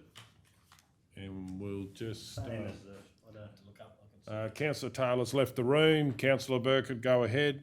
I'd like to move that Council 1 endorse Cashwell West Proprietary Limited as a preferred respondent to tender 24026 for a tendered amount of $25,200 inclusive of GST per annum for a term of 20 years, with the option for a further 2 by 5 years contingent on the mutual agreement of the leasing and council at the time of the renewal is due, total of 30 years.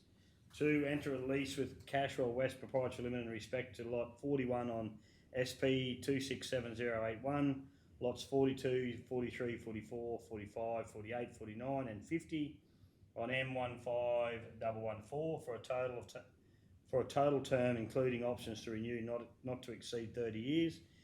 3, grant a trustee lease with Cashwell West Proprietary Limited reserve land described as lot 1 on SP 265644 for a total term including options to renew not to exceed 30 years. 4, both leases are to be interdependent such that a breach by the tenant of one lease is a breach of the other lease, and should one lease end for any lawful reason, then the other lease will also end. 5, authorise the Chief Executive Officer or delegate to finalise all terms if acceptable and execute any document necessary to finalise the lease. And 6, adjust the 2023-2024 budget to reflect the value of the new lease. Okay, we have a second, councillor Edwards. Does anyone wish to speak? We're going to go to the vote. All those in favour? 7-0. Okay, moving on. 6-0. Oh, 6, that's right, good point. 6-0. You're younger. And next page I did is it last time. He done it once and he knocked up once. Bloody hell. Once since you got that position. Accountants don't work, they just sit. That's right. They delegate. C3, nomination for funding under the Australian Government's Heavy Vehicle Safety Productivity Program. Councillor Edwards. Oh, no, what's this one? Has that changed, has it? Well, I'll go if you don't want to. Yeah. Sorry, that Council 1, receive and note the report. Number 2, apply for funding under the Australian Government's Heavy Vehicle Safety and Productivity Program for asphalt Roma heavy vehicle hard stand, truck stop precincts, Surat Town. No, I think that's they only not doing it. one. just the Yeah, highlighted one. Oh, sorry, the highlight. The other one that's probably right. can be Yep. done Yeah, internally. sorry, that's right. Yep. And 3. And 3, include the co-contribution required in the 2024-25, what's that? Or budget, oh, sorry, budget, if successful. 4, authorise the Chief Executive Officer or delegate to sign the funding agreement and any other necessary documentation if successful. We have a seconder, Councillor O'Neill. Any opposition? Does anyone wish to speak? We're going to go to the vote. All those in favour? 7-0. Okay, page 32. C4, Roma Sayard's auctioneer walkway replacement. Councillor Burkett. I'd like to move that Council 1 select Brett Pollock Construction Proprietary Limited as preferred tender for tender number 24017, replacement of the Sayard's auctioneer walkway for the contract sum of $644,945.45, noting the tendered rate was the lowest and best offer. 2, authorise the Chief Executive Officer or delegate to enter into final negotiations with Brett Pollock Constructions Proprietary Limited and form a contract if final terms are acceptable. 3, allocate the additional funds of $45,000 from work order number 23572, bird proofing stud stock selling arena and Weybridge area, to work order number 18949, Roma Sayard, auctioneer walkways, to complete the contract. We have a seconder, Councillor McMullen. Does anyone wish to speak? We're going to go to the vote. All those in favour? 7-0. C5. Maranoa Region Walking Network Plans. 45, Councillor Taylor. I'd like to move that Council 1 endorse the current draft of the walking network plans for the towns of Injune, Mitchell, Roma, Surat, Wallumbilla and Yulbar as presented. 2, note that the walking network plans are A, not a commitment of budget but form part of the overall project identification process for the future budget and funding considerations. B, are to remain a fluid document with amendments to be made in the future based on developing community need. 3, approve the publication of walking network plans on councils and the Department of Transport and Main Roads website as per the Walking Local Government Grants Funding Guidelines. We have a seconder, Councillor Ladbroke. Does anyone wish to speak? We're going to go to the vote. All those in favour? 7-0. Okay, C6, Yulbar Community Projects, Judd's Lagoon, Walking Trail, Property Negotiations, Muggins Lane and Forestry Road, Yulbar. Councillor O'Neill. I'll move the council authorise the CEO or delegate to 1, commence formal compensation negotiations with the registered landowners of lot 297 on WV 1092 and lot 81 on WAL 53357 and lot 301 on WV 526 and lots 1 to 4 on Y22116 as outlined in the officer's report. 2, enter into separate agreements under Section 15 of the Acquisition of Land Act 1967 with the registered owners of the above-mentioned lots identified in item 1, with the view to widening the Forestry and Muggins Lane road reserves. 3, complete the required actions with the Department of Resources to effect road opening actions over the areas subject to this report. We have a second to Councillor Edwards. Does anyone wish to speak? We're going to the vote. All those in favour? 7-0. Okay, C7 is it? Yep, C7, Yulbar Community Projects, Main Street Youth and Recreational Livability Improvements, Skate Park Tender Award. Councillor Edwards, did you put your hand up? Yep. Righto, I'd like please. to move that Council 1 select Trinity Skate Parks as the preferred supplier for the construction of the Yulbar Skate Park upgrade as part of the Yulbar Community Projects, Main Street Youth and Recreation Livability Projects. And 2, authorise the Chief Executive Officer or Delegate to negotiate and enter into a large size contractual arrangement under the LB 335 Planning, Surveying, Design and Architecture Local by arrangement with Trinity Skate Parks for the construction of the Yulbar Skate Park upgrade project. Okay, we have a second to Councillor Taylor. Does anyone wish to speak? We're going to go to the vote. All those in favour? 7-0. Okay, moving on. C9, Campbell Park Upgrade Project, Irrigation. No. No? C8. C8, sorry. 186. Yeah, thank you. C8, Wallumbilla Multipurpose Building Construction Procurement Update. Do we have a mover? Councillor O'Neill. I'll move that Council 1 receive and note the officer's report as presented. 2, contact the Minister for Housing, just the Minister for Housing, seeking immediate action to facilitate the divestment of 36 George Street, Wallumbilla, Lot 2 on SP 330826. 3, authorise the Chief Executive Officer or Delegate to progress documentation required to make the property available for sale. And 4, undertake a community information session sharing the endorsed redesign with stakeholders. We've got a second to Councillor Ladbrook. Just drop out who the name in number 2. Thanks, Cal. Just Minister for Housing, full comma. I don't want this to be delayed if there's a change. Okay, so do we have a seconder? Yeah. Yes, Councillor Ladbrook, you happy with that change? Yep. Does anyone wish to speak? We're going to go to the vote. All those in favour? 7-0. Okay, so moving on to C9, Campbell Park Upgrade Project, Irrigation and Landscaping Contract Award. Do we have a mover? Councillor Taylor. I'd like to move that Council 1 select West Wet Proprietary Limited as the recommended contractor for the contract 23789_01, which encompasses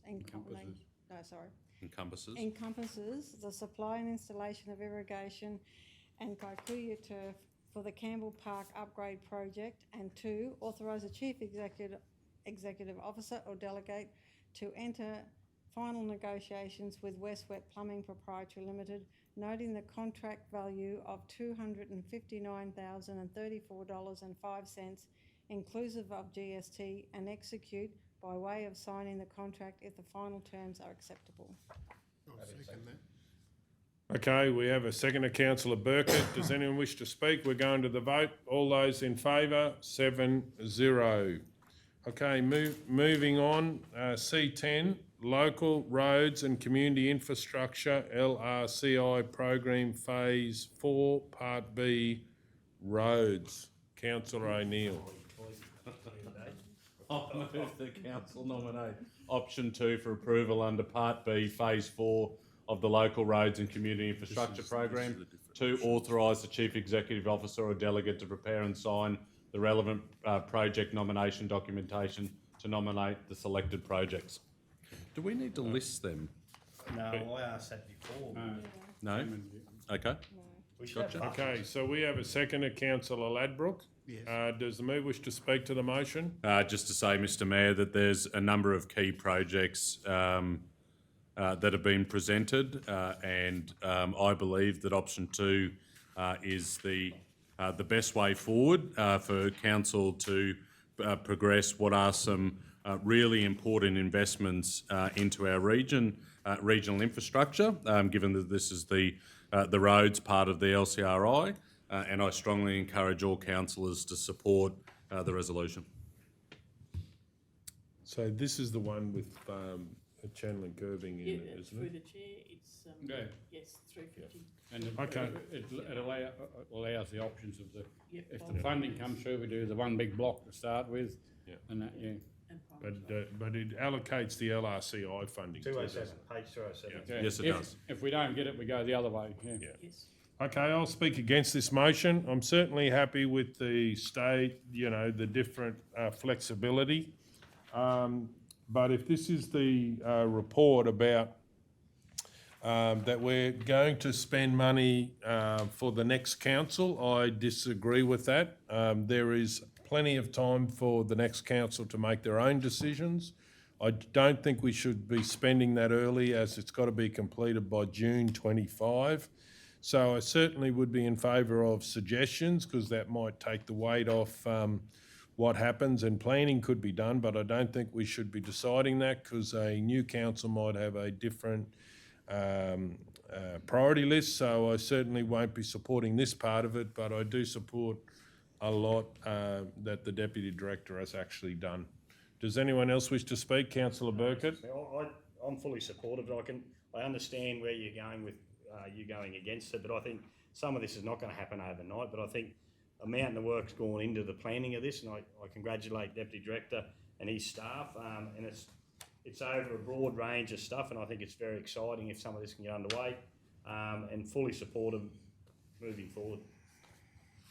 Okay, does anyone else wish to speak? Does the member wish to, I'm just going to Councillor say, Mr. McMillan? Mayor, echo the comments of Councillor Burkett.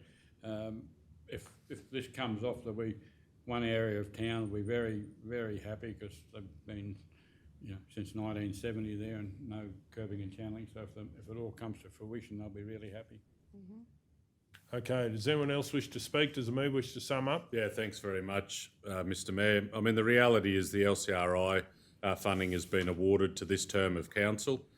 Yes, the execution of the projects can happen in the next term, but the reality is if we sign off on this today and the Australian government gives their tick of approval, which they did very quickly when we allocated a portion of this particular funding to the Calico Cottage project, then our staff can start executing this investment into the roads projects, because that's no secret, that's where it's headed, because this portion of the LCRI is for roads, we all know that. So I strongly urge councillors to vote in favour of this, so we can see the money being invested in the projects underway as quickly as we can in the early part of 2024. All those in favour? All those against? That's 5-2 if I can call for a division. Okay, moving on to C11, I believe. 2023-24 asphalt projects tender award. Councillor McMullen, Councillor Edwards, sorry. I haven't got a board here. You don't even have to put your hand up down that end to get called. Or speak sneakers. Go on, you'll go. Please go Yeah, ahead. you've got it. I've got to put two hands up. I'd like to move that Council 1 select Fulton Hogan Industries Pipes Limited as the recommended tenderer for the Arthur Street Asphalt Overlay Project for a contract value of $327,822.13, excluding GST. Number 2, select Boral Resources Queensland Proprietary Limited. Oh, Mayor, you have a conflict. Oh, that's right. Yeah, good point. Thank you. No, I'm not taking credit for that. You've got a very intuitive Deputy Director. Deputy Director, thank you very much. I have declared conflict on this one. I'll speak to him and ask the Deputy Mayor. Oh, wait a minute, sorry, I've got it. Oh, I stayed in, that's right. Yeah, you're right. Yep, that's right. Oh dear, oh dear. Okay, the mayor's left the room on C11, so council 2023-24 Asphalt Projects Tender Award. Councillor Edwards, you've moved it, so do you want to? Well, start again, please. Right. I'd like to move that Council 1 select Fulton Hogan Industries Proprietary Limited as the recommended tenderer for the Arthur Street asphalt overlay project for a contract value of $327,822.13, excluding GST. Number 2, select Bioresources Queensland Proprietary Limited as the recommended tenderer for the McDowell Queen Street Roundabout asphalt rehabilitation project for a contract value of $566,404.89, excluding GST. 3, allocate budget of $255,227 from the annual reseal program, work order 24561 and work order 24562, to allow council to appoint the above contractors to deliver the tendered scope of works. 4, authorise the Chief Executive Officer or delegate to enter into final negotiations with both tenderers, noting the contract values above, and execute the contracts if the final terms are acceptable. 5, authorise the nominated superintendent for council a delegation to order variations up to the value of the approved budgets, noting the variable nature of the works and the fact that the contracts are delivered under a schedule of rates arrangement. 6, be presented with a subsequent report regarding the Charles Street rehabilitation project once the rates for 2023-24 bitumen stabilisation tender are received. We have a seconder, please. Councillor Taylor. Is there any opposition? Anyone wish to speak? The mover wish to speak? Okay, I'll put it to the vote. All those in favour? 1, 2, 3, 6, 0. Oh, that's all right. I'm out of breath anyway.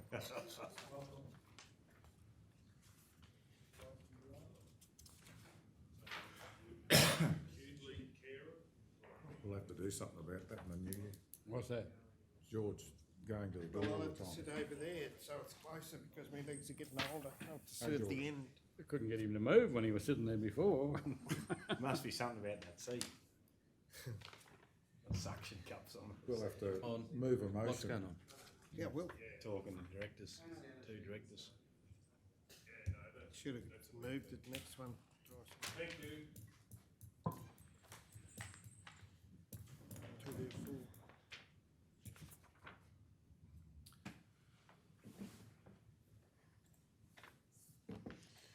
4. Okay, so what are we up to now? C12? Page 224. Thank you. Update hydrological model, Roma. Do we have a mover? Councillor Burkett.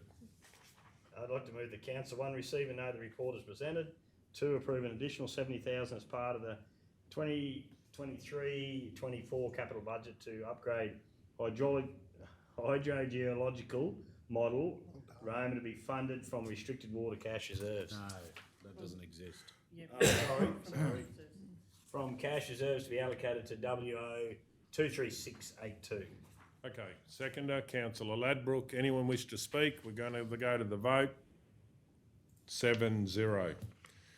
C13, nomination of projects remote airstrip upgrade program, round 10. Councillor Edwards. I'd like to move that Council 1 receive and note the report. Number 2, endorse application submissions for the in-June lighting upgrade and Surat overlay upgrade to round 10 of the Australian Government's remote airstrip upgrade program. Okay, we have a seconder, Councillor McMullen. Any opposition? We're going to go to the vote. All those in favour? 7-0. Okay, so we're up to C14, 2023-24 quarter 2 budget review. Do we have a mover? Councillor Burkett. I'd like to move the council 1, adopt the quarter 2 2023-24 revised budget as presented. 2, adopt the revised financial statements for 2023-24 budget amendments as shown in the report's attachments. Revised budget financial statements 2023-24 and following 2 years. Revised budget financial statements 2023-24 and following 9 years. Revised financial sustainability ratios 2023-24. Total value of change in rates and charges. and the documents be placed on the council website, http://www.maranoa.qld.gov.au/council/budgets. Okay, we have a seconder. Councillor Edwards, anybody wish to speak? We're going to go. Just to thank the staff for putting it all together. It's a pretty arduous job. Righto. Okay, no one else wish to speak? We'll go to the vote. All those in favour? 7-0. I'd like to move that Council 1 be provided with a report to the January 24 ordinary meeting about capital projects that could be deferred to 24-25 to the value of $905,000. Where is this one? No, I'm just moving a different motion. Oh, okay, right. To the value of $905,000 at least to maintain this, to maintain the same capital expenditure as outlined in quarter 1. Excuse me, Councillor Edwards? Chair, that figure, if you're reading off that report, there's on the last page, it goes to 787. Okay. Not 905. So I don't know whether you want to know. It's 786,000, something else. Yeah, that's what the... Whatever. It's actually rounded off to 787, but it's 786. It's right on the last page. Yeah, on the capital. Yeah, they want there. Oh no, sorry. There's another page. A single page? Yeah. It's gone. There was one, because it was... This one, Mark? Yeah, no. Mark's, Councillor Edwards is right. Because of the reduction in some of the projects, right? The figure you're talking about, Councillor, was 786,725. Yeah. How about you don't put a figure in there at all? Yeah, that's a good idea. Yeah. So where's the resolution? Council will be provided with a report for the 24... Kel's just typing it No, up. that's right, I'm just... Yeah, there's another page anyway. It's all good. In quarter 1. At least, because they might do better. They were talking about doing better today, so. Well, you won't need at least because there's no figure in there. No, but if it says as outlined, they might have to go to quarter 1's figure. To get rid of that, same capital expenditure, full stop. Righto. Anyway, we know the idea. Okay, do we have a seconder for that motion? Councillor Edwards, does anyone wish to speak? We're going to go to the vote. All those in favour? 7-0. Okay, moving along. We are now up to C15, Industrial Avenue Drainage Improvement Project. Councillor McMullen. Mr Mayor, I'll move it. Council. Where's this? C16. Yeah, Oh. C15. Oh, 15, sorry. Down the page a bit. Sorry? Oh, That's it, it's up on the screen there. Yeah, that one. okay, I didn't know where the option 3's coming in, that's all, but council select option 3. Huh? They recommended. Well, it's just So identifying. it could just be that council, 1, undertake this work in 2023, because it says the council select option 3, and then then they're listing what that option 3 is. Sorry? There's no option 3, there's... Just, Yeah, the whatever council it is, one undertake this work in 2023 as part of the DRFA flood project, variation of contract and reallocate $25,000 ex-GST from the Regional Floodway Renewal Program Capital Works budget, work order 22869. 2, note Regional Floodway Renewal Program Capital Works budget be reduced from $240,000 excluding GST to $215,000 ex-GST. 3, notify landholders of council's decision by correspondence. Is that it, Kel? Thanks. Okay, we have a seconder. Councillor Edwards, any opposition? We're going to go to the vote. All those in favour? 7-0. Jeff, it was page 277 were the options. Okay, C16, infrastructure. No, sorry. Oh. Yeah, good point. 6-0. Pick up Kel this late. But he came back. Okay, C16, Infrastructure Director's position description. I'd like to move that council, one, acknowledge resolution OM/03.2021/01 and advice provided to council on the 21st of the 5th, 21. To endorse the CEO's recommendation as presented for the position description of the Director of Infrastructure Services. We have a seconder, Councillor McMullen. Any opposition? We'll go to the vote. All those in favour? 7-0. C17.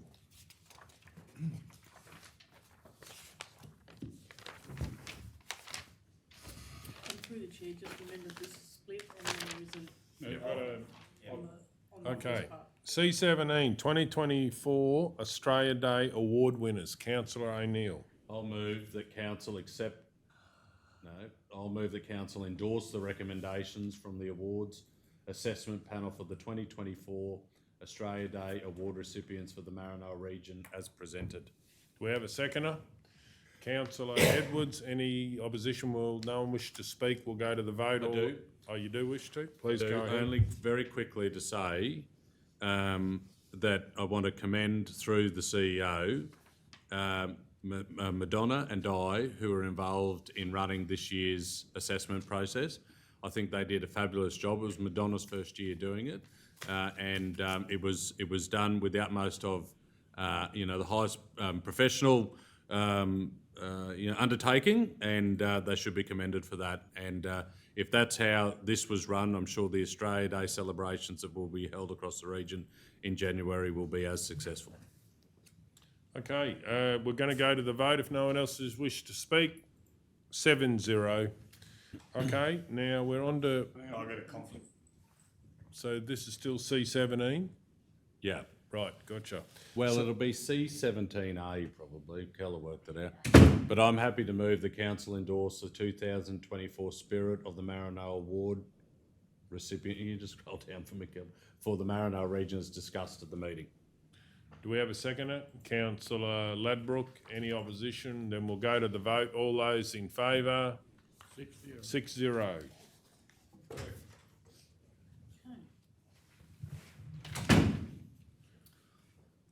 Couple of conflicts on this next one. Thank you. 298. Okay, C18, APLNG livability grants, round 3, 23-24. I've got a conflict. I'll ask the... I've got a conflict there. How many we can't have three conflicts. No, Mark's getting the door. Oh, is the door open? Oh.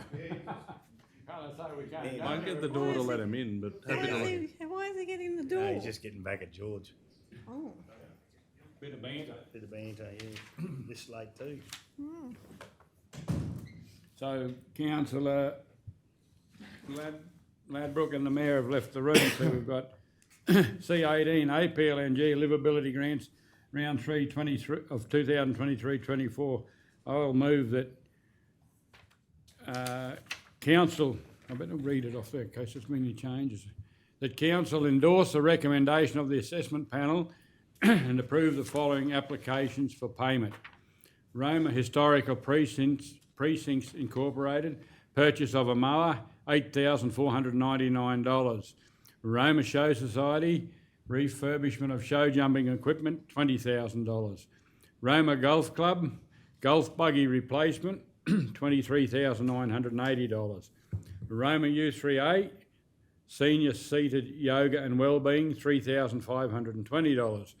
Roma and District Junior Soccer Club, sporting equipment, $9,033.81.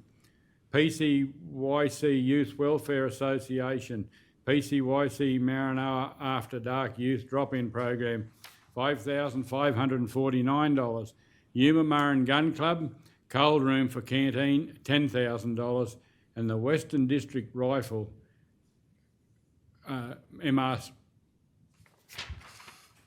Western District Rifle Association Incorporated, Muckadilla Rifle Club MRC, fencing, for MRC irrigation and fencing, $11,864.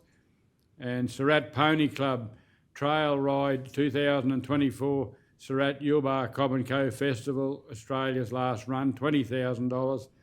Let's Dance at Surat Special Event Music Mornings, $4,375. Surat and District Development Association establishing Surat Park Run, $9,120 for a total of $125,940.81. And 2, right to the unsuccessful applicants providing constructive feedback. I'll second that, Mr. Burgo, Chair. Councillor Burgett seconding. Any opposition? Does anyone want to speak to it? Councillor Taylor? I just want to say it was another really successful round. We had about 18 applicants altogether, and of course we didn't have enough money to look after everybody, but we did the best we could, and it was really good. We had some really, we actually, there was 3 or 4 ones that we actually put over to the RADF because they were more suited to that. So yeah, I thought we did a pretty good job with it, and congratulations to those that got money, and those that didn't, we told them to have another go next round. So very well done. Councillor Burgett? I'd just like to also congratulate all the winners, but just to you, Deputy Mayor, this is a good initiative that you put forward, and I think we should encourage, there's a lot of people that probably don't put in, I think encourage all community groups or sporting groups to put into it. Anyone else? I'd just like to say, to sort of sum up too, that for anybody out there that's thinking about this, we have one more round of APLNG grants to go, and around about April or May, I think we worked out. So I encourage anyone and everyone that's interested to put in for them. So on that, I'll call for a vote. All those in favour? 5-0.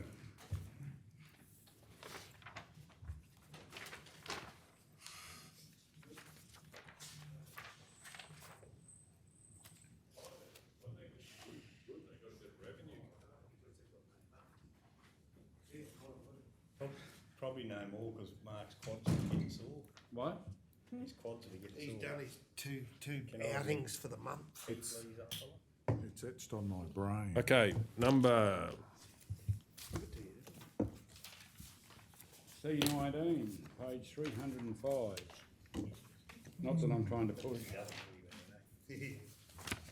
C19, C19, organisation structure, new position, Calico Cottage Support Officer. Do we have a mover? Councillor McMullen. Mr Mayor, I'll move that Council note its previous resolution providing paid support to the Calico Cottage Committee in 2022. 2, acknowledge the approval of a new position to Council's organisational structure, noted Calico Cottage Support Officer, for a 12-month period, and that this position will be funded from work order 02089.2019 for a period of 12 months. 3, acknowledge that the intent is to provide a permanent and ongoing position once the completion of construction of the new Calico Cottage precinct is completed, and it will be included as part of the 2023-24 overall budget deliberations. It'd be 24-25, wouldn't it? Budget deliberations. Sorry, it will be 2, yeah, there's a misprint there. 2024-25. Councillor Ladbroke seconds that. Does anyone wish to speak? We're going to go to the vote.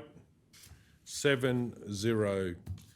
Okay, moving on to C20, Noongar Hall Connectivity of Security System. Councillor Edwards. I'd like to move that Council 1 approve the initial purchases and set up design cost of $16,003 from Ben. Wait a minute. Of $16,003 from Bendemeer Facilities Operations, is it? Or just Ops? Work order 14124 Halls and Community Centre Ops, Noongar Community Centre. 2, approve the monthly cost and fund the amount of $139 as part of the annual budget from Bendemeer Facilities Ops, work order 14124, Halls and Community Centre Ops, Noongar Community Centre.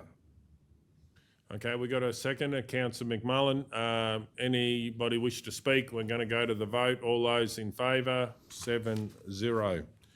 Okay, moving on to C21, notice to rescind resolution OM/11.2023/46. Councillor O'Neill. I'll move the council rescind resolution number OM/11.2023/46. Okay, we have a second, Councillor Taylor. Any opposition? Does anyone wish to speak? We'll go to the vote. All those in favour, 7-0. C22, Council Housing Solutions. I would like to move that Council 1 acknowledge the report and acts resolution OM/11.2023/82. 2, receive and note the report. 3, be provided further report outlining potential options as discussed at the next ordinary meeting on the 24th of January 2023. We have a seconder, Councillor, actually Burkett was first, I think. I just, What's he it probably needs to, Councillor, just have a comma, option as discussed. Because it's a potential options as discussed today. Yep. At the next ordinary meeting. Yep, is the seconder happy with that? Right, anyone wish to speak? Oh, yeah. We're going to go to the vote. All those in favour, 7-0. It was Councillor Burkett. Burkett, yep. Now, C23, increased in livability through resident safety and property protection for the Maranoa. Do we have a mover? I'd like to move, if I knew what I was moving, It's on the screen. Oh, thank you very much. That council approved the purchase of additional security cameras to the value of $250,000 from the grant round to improve safety options for residents, individual number of regions, at least one in each area. Through the chair, do we need to say Through- 250,000 from the APLNG? Yeah, I think so. We definitely need to. The Origin APLNG Origin Work Transition Fund? Yep. It's not a grant round, is It's it? not, No, no. no, that's right. That's what he's picking up. Origin APLNG Worker Transition. It was actually unallocated funds sitting in that transition fund. Yes. Fund.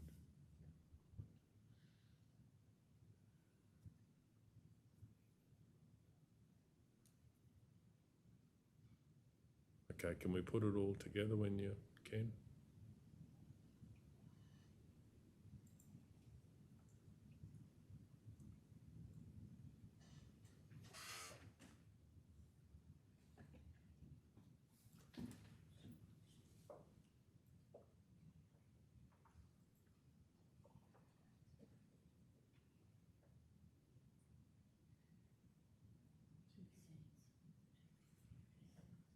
$250. Who said 8 o'clock? It's 8 o'clock somewhere. I said 9. Hey? I said 9. Kevin, you said 8. I did say, well, I'm wrong. What have we got? No, I don't try predicting it. Still a few more. Oh, we only got 3 to go. we've got to We've come got back to go to through the some. white yet. Yeah. Oh, we're going to go back to that. Yeah, you've got a few to go. Won't be long. You're going to, George, you're going to have Mrs. Ladbrook to massage your shoulder tonight. I've never seen your arm go up and down as many times in one day. Well, there's less people here, mate. And I'm in the middle. Mayor Golder can see me. Just wait. You've got to watch this fella here. It usually goes up pretty frequently up there. Not my first radio, John Burkett. I was here like this. And then at the last minute he goes, oh, Councillor. Yeah, I know. But you're like At least I'm putting my hand up. You don't have to do it down that end of the table. No, they just George, get it. George, It's you were the free- first before. Free reign, free Yeah, range you You were down the there. first. Okay. Remember it? Okay, where are we at? Righto, we'll keep going with the meeting. All right. Kel's done a wonderful job with the support of the CEO. I'll move that Council, 1, approve the purchase of additional security cameras to the value of $250,000, approve safety options for residents, individual number, region at least. Oh, we're basically saying that there will be cameras shared around, at least one in each area. So we're just giving some direction there. And 2, draw funds from funds of $250,000 from the Origin APLNG Workers Transition Fund. Do we have a seconder? Councillor Burkett. Does anyone wish to speak? I'd just like to thank Origin APLNG for their support of supporting the security cameras, and we know these are reducing crime. We know it. We know that they're a very important tool for police.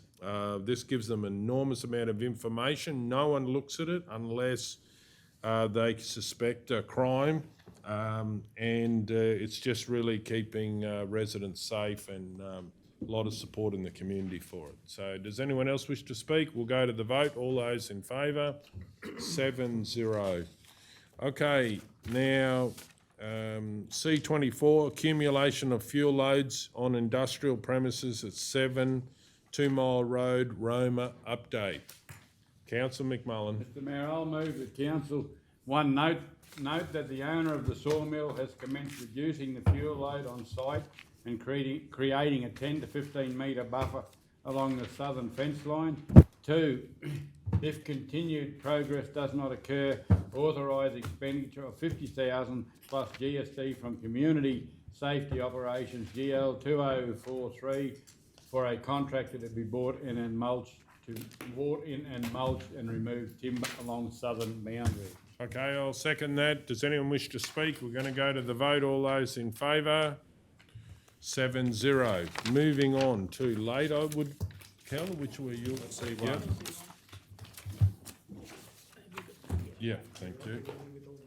LC1, water access charge exemption. Do we have a mover?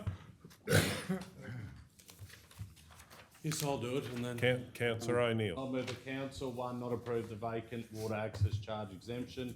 2, advise the ratepayers that in accordance with the Council's 2023-24 revenue statement, this charge will remain on the rate assessment, as Council can only set the revenue statement once per financial year. And 3, reconsider the matter in the 24-25 financial year.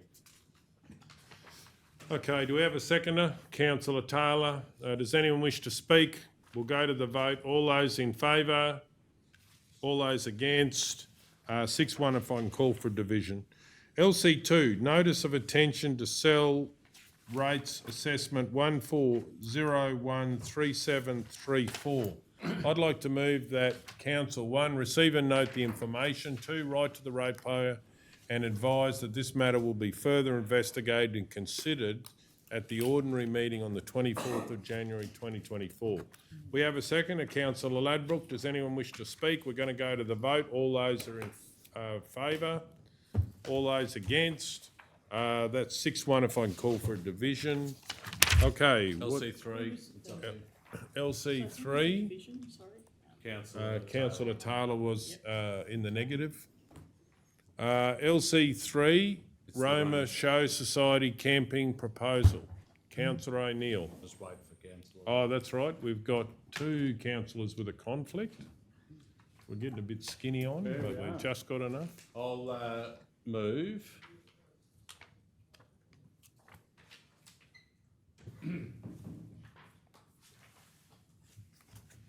I'll move that Council 1 receive and note the proposal received from the Roma Show Society as attached to the report. 2, undertake consultation with key stakeholders that are running caravan parks in Roma regarding the following. A, the Roma Show Society at Bassett Park managing camping for oversized vehicles and vans at the designated site. B, at the time when Roma caravan parks are fully booked, the overflow be directed to the Roma Show Society at Bassett Park. C, a roster system being developed to manage overflow from Roma caravan parks. And 3, be provided a further report at the ordinary meeting on the 24th of January 2024. Do we have a seconder? Councillor Burkett. Any opposition? Does anyone wish to speak? We'll go to the vote. All those in favour? 5-0. Oh, we got one more, Councillor Edwards. Councillor O'Neill. I'd like to move a motion without notice, and that is that Council 1 approve the Roma Show Society to manage camping at Bassett Park during the Santos Festival of Rugby between the 9th and 10th of February 2024. Could you not just do it as an extra motion on the last report? No. Provided A, confirmation is received from local caravan. Well, Councillor O'Neill, don't we just have to do a title and put it on the agenda? Oh, we were trying to get away from that. But yeah, I move that we add this matter to the agenda. I'll second it. Righto. All those in favour? Okay, please go ahead. So I move that Council 1 approve the Roma Show Society to manage camping at Bassett Park during the Santos Festival of Rugby between the 9th and 10th of February 2024, provided A, confirmation is received from local caravan and camping accommodation providers stating all available sites are fully booked. B, ensure cleaning of the amenities and grounds during and after the event is in consultation with Council. C, remove rubbish from the site. D, any costs associated with additional amenities sufficient for the number of expected camping patrons at Bassett Park Roma is at the expense of the hirer. 2, waive the costs associated with camping fees. And 3, electricity fees be paid by the hirer.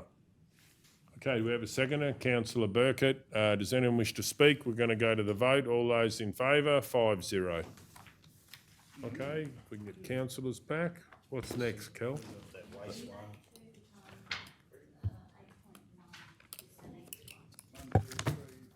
So back to you.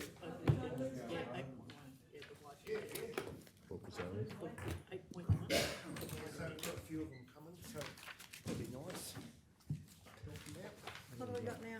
White. 8, and page 35 8.1. of the white. I'm going to change the motion here.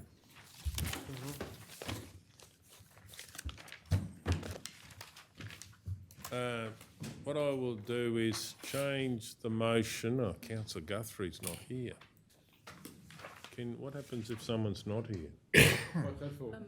Second. Through the chair, if you're just proposing another motion straight off, you just need to propose it straight off. And Is you'll it have an to do amendment? a seconder. Are you proposing an amendment or is it a Oh, brand well, I new could, yeah. I motion? was just going to basically say we'd like to do it when it's cost effective rather than do it straight away, you know? Like maybe when it needs replacing or whatever. But Mayor, that could be years because it's brand new. Yeah, It's only just gone up in the last few months. yeah, Can I make a suggestion? yep.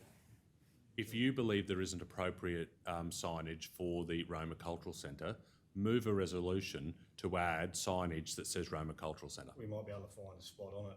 Maybe we could look at it at the briefing on the 23rd and then put it back up. There is ample fascia out there that could cater for another sign. That's what I said. That big, I know you did, that big one up there, that has been there since this council was called Roma Regional Council. And so the Roma cultural sign has been gone a long time. Let's find somewhere to put it. Because don't forget, we've also got the Ernest Brock room that is part of this whole precinct. So Yeah, that's right. But most people say the Everyone other. does refer, a lot of people to cultural centres. yeah, so find another spot. Yep, just to give you an understanding though, the sign itself only costs $2,000. The rest of it is the ancillary cost of installation and actually using a knuckle boom to get the sign up there. And if we'd done like 4 or 5 in a day, it might be cheaper, you know? So, Can we hold it off till? yeah, next meeting? I'll move, we lay this on the table to the meeting in January 24. Or Mayor, wouldn't you, why not Well, I actually think have- the right place is up there because that's where it used to be and it was, So yeah. couldn't we can you remember a big sign Yeah. right up the top? Yeah, definitely. You've got photo. No, I haven't got photo, but I remember that's where that it was, you know? and, you know, Well, just to progress this rather than just delay it, why not have a resolution that actually tasks the staff to come back with options Yeah. where we could have. And they could superimpose them on pictures, like, yeah, well, it's just up the top is the perfect play. I don't want to change any of the rest, but anyway, I'm happy to put something in there. I'll lay it on the table for further information how we can put the signage up cost effectively. Okay, all those in favour? This to the next meeting, or? Yeah, to the next meeting or when they've got it. Yep. Okay, so that's briefing? 7-0. No, next meeting would be fine. We'll see what it comes up with. Have we got anything else? Yeah. yeah, heaps. 10.1, The waste one, the waste one that we don't know anything page 39. Getting there. Correct. So what do we need with that one? And, Oh, to read the, yeah. Why did we lay it on the table? So we could get the reports. We've got the reports now. The waste one, you moved it. Yeah, I know, I've moved it, yeah. Okay, well, we'll go back. Councillor McMullen, you've moved it, haven't you? Yes. Do you want to speak to it? Oh, Mr Mayor, I just think this is a great start. We've been, as I said earlier, we've been going through this process for over 12 months with all the different councils. Now we've got to the end of the journey, and the Southwest Regional Waste Group out on, not on their own, but we're going on our own, and it'll be a good opportunity now to start looking for funding and future projects. Okay, so if no one else wishes to speak, we'll go to the vote. All those in favour? Nearly got it wrong. All those against? Okay, What was that? 5-2, if I can call for a division. Okay. 382, page 382. 382. What about 247? Oh, Whichever you've got, Kel, you're the Probably 13.2. 13.2. Righto. So there was a move. Director Lee can get Just, home. Kel, just picking up on your comments, there was a We move should have and a bumped it, second mate, of shouldn't that we? motion, wasn't there? What one was that? Yeah, there was. The Yeah. dust Oh, the suppression? dust for 13.2, dust suppression body. oh, I ticked it. To get the list of Other other, Oh, dust suppression. oh, well, this is where I could have a conflict. we don't know what they are yet. Oh, we'll make the list. So I didn't circulate the full list, but we reviewed the outstanding projects. So there's 26 unfunded projects currently that have requested upgraded bitumen, and with a value of roughly 8 to 10 million. In addition to this dust seal request, there's 6 other projects that are similar, where a 300-metre dust seal would address those concerns, and a number of local roads. Those projects collectively are about $550,000, and there's the other projects are much more expensive in nature. Yeah, So but the dust seals, yeah, because some of those dust seals have been waiting a long time for them. We haven't funded them all yet. Can I ask a question? Yep.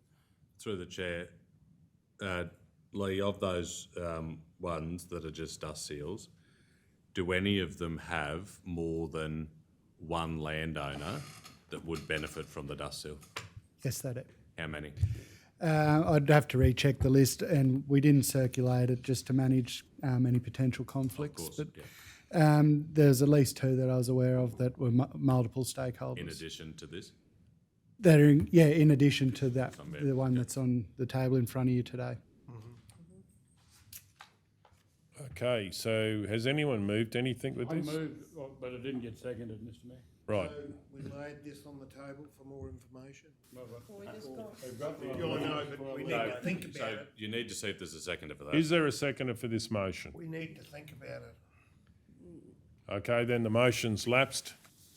Councillor I'll O'Neill. move the council receive and note the report, and 2, consider the extension of the existing seal and widening of No, leave the corner, well, corners of Bungie-Waggarai Lane as a project for consideration at a future capital works budget deliberations once further detailed design has been completed. Mayor, can I suggest an amendment, take Yeah. the corners out Corners out. because of other projects we don't Gotcha. like come Yep. up. That's why I hesitated. Okay, so we have a seconder, Councillor Ladbrook. Does anyone wish to speak? We're going to go to the vote. All those in favour? 7-0. Thanks, Lee, sorry for the delay. Thank you. That's all right. Okay, Next, Cal. What's the one you had? Yeah, it was, yeah, yours, John. 382.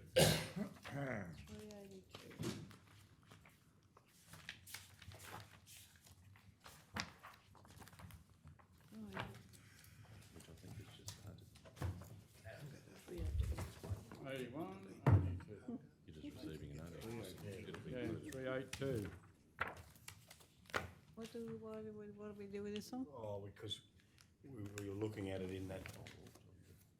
You could include as part of the report, coming back in.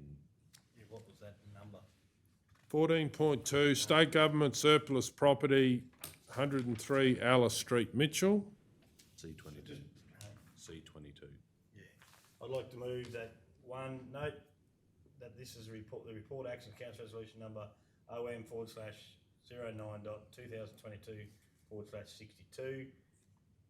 Receive and note the officer report as presented and add to the list from Add to, incorporate into the report relating to C22 to come back in January 2024. Just through the chair, you do need to have a formal valuation done. You might want to add that in there, just to be, I know that You're says doing in that the anyway. You're going to do that relating to C22. Yeah, just to be clear, that's Yeah, all. all right. Yeah, it probably wouldn't hurt to put it in. Incorporate, now where are we? Sorry. and get a formal value. Will I put that after number 2? As receiving that officer report. I'd have formal valuation, etc., because there might be other things that need to be done if we're going to be getting onto it. Yeah, is that the right spot to put it? 1, 2, 3, undertake a formal evaluation of listed property. And then the next one, include details in the report relating to C22 to come back in on the 24th of January 2024. Is that a written, like you're talking about a written valuation or a Yeah, desktop no, the valuation? CEO should have know. to have a Formal valuation, Formal. yes. Yeah, So we have to. does formal cover written, Yes. a it written does. valuation? Yeah, well, the CEO knows what that. No, I'm just saying there's Yeah. a desktop and there's a written. No, this is formal, so whatever it is. Because we do have a written market valuation. Is just to Councillor make McMullen this happy with that? Yeah. Details in the report. The mover's happy with that? Yeah. Does anyone wish to speak? We're going to go to the vote. All those in favour? 7-0. Any others, Kel? Yeah, late items. It's like a dental apps. L4. Is that what you got, Kel? What's L4. Oh, in the lake. Bloody Taking out ladies the back and now, look at my lost garden. the light. That fella used to say that. And there's more. And there's more. Don't even know where my bloody lady I'd is. already moved it. L4, it's in the white papers. Yeah, that's correct. That's that one around the Roman show. Oh, there's 2. Proposal. It's just on the screen. 4 and 5. I wrote it on 6 instead of 4 and 5. Yeah, that was already in there. Certain chap's got a conflict of interest in this one. Yeah. L4. Roma show. Roma show fee waiver 2024. Yeah, that's, Don't go far. okay, that's in the white paper. Sorry. White, yeah, that's the right. chair. Late white. Are you calling it? Yeah, L4, Roma Show Fee Waiver 2024. So just for clarity, I moved it earlier, but it's that Council 1 acknowledged Council's previous resolution OM/04.2022/22 to endorse a fee waiver of $2,880 for the hire of Bassett Park for the annual Roma Show on the 10th to the 12th of May 2024. 3, to be funded from in-kind assistance major General Ledger 2887 22482001. Do we have a seconder? I think there was it? Oh, no. There wasn't a seconder. I'll have to second it. Okay, Councillor Burkett seconds it. Does anyone wish to speak to it? We're going to go to the vote. All those in favour? 6-0. Bring the butcher back. Another one? What's the next one? L5, we didn't get to it, L5, did the we, next John? one. No, we just waited on the Yeah. top. Oh, we had a, Procedural motion on it. That's which right. one? I'm on the wrong one. So it's Mitchell Show. All right. And we'll just Item L5, Mitchell Show Society Fee Waiver 2024. Councillor Burkett. Nothing's changed in this one. Well, As yeah, the moment. it's the different GL number. But it'll be down the bottom, I'll start. I'd like to move that council one endorse any fee waiver if applicable for the Mitchell Show on Tuesday the 14th. I think that should be Monday the 13th and Tuesday the 14th. Okay, Monday, yep, and For that Tuesday, right? work, Is that it? wouldn't Right. be covered in Well, ongoing actually- assistance. They do have a $10,000. Well, so Well- we just didn't do that with the Roma show because their fee waiver is for the entire week, but Yeah. I listed the dates of the show. You're just listing the dates of the show. But when they put that, they spoke the other day, when they booked they're booking it for a week. Yeah, that's Yeah. what the Roma show does. So if I just list the 2 days of the show, For the week? Yeah, yeah. That's, yeah, like, there's a bit of flexibility with stuff. Righto, have you read it out? No, I'm just doing that. Mitchell Show on Monday the 13th and Tuesday the 14th of May 2024. 2, approve in-kind assistance request for the assistance with formatting and printing of the annual show schedule, water truck and driver, provision of rubbish bins and collection of rubbish, loading stage, cleaning of facility prior to the event, parenting van, subject to refurb. Can I put that in there? To refurb of van.